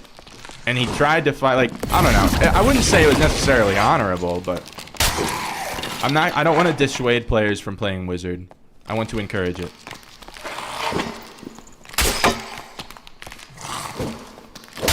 I'm not like fiending for gear or anything.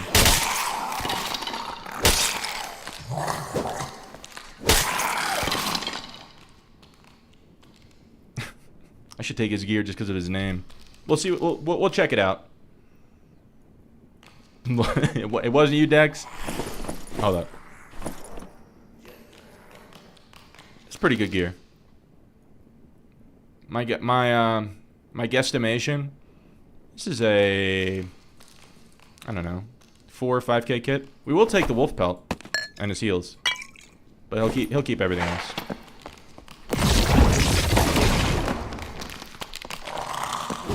He gave it what he had.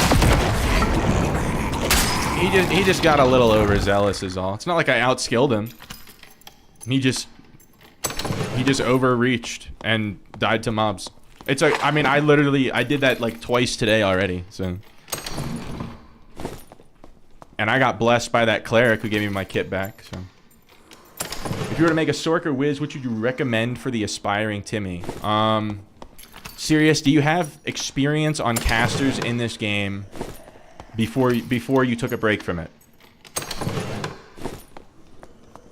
Before I answer that question, I have to know if you have caster experience. You have cleric experience. So you have experience with like the spell selection mechanic. So I'm not going to give you the warlock spiel. Oh.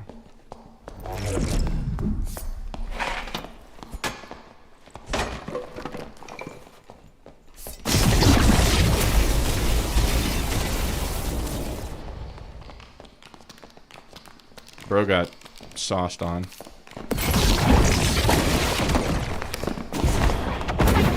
He did.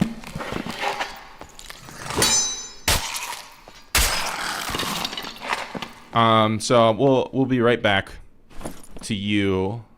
We will take this guy's stuff because he was trying to gank me in my time of need. Unfortunately, he kind of forgot about my Giga Sauce ability. Apex of Sorcery, go... Okay.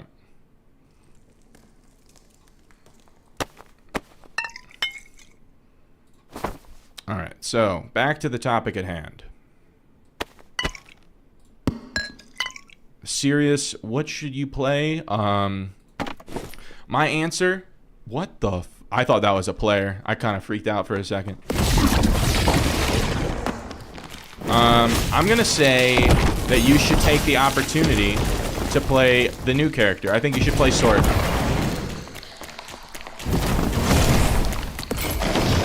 I think it's a little more noob friendly because you never have to sit on the ground. So it's more consistently engaging. That guy deleted his rogue and installed... Nah, rogue players are too addicted to this game to quit. But he's definitely... I'm definitely the subject of a Reddit post that is in the making right now. Sometimes Sork be like, press funny button and win. You're not wrong. It's a really good Oracle robe. Unfortunately, Oracle robes don't sell for anything. And I can just make a Frostlight one for Arena, so I don't need that. But, yeah, no, I don't know what that guy was thinking. He saw I was a sorcerer. I've got the funny hat. He has to know about that spell. Why'd he follow me in the little tunnel? Like, I don't think that that was, like, an unfair thing. He put himself in an absolute garbage situation.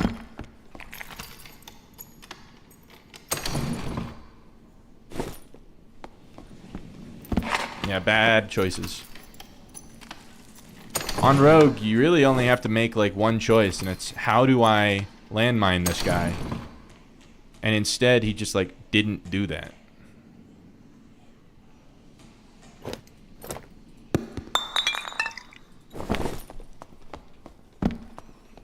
Does knowledge make Lightning Storm tick faster? It does. It does, Dexterous, because like cast speed is it goes in hand with like channel speed. Channeling being like the spells that you have to hold. So like Earthquake and well, Lightning Storm, and so it affects the duration of Lightning Bolt as well. It makes Lightning Bolt shorter duration, but it's the same amount of damage, just in a shorter duration. So the ticks are faster. You know what I'm saying. You're a caster. But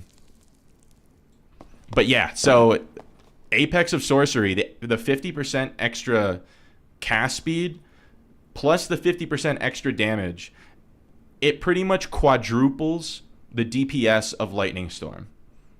Like, it makes Lightning Storm crazy. Okay, I heard something. You like Rupture Rogue, feels more respectable. It's definitely, I mean, if you're talking about, like, the no invis, doing, like... I don't want to go that way. If you're talking about doing, like, Rupture Cutthroat... like, Rupture Cutthroat with double jump is a pretty Chad way to play Rogue.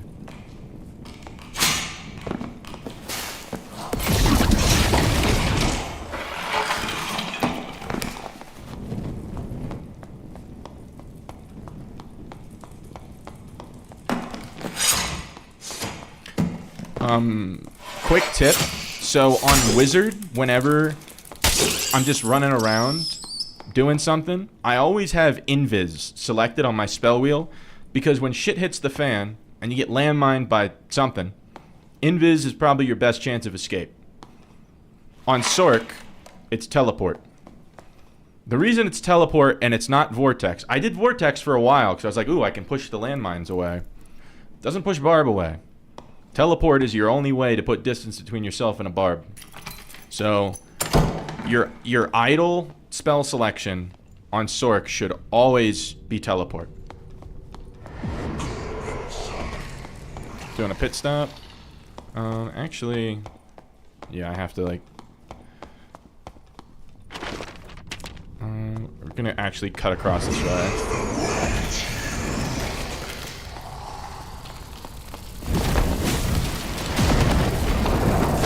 Oh my god. No thanks. No thanks, I'm okay.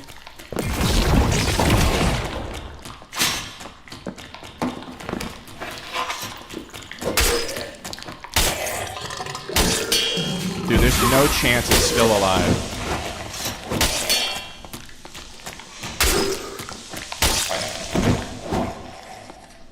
Invis 10-step creep, but with rupture. So that's like the standard like repose build, right?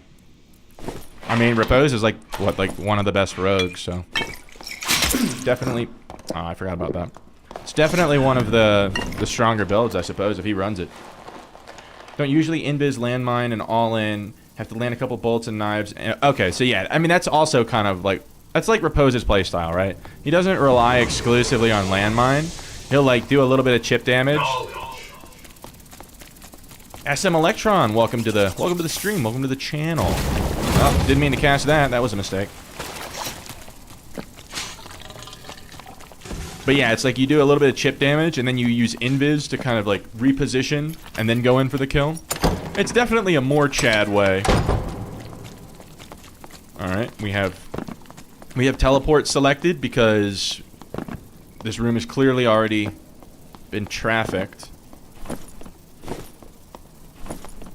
I'm gonna spoil myself with some of this. That's worth money. Put that there. Royal Chalice. Don't really have anything to drop.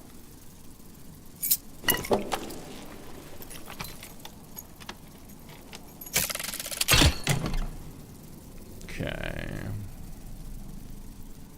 That was a big old waste of a lockpick.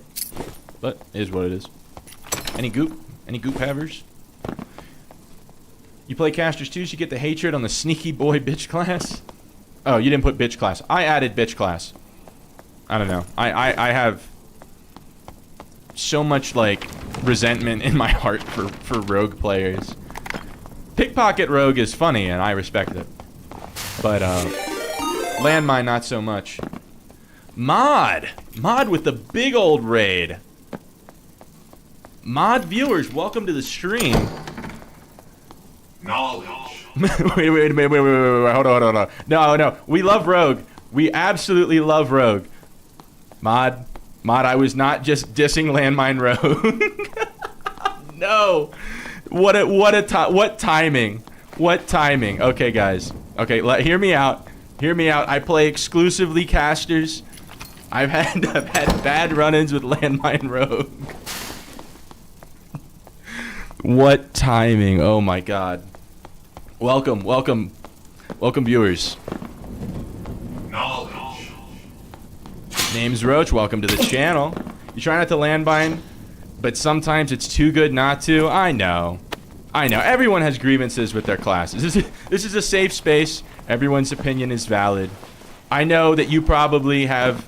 You know, we have common ground. I bet you hate Barbarian as much as I do. You hate landmines too? It just feels like sometimes, especially when it's paired with Cutthroat, it feels like they unplugged my computer. It doesn't feel... You exclusively landmine to make people mad? Oh, shit. It's Rangers and Bards. Okay, so we both hate Rangers. That's our common ground. Boom. Biss. Please no landmine? Please no landmine. Alright. We're gonna go down. We have an inventory. We did just absolutely decimate a rogue with a lightning storm though, so maybe I am owed a landmine. We got landmined earlier though, so it's payback. 100% walking into Cutthroat Rogue as a caster, it's just Jover. It's not walking into it though. Usually I'm pretty good at noticing if areas are like disturbed in a way where it's like, okay, there's probably a rogue here. It's when the rogue sneaks up on me with creep. It's the creep that gets me. Creep, Cutthroat, Invis, Ambush. It's the whole delete Squeaky Frank package. Yeah, for sure. Absolutely for sure. All right. So we're gonna play the Find the Blues minigame before we loot anything. For you, when you use creep, you're always heard. I don't know, maybe I'm deaf. Okay, that module is pretty cancerous to clear. We're gonna go a different way. Hot take, most fun way to play Rogue is to get 50 resourcefulness with buff duration. Play it like a survival horror game. Yeah, I mean, when you play like the pickpocket style, that shit's kind of crazy. Take a few steps and stop, repeat, while invis, of course. Yeah, I mean, it's just, I don't know, I guess the rogues that I run into are just super Giga Chad rogues, because I never hear them until it's too late. And then it's like that, the Punisher meme, where he's like, no, no, no, no, no, no, no, no, no, no, no, no, wait, wait, wait, wait, wait, wait, wait, wait, and then I'm dead. Shout out Lore, he hosted you, so mostly his viewers. I'm a big Lore fan. Dude, Lore has some of the best energy in Dark and Darker. Like, I don't ever play Ranger, but I watch all of his content, because it's just feel good. Watching Jay's pickpocket is hilarious. Oh yeah, Jay's another, like, I don't know. Jay has pretty base takes when it comes to the game. The thing, he gets frustrated sometimes, but his frustrations are generally, like, acceptable. What about druids? Oh man, we had a lengthy debate about druids earlier. It's like, my entire chat is pretty much against druid, but then we had one druid main who was very upset about the recent nerf. And I don't know. I don't agree. I think druid, what makes druid busted is their movement ability, their ability to instantly disengage from any fight, so they're never at a disadvantage.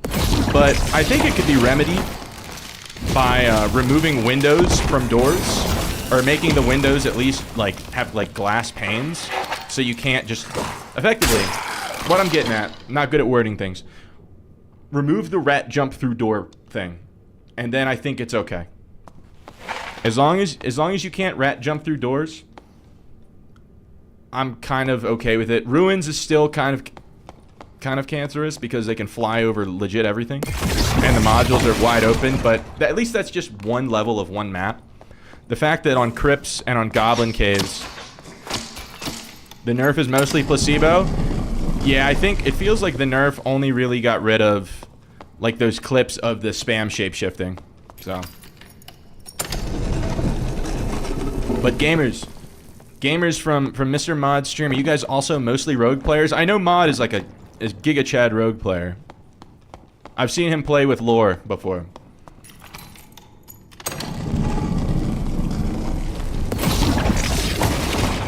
If you guys are rogue players, I'd love to hear your opinion on a take that I have about rogue.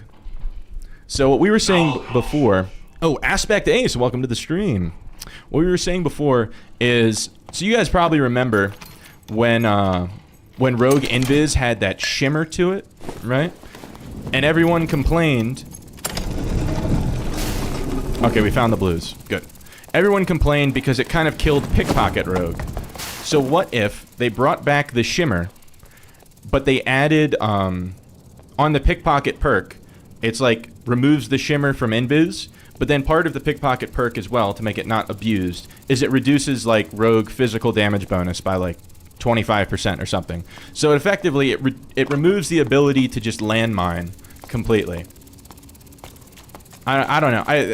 It's kind of a half-baked idea, but I don't know. I try to come up with ideas in my head of like how to balance it so that landmine is not as powerful, but the class is still viable, right? That would just destroy Hyde. You want mosquito rogues everywhere?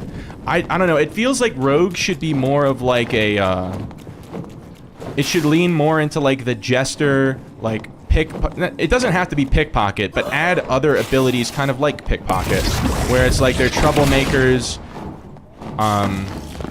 just something to remove that insta-kill mechanic. I don't know. I'm not saying my idea is the best way. It's just the thing that comes to mind.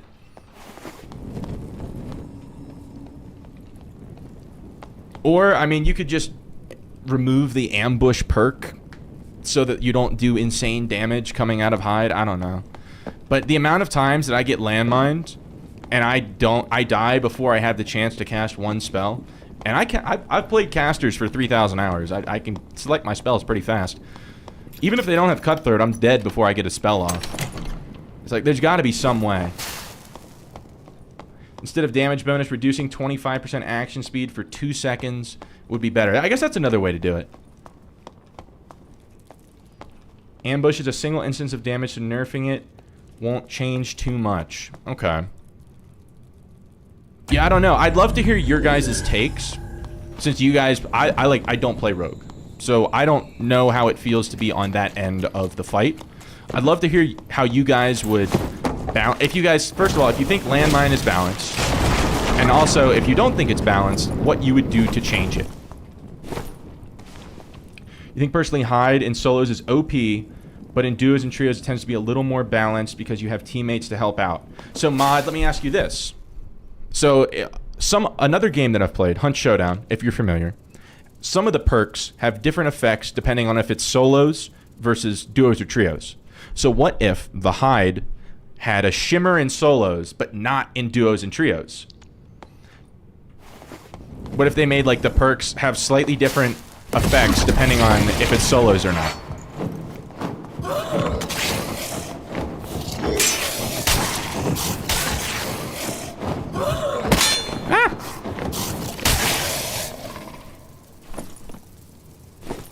That'll never happen? Why not? It's a good idea. It doesn't have to be the shimmer. I'm just saying, like, in general, they could balance perks differently depending on the game mode. Just slightly. That'd be cool so long as they do that for most perks. Yeah, they could do it for a whole bunch of different perks. Adjusting each class for solo duo trio should be what changes, but yeah, that'll never happen. I don't... Why though? Why can it never happen?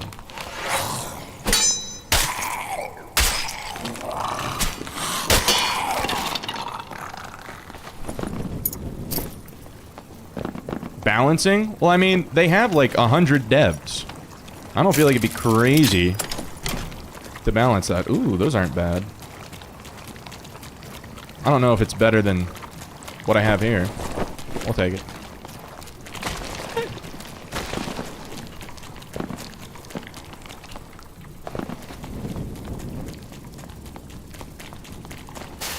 Uh-oh.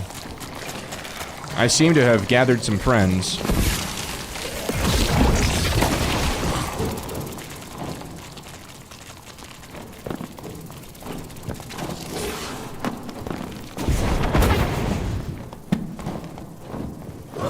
On the road again. Just can't wait to get on the road again. Oh, he's dead. Got him. Honestly, make Light Orb have more charges and make it reveal rogues in a bigger area, like a room. Okay, a room's a bit much. A room's a bit much. We can't go overboard on it. We can't go full SDF on this. Oh, well, we whiffed.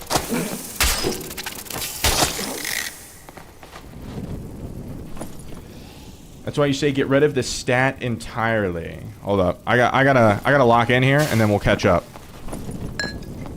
There's loot to be had.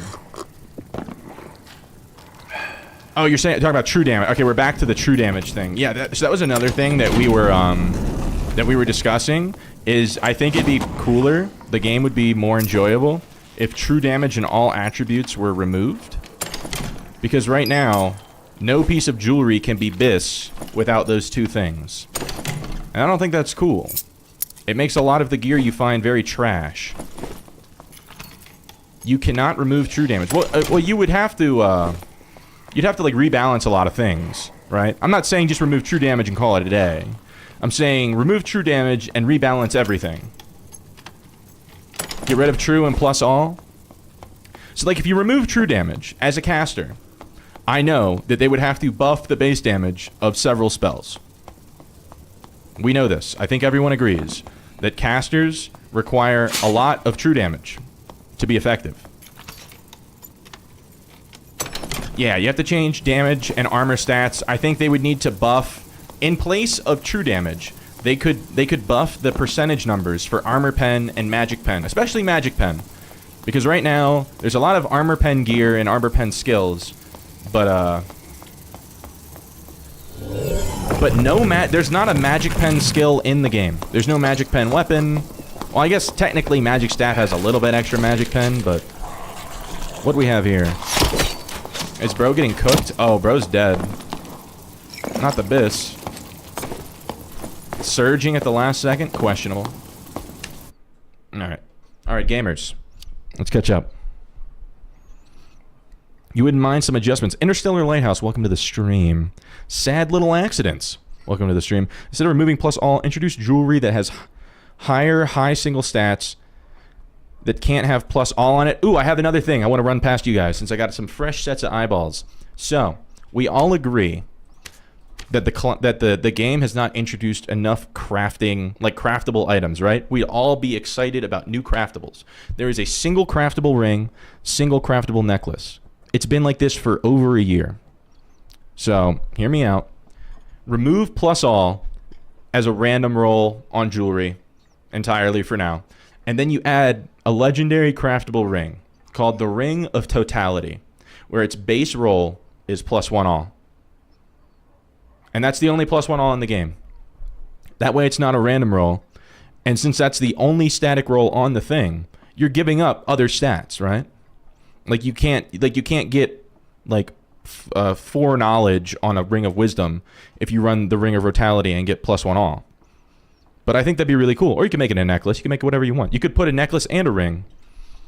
But that way you can't just like giga stack everything. There's some trade-off.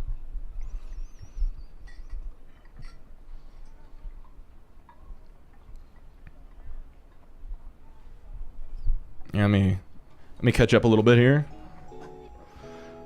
Spellbook and orb and staff have 5, 10, 15 pen. But with how, yeah, the way pen scales, pen like sucks. Like 20% magic pen, or let's say you have 20%. If someone has, like, the average player, let's say they have 25% magic damage reduction.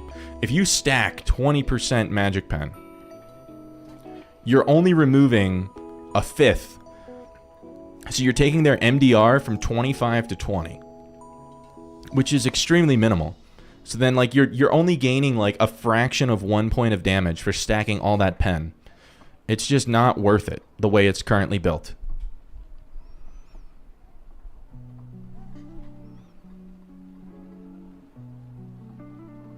If you remove True, you'd also have to lower some MR stuff for Warlock, especially up to 60% magic resist is silly in base kit. Yeah, no.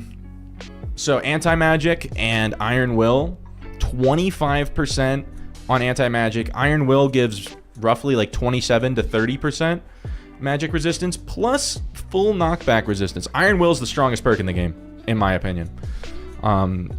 The full knockback resistance in itself is really strong. The highest magic resistance giving perk in the game, also crazy strong. Together in one perk. Dude, it's too much. Dude, it's too much.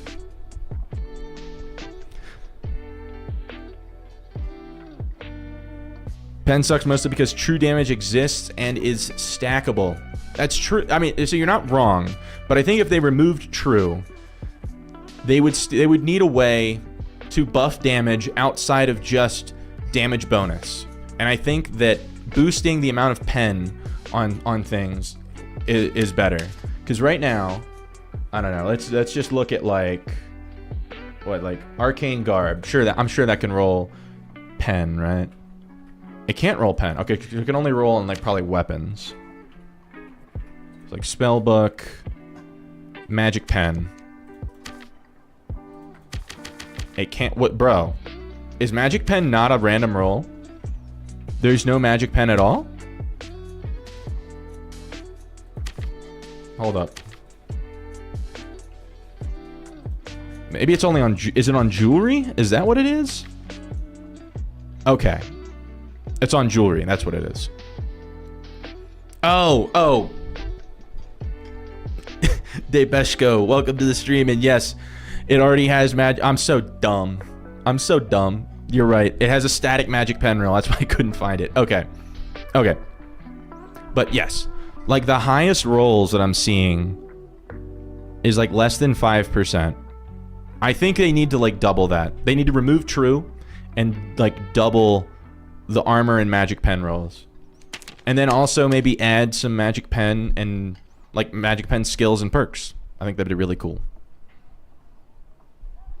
Crystal Ball has magic pen. Yeah, Spellbook, Crystal Ball, and Staff all have some amount of magic pen. Book is 5, Crystal Ball is 10, Staff is 15, if I remember correctly. Maybe we don't need 70% PDR fighters or other classes running around with all that PDR. Tune everything down, flatten the curve, remove true. That's another, I mean, that's another, there's multiple paths to end at that same destination. There's no like single way necessarily to do it. All of these are valid. It just depends on probably what is the easiest for the devs to implement. Why do I have so many surge kits? Too many surge kits.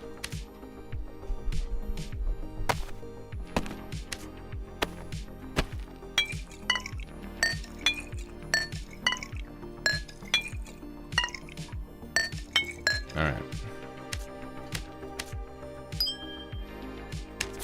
You remove true damage. You want 10 step on hide and true to be added on hit for the dagger. Jack, I'm not sure what you want true. You want true damage on the dagger? Doesn't dagger already have really good armor pen? Not sure what you're getting at. Changing values and numbers, what they already do. I don't know why they wouldn't. Why that would be any change to the norm. I mean, you're not wrong. You're not wrong.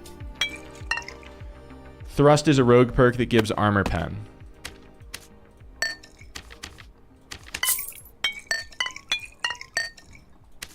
Hold up. Make every rogue perk work on all rogue weapons. Well, I mean, isn't like dagger mastery exclusively? I'm not trying to sound like a dick. I don't know a lot about rogue. So this is coming from a place I'm announcing my ignorance. Isn't dagger mastery supposed to be exclusively for daggers?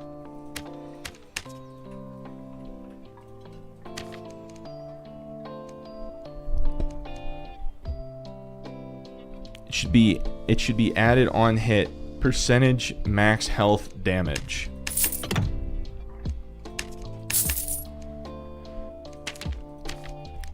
So Jack, you're saying that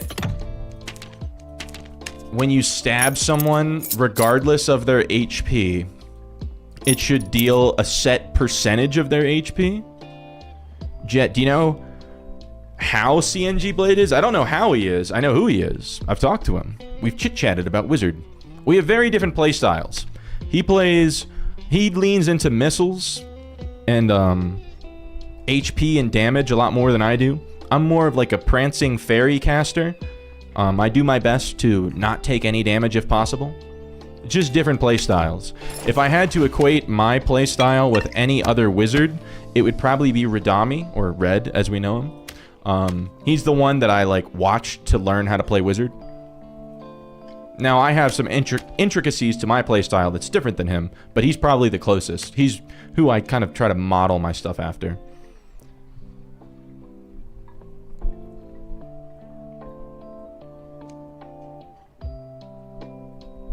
A tank killer perk. Well, I mean, isn't the, what's the skill? The skill for, like, the anti-armor pen, right? Weak point. So you say you want, like, kind of like weak point, but in a perk? I play the paper wizard build, glass can. I may still have, like, 120 HP. I can take a few arrows. Weak point reduces armor. I don't know, Jack. It sounds like you want, like, rapier damage on daggers. You want, like, sword damage on daggers. Which, I don't know how balanced that would be. No.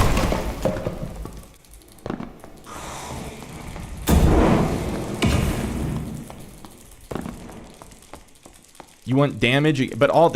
Jack, you're not making sense. All damage is against HP. So you're saying you want, like...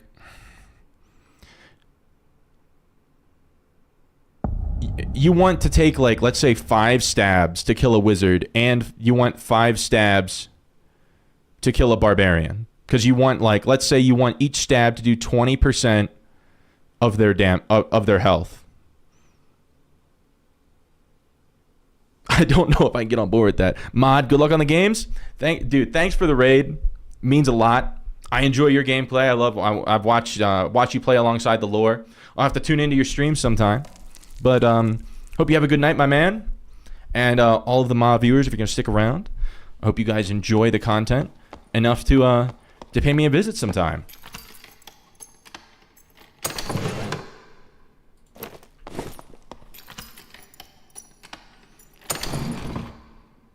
The last chance, welcome to the stream. Jack is basically saying he wants a glass of water. I don't know what that means. Why are you speaking in riddles? Good vibes on the stream. We try to keep it positive. Always constructive. I don't know. As a caster, you run into a lot of conflict. You have to make the most of it. So I try to keep that across all of the conversations we have. Rogues with 180 HP, 50% PDR is worse than a barb. Coming in hot with the debates. Now, fellas, ladies and gentle wizards and gentle rogues, I am all for debate. Heated debate. It helps get to the bottom of things and help with perspective. Just make sure we keep it respectful and no name calling. No, you know the vibe. We're adults. I'm just saying. I don't have. Coincidentally, Jack is the only mod on my channel because generally we don't have a ton of debates, but.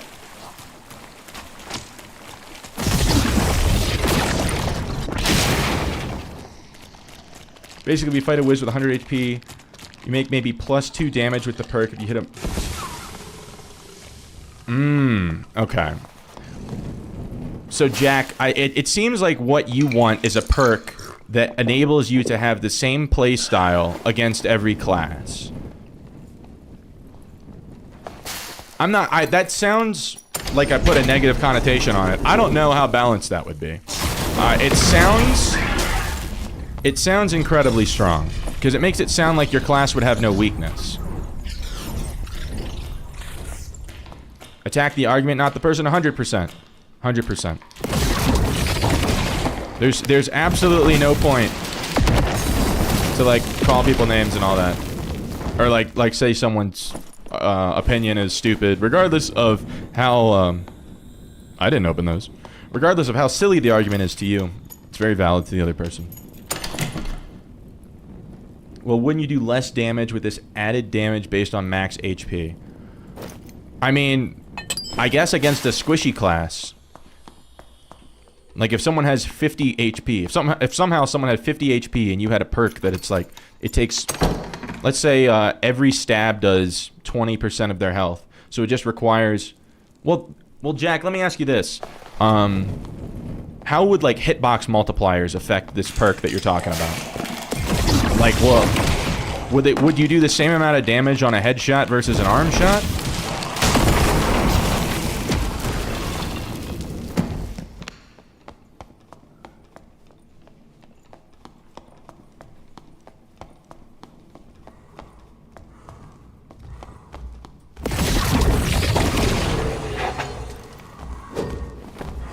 I don't know.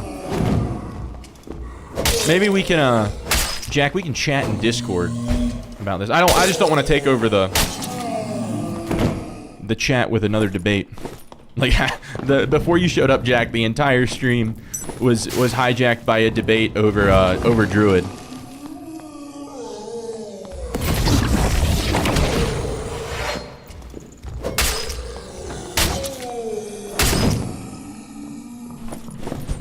Oh, there it is. Oh, that's Rogue Gamers. There it is. That's the experience. Didn't get one spell off. Can we rewatch that? The VOD will be posted. Is he running creep? Creep stealth, hide. That was actually I lived longer than I thought I would.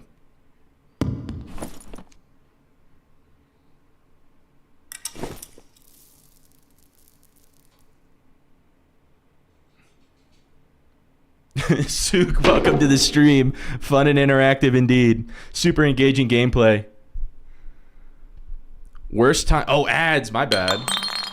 Doesn't help your case. Well, I mean, it kind of does. Because if Jack's idea is that it would take, like, let's say 5 stabs to kill anyone, I died in 3 stabs. If I still had 40% of my health after the 3 stabs, then I'd actually have a chance to fight back. Just got 4 minutes of ads. Damn. Dude, I have my ads set to like an absolute minimum. That sucks. He headshot me twice. I mean, I just had to start running as soon as I heard him.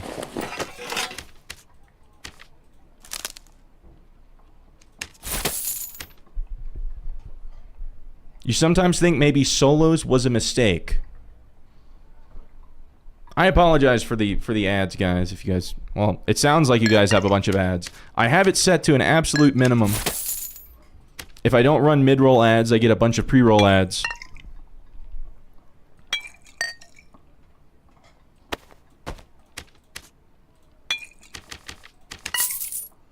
Ad block, no remorse. 100%. Guys, I am not in this for the money.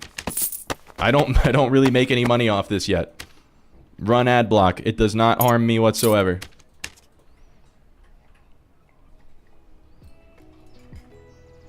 Always have the wind abilities ready for rogues. Dude, I'm pretty sure I had it selected already. If not, it was like I was lightning fast, but I couldn't get it off. Like, I didn't even have the chance to cast a spell.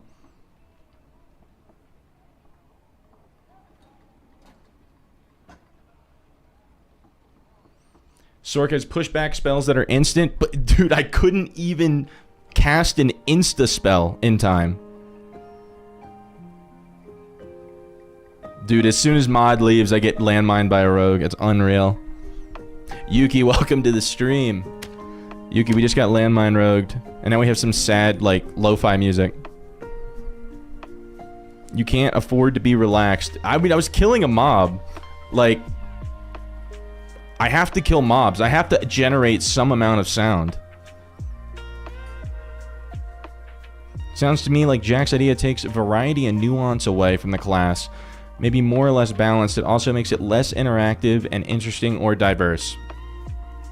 I don't disagree. I don't know. I see Jack's point, though. And, like, that was a perfect example of where, like, let's say Jack's perk idea is that every stab, like the base damage of it, so like a chest shot, does 20% of the player's base health. I would have still had 40% of my health there.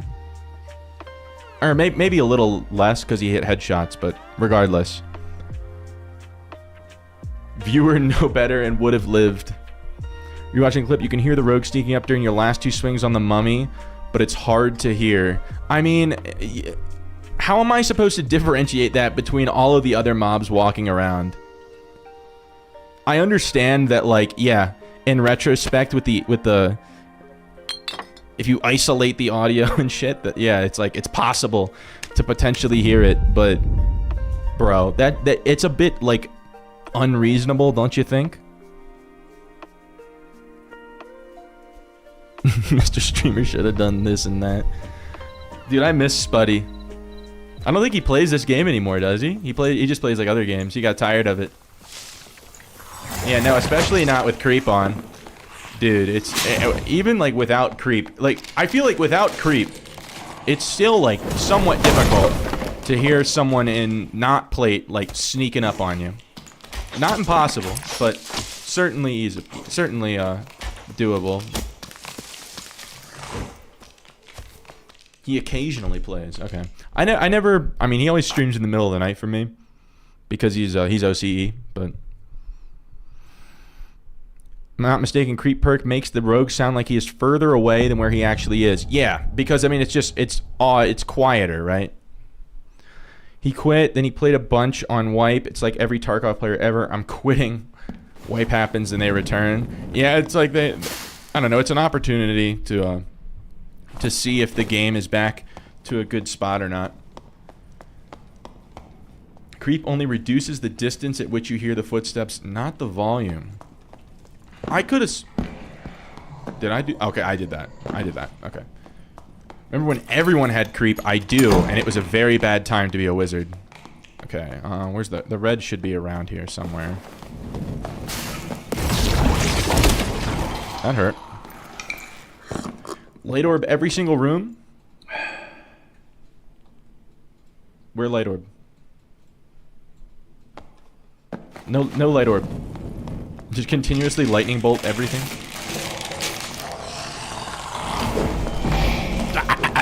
No thanks. No thanks. I'm okay.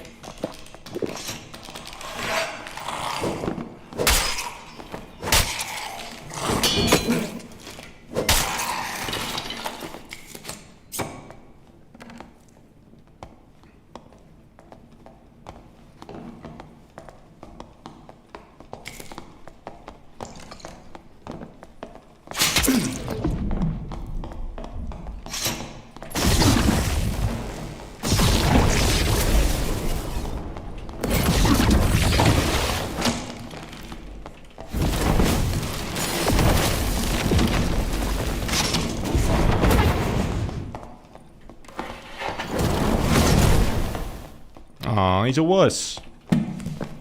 We would have killed him. If he didn't have the red there. Oh, I have some other fresh eyes. So what do you guys think of all reds and blues requiring some form of interaction to open the gate, and then the gate only stays open for a couple seconds, and then you have to interact with it again to prevent exactly that from happening, right? So he can't just take the fight next to the red and dip as soon as he starts losing. It doesn't have to be a long interaction, just like 5 seconds. It's like a little wheel, like the drawbridge has, and it's just like a little 5-second thing, and it stays open for 10 seconds and then closes again. And make the portals the same thing. You open a portal, and then it stays open for 10 seconds, and then it closes and has to be reopened. 5 seconds is a lot. This should not be an escape mechanic. Like in Tarkov, you have to sit in an extraction point for like 30 seconds. Right? I'm just saying like 5 seconds, so you can't... A handle takes 1.5 to 2 seconds. I mean, yeah, just something. Yeah, and it stays open for 15 seconds or 10 seconds. Well, and that way, if you apply that to blues, so the blue stairs, you know how they're single use right now?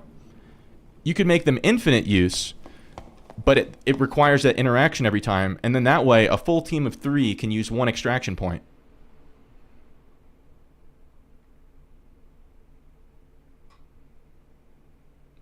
Crackhead Gaming, welcome to the stream.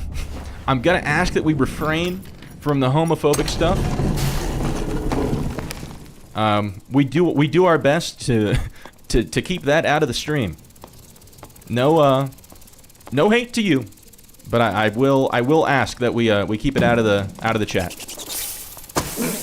It is simply not supported here.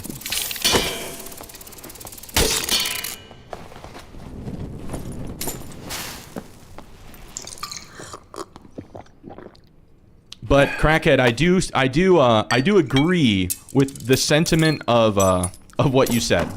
Not how you said it, but what you said. I'm thinking it, you said it, but I can get in trouble for that. So, and also it's just we don't know we don't know everyone here. That could be like a traumatic thing for them. So, what did Crackhead see? Oh, it might have gotten flagged. Just standard gamer lingo that might have homophobic origins.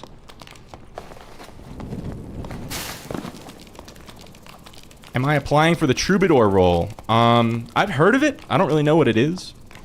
Is it like the Knight system? Because I applied for that and didn't get in somehow. It's tame for you. If you're being prejudiced, there are way cooler ways to say... Yeah, no.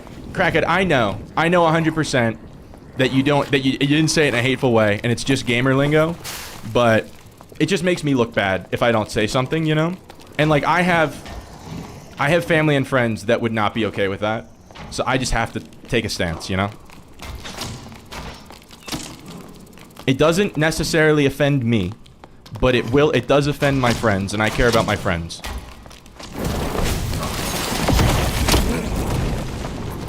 I know you didn't mean it. Apply for Knight again. They're looking for more people right now. I might have to.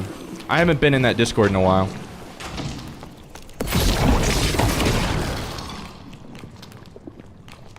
It would offend you. It would offend Sirius, and Sirius is my friend. All right, we're moving on. We're not gonna make this a politics and inclusion stream. Fuck the Knight system. Why? Is it a bad thing? I don't understand. I thought it was a good thing. Don't know what the role does exactly, but you get a sick emote. Oh, and you get that cool, the cool cape too. Dude, I just want the cape. Cape looks dope. Oh, we flubbed it. We chose the wrong thing. Rip. Ow.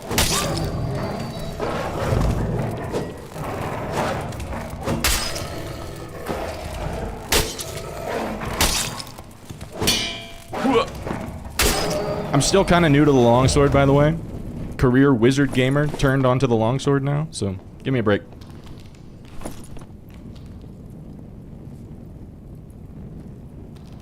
How do we go from earlier and chilling to this chat? I mean, it's just, I don't know, different people have different gamer lingos, so we just try to keep it tame, you know. Nothing crazy. We're not gonna ostracize him. The first like one of the first days I started streaming, one of my most dedicated viewers, Mr. Snap-on Reveal, came in and he said something out of pocket, and I had to call him on it, and he agreed that it was not the most sensitive thing to say, and it never happened again, and now he's one of my most cherished viewers.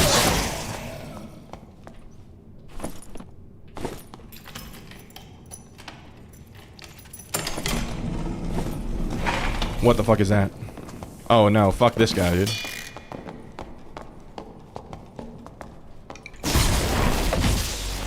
Oh no, we whiffed it.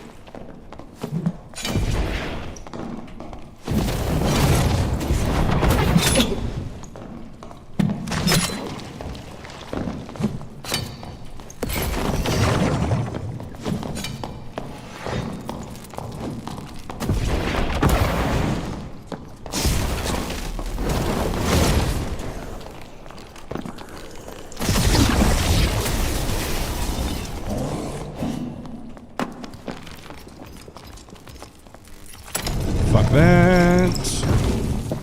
Alright, gotta lock in, gamers.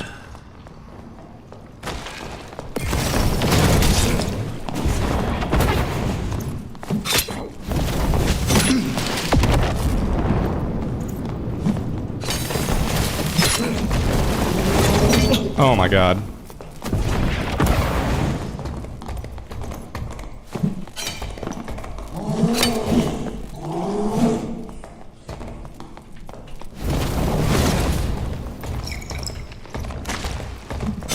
Dude. Dude.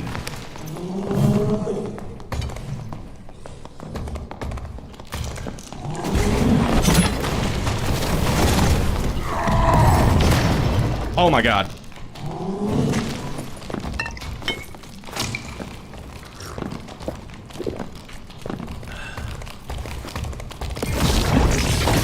Holy. Okay.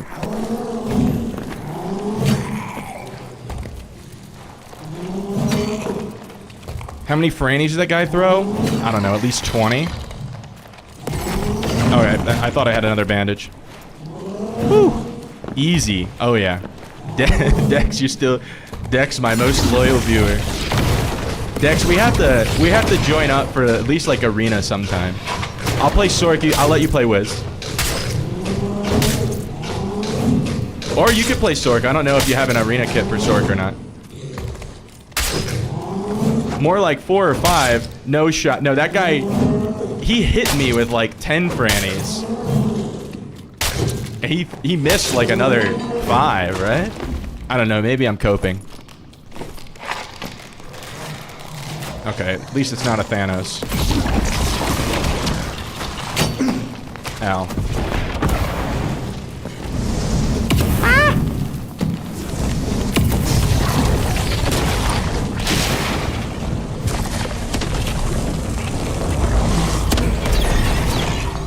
No!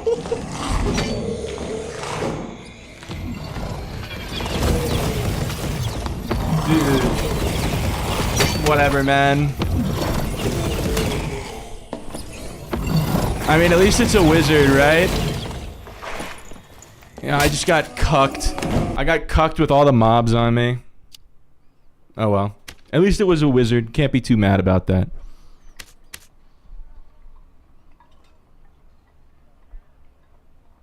The next worst thing after rogues. You should have parried and then no-scoped the barbarian with elemental bolt and spray transferred your lightning storm into wizard. 100%. 100%. Should have done this, should have done that. I got a clip at least. High roller wizard, worth taking fire mastery. In solos, my opinion is no. I think fire mastery is only important in team comps where a cleric or a druid is healing their teammates. Because in solos, if you fire mastery a cleric, they're going to have protection from evil the vast majority of the time, which means that the burn duration... So they have protection from evil, which cuts the burn duration in half. They also have a lot of will, because they're a caster. So that reduces the debuff duration even more. So now they're only getting burned for probably a quarter of the time that they normally would. So that means that the anti-heal only applies to the cleric himself for like 1 second. And it's not really going to affect his stuff. So, and then warlocks also stack a ton of will, which also reduces the duration of burning. It's been proven that Zap doesn't even proc Fire Mastery on high gear warlocks. So you pretty much exclusively get Fire Mastery from Explosion and Fireball. And a lot of people run Fire Mastery and Explosion and use them together and say that Fire Mastery is why they killed the Warlock. It's not. It's Explosion that killed the Warlock. It's the ability to... How you kill a Warlock is you have to damage nuke them all at once. And the way you do that is you stack like 2 explosions and then you hit them with like 2 other big spells, whether it's Ice Bolt, Fireball, some magic missiles, and you hit them with like 150 damage in the space of like 2 to 3 seconds that they can't reasonably out-heal. And that's how you kill them.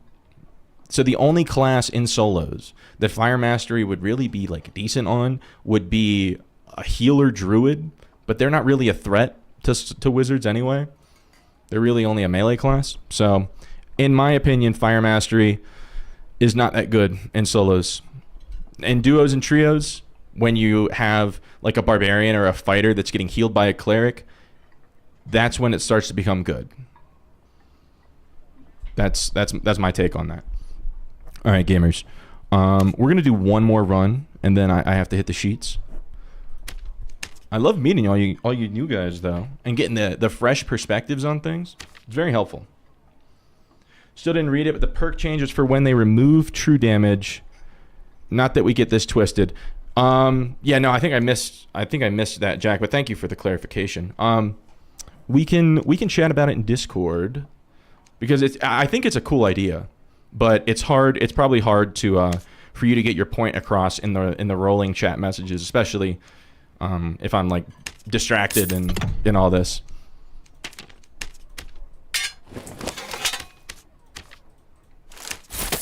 Did he leave anything? He left a couple things. I don't know. I don't know if there's anything I really could have done. Right there. I guess I could have went under the bridge to dodge the wizard. And tried to heal up and then fight him. But I had all his mobs on me. I don't know. It felt like going for the extraction was the best play. And I was, what, like a quarter second off of it? Oh well. Like I said, at least it was a wizard and it wasn't another rogue.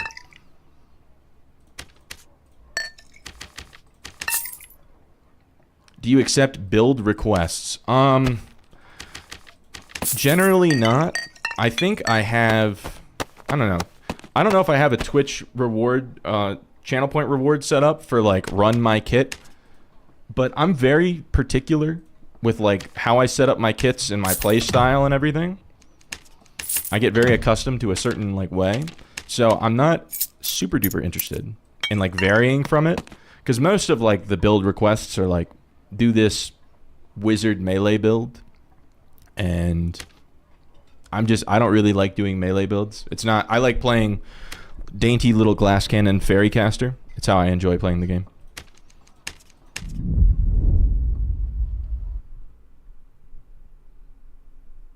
You're running plate lock against a wizard last night with anti-magic on. He used legit both of his spell wheels on you and you were only half health. Yeah. Yes, sir. Anti-magic, go crazy. On a class that already has high MDR from the will. It's questionable. But that being said, Iron Will is even stronger. A higher percentage. Did I hear someone over here? I don't think I did. Higher percentage and knockback immunity. At least anti-magic has the exception for, like, cleric magic, the holy stuff. Warlock is just full resistance. Barbs cannot heal your spells off. I don't know, some of the, I've run into some potion chugger barbs that can heal real fast. Okay, please no landmine. That door's open. It's late in the game. Okay, there's some kind of shenanigans going on over there.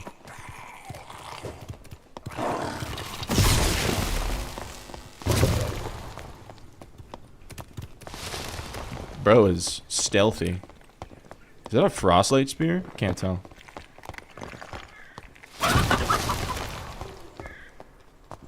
Okay, so now what?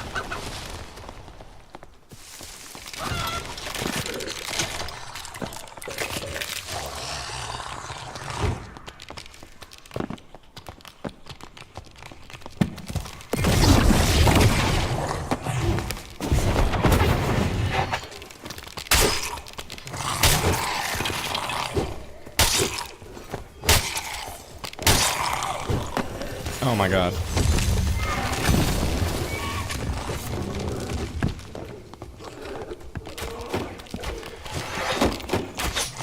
Oh my god. Okay.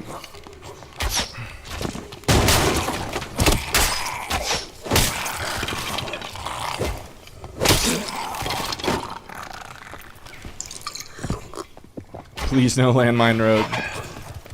And then the better landmine character appears. As is Dark and Darker. Dude, we are matrixing this guy right now.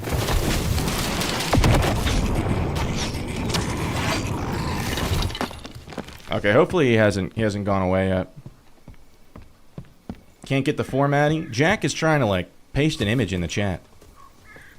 He's doing artwork. Okay. We're gonna have this. We're gonna have lightning vortex ready to go. Because it's like an instant. Okay, there he is.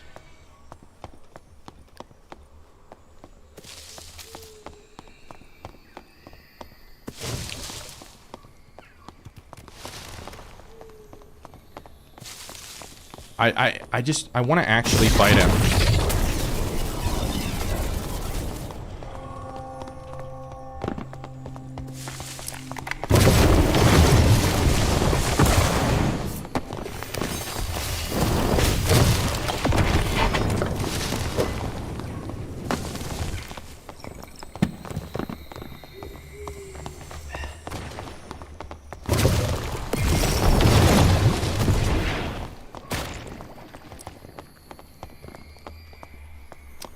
Yeah, like, how do I hit this guy?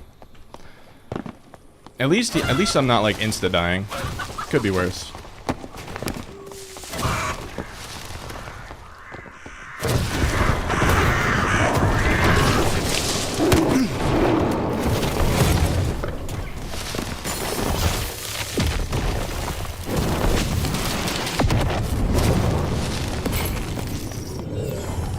Pussy! Pussy!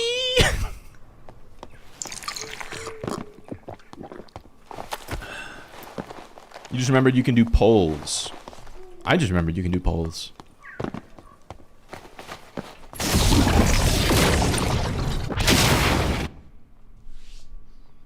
Quite literally. Yeah, he is a cat.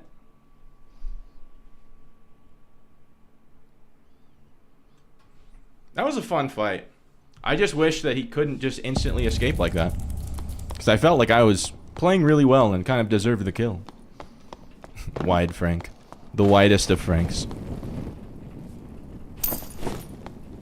Oh my god, our wolf pelt was at stake. Everything was on the line. Wait, why can't I go this way? Can't go that way either. What the fuck? Why? Will Frank get at least one kill in crypts? Another druid.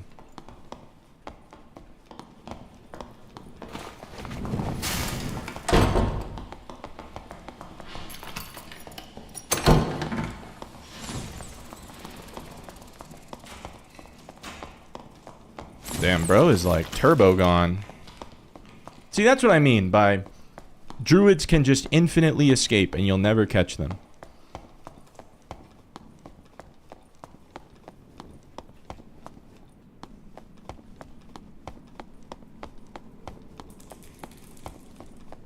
Would Rogue be better if Hyde was completely removed and instead got more burst damage and abilities that attack in quick succession? Right, hold up. Hold that thought. This is a different guy.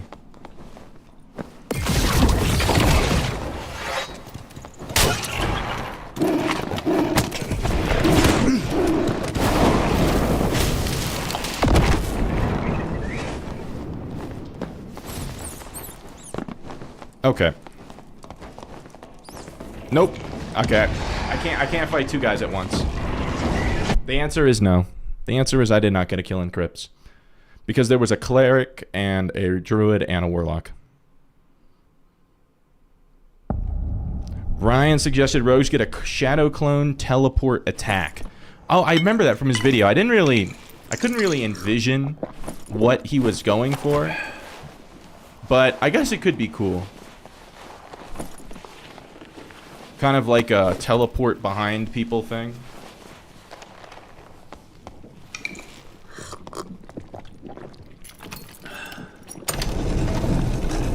Okay, we got a good mod.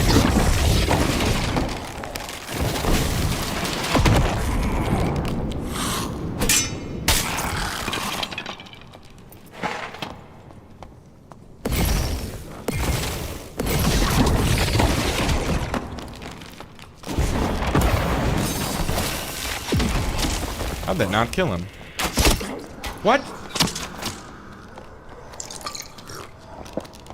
A small sidestep? I mean, that just sounds like a buffed quick step. Or not quick step, back step on Ranger.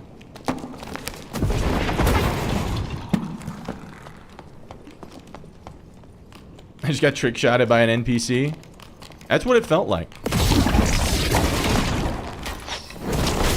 Ah, shit. I always forget that on the second shot, they go center mass. They don't go for the head. So I try to duck it, and it doesn't work. What was that? Oh, it's the one below. Playtest 5 PTSD. You had a nightmare where Rogue had old double jump and survival bow on ruins. I was not around for the playtest, so I don't know what that was like. But it does not sound fun. Okay, where do we go? Where do we want to go here? I guess we'll just kill the mobs one at a time.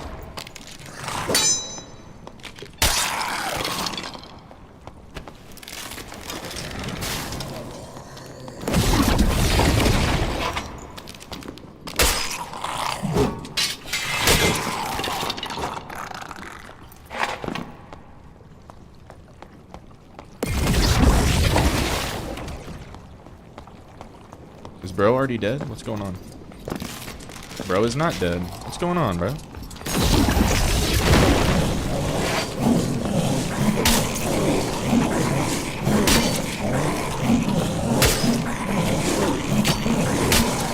Ah, shit. Mistimed the jump.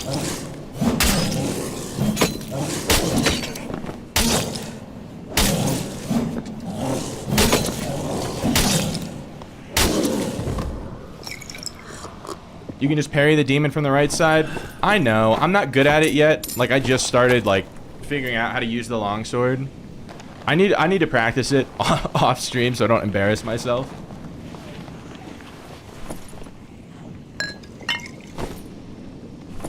But I know it's completely doable.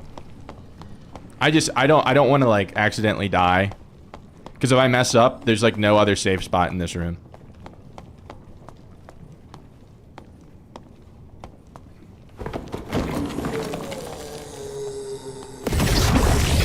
I guess it would be safer to do it, yeah, from the cheese spot.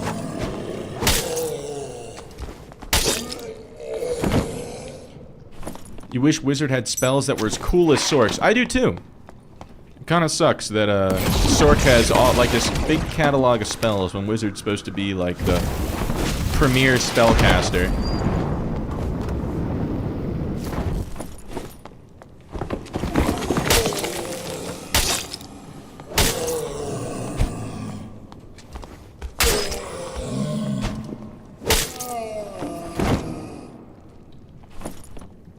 Once you get the longsword parry down, your PvE clearing speed will skyrocket. I hope so.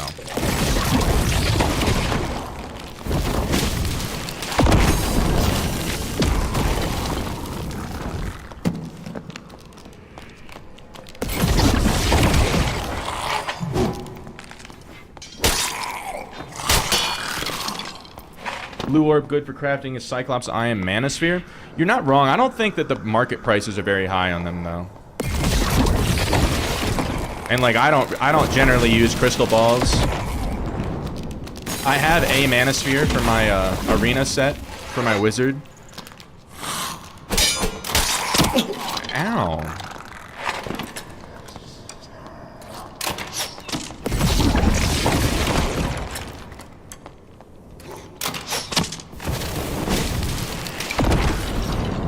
It's very dumb that our perks only affect 1 to 2 spells. Like Ice Mastery is great, but imagine having 2 ice spells. That's where the fabled Blizzard spell comes in.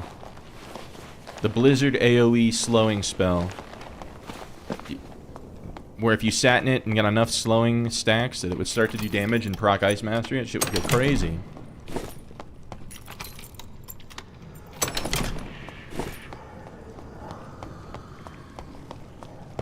Arcane feedback sucks because it's literally only for Magic Missile. Yep, and that build, like there's a couple videos on it where streamers have they cherry pick fights where it worked really well, and then but in reality, because I've tried that, the first person you run into that's good with a heater shield, you die. You can't fully rely on missiles with how good shields are, especially with the move speed penalty reduction on them. Cone of Cold. I don't know what that is, but I just want like a moving AoE, like the size of Lightning Storm. So like this size, and like you cast it and it moves in one direction for like 10 meters, and it can penetrate through like objects and walls, and it just has a big slowing effect.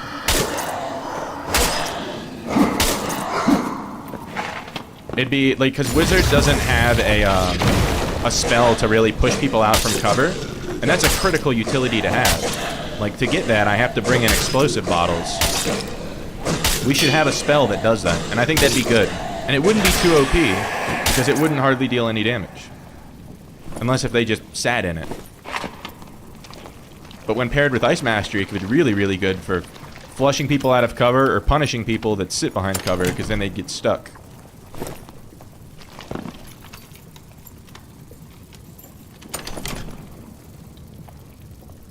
Oleander, welcome to the stream. I feel like Squeaky would have loved WoW Classic Mage PvP. It's possible.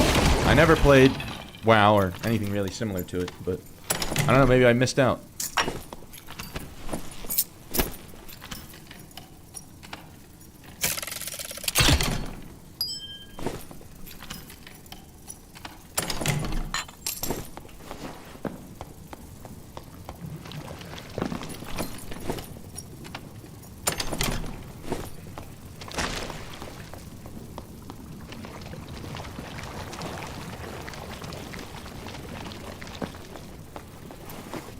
Alright, we're just gonna hit all the chests before we take the ones up at the top. Might be able to farm a node if we loot everything and there's nothing else up there.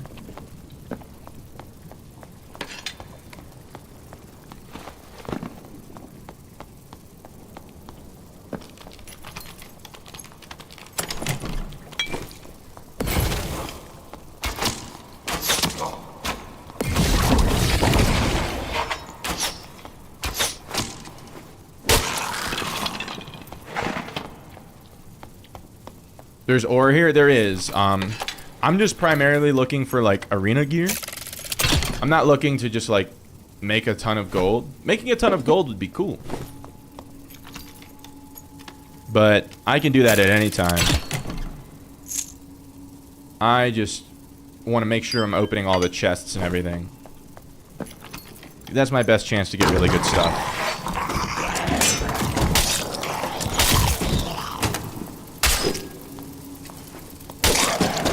I mean, an emote of a squeaky toy that looks like a Frank.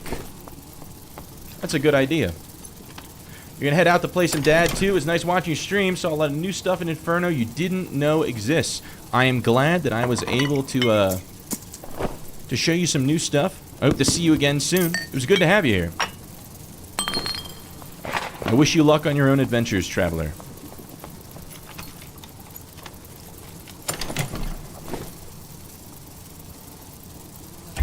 We're wrapping up here too. This is our last run. I got work in the morning. I'm a big boy.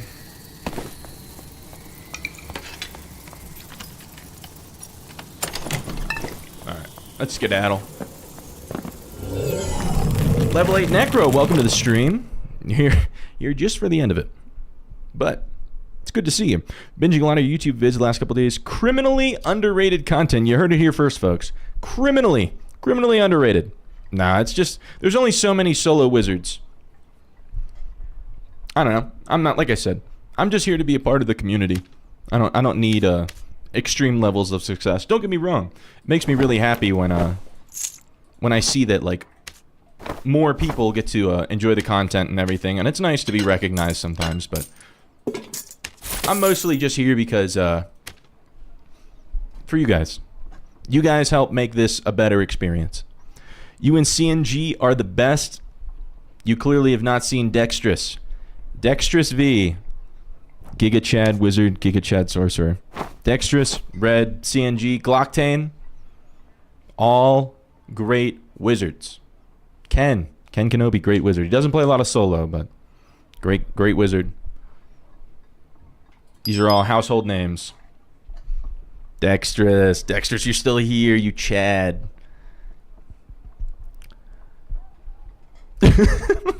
Falkland, look at the... Oh, wait, you don't see the Twitch chat. Dextrous is here. Dex, you have to listen to the viewers. You wish Dex would make less Melee Wiz content, but yes, he's amazing. Dex, you gotta get off the Melee grind. Dex, we gotta go full Fairy Boy caster. Join me in my glass cannon.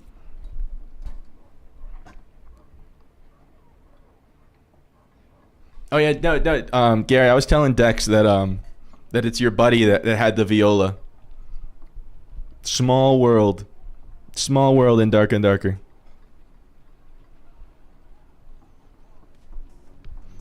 Ripped it right out of his grubby little hands. All right, gamers, it's been an amazing stream. We had some ups, we had some downs. We had some dunks. We got dunked on a couple times, mainly by rogues, before we had a chance to fight back. But it is what it is. We made some new friends. We learned some new things. Overall, good stream. Good stream.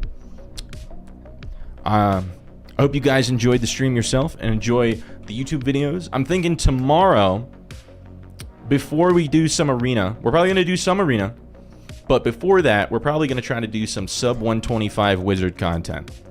Going to try to get some recording in.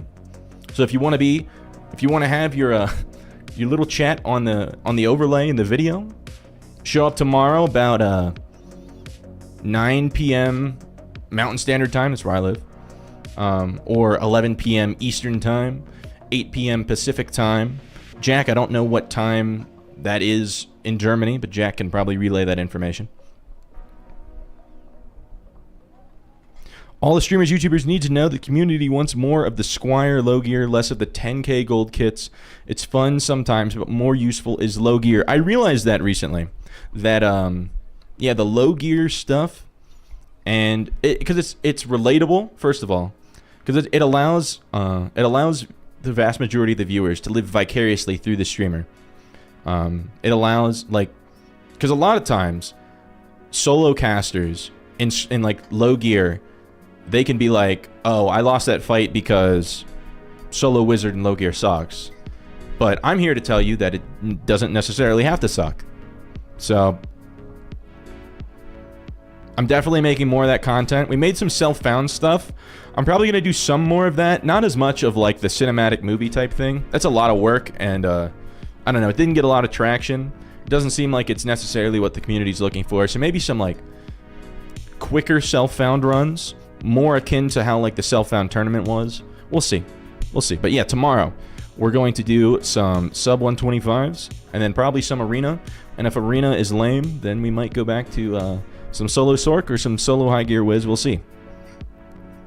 Have to practice low gear first, and we feel competent we can do HR high gold kits. That is the way to do it. That is the way to go about it to get better. You don't want to invest 10k to practice. I kind of learned that the hard way on Sork. Instead of learning Sork and Squire gear, I literally, like, I don't know that I've ever even played Squire Sork. I just put together 10k kits and throw them away into the wind as I learned the class.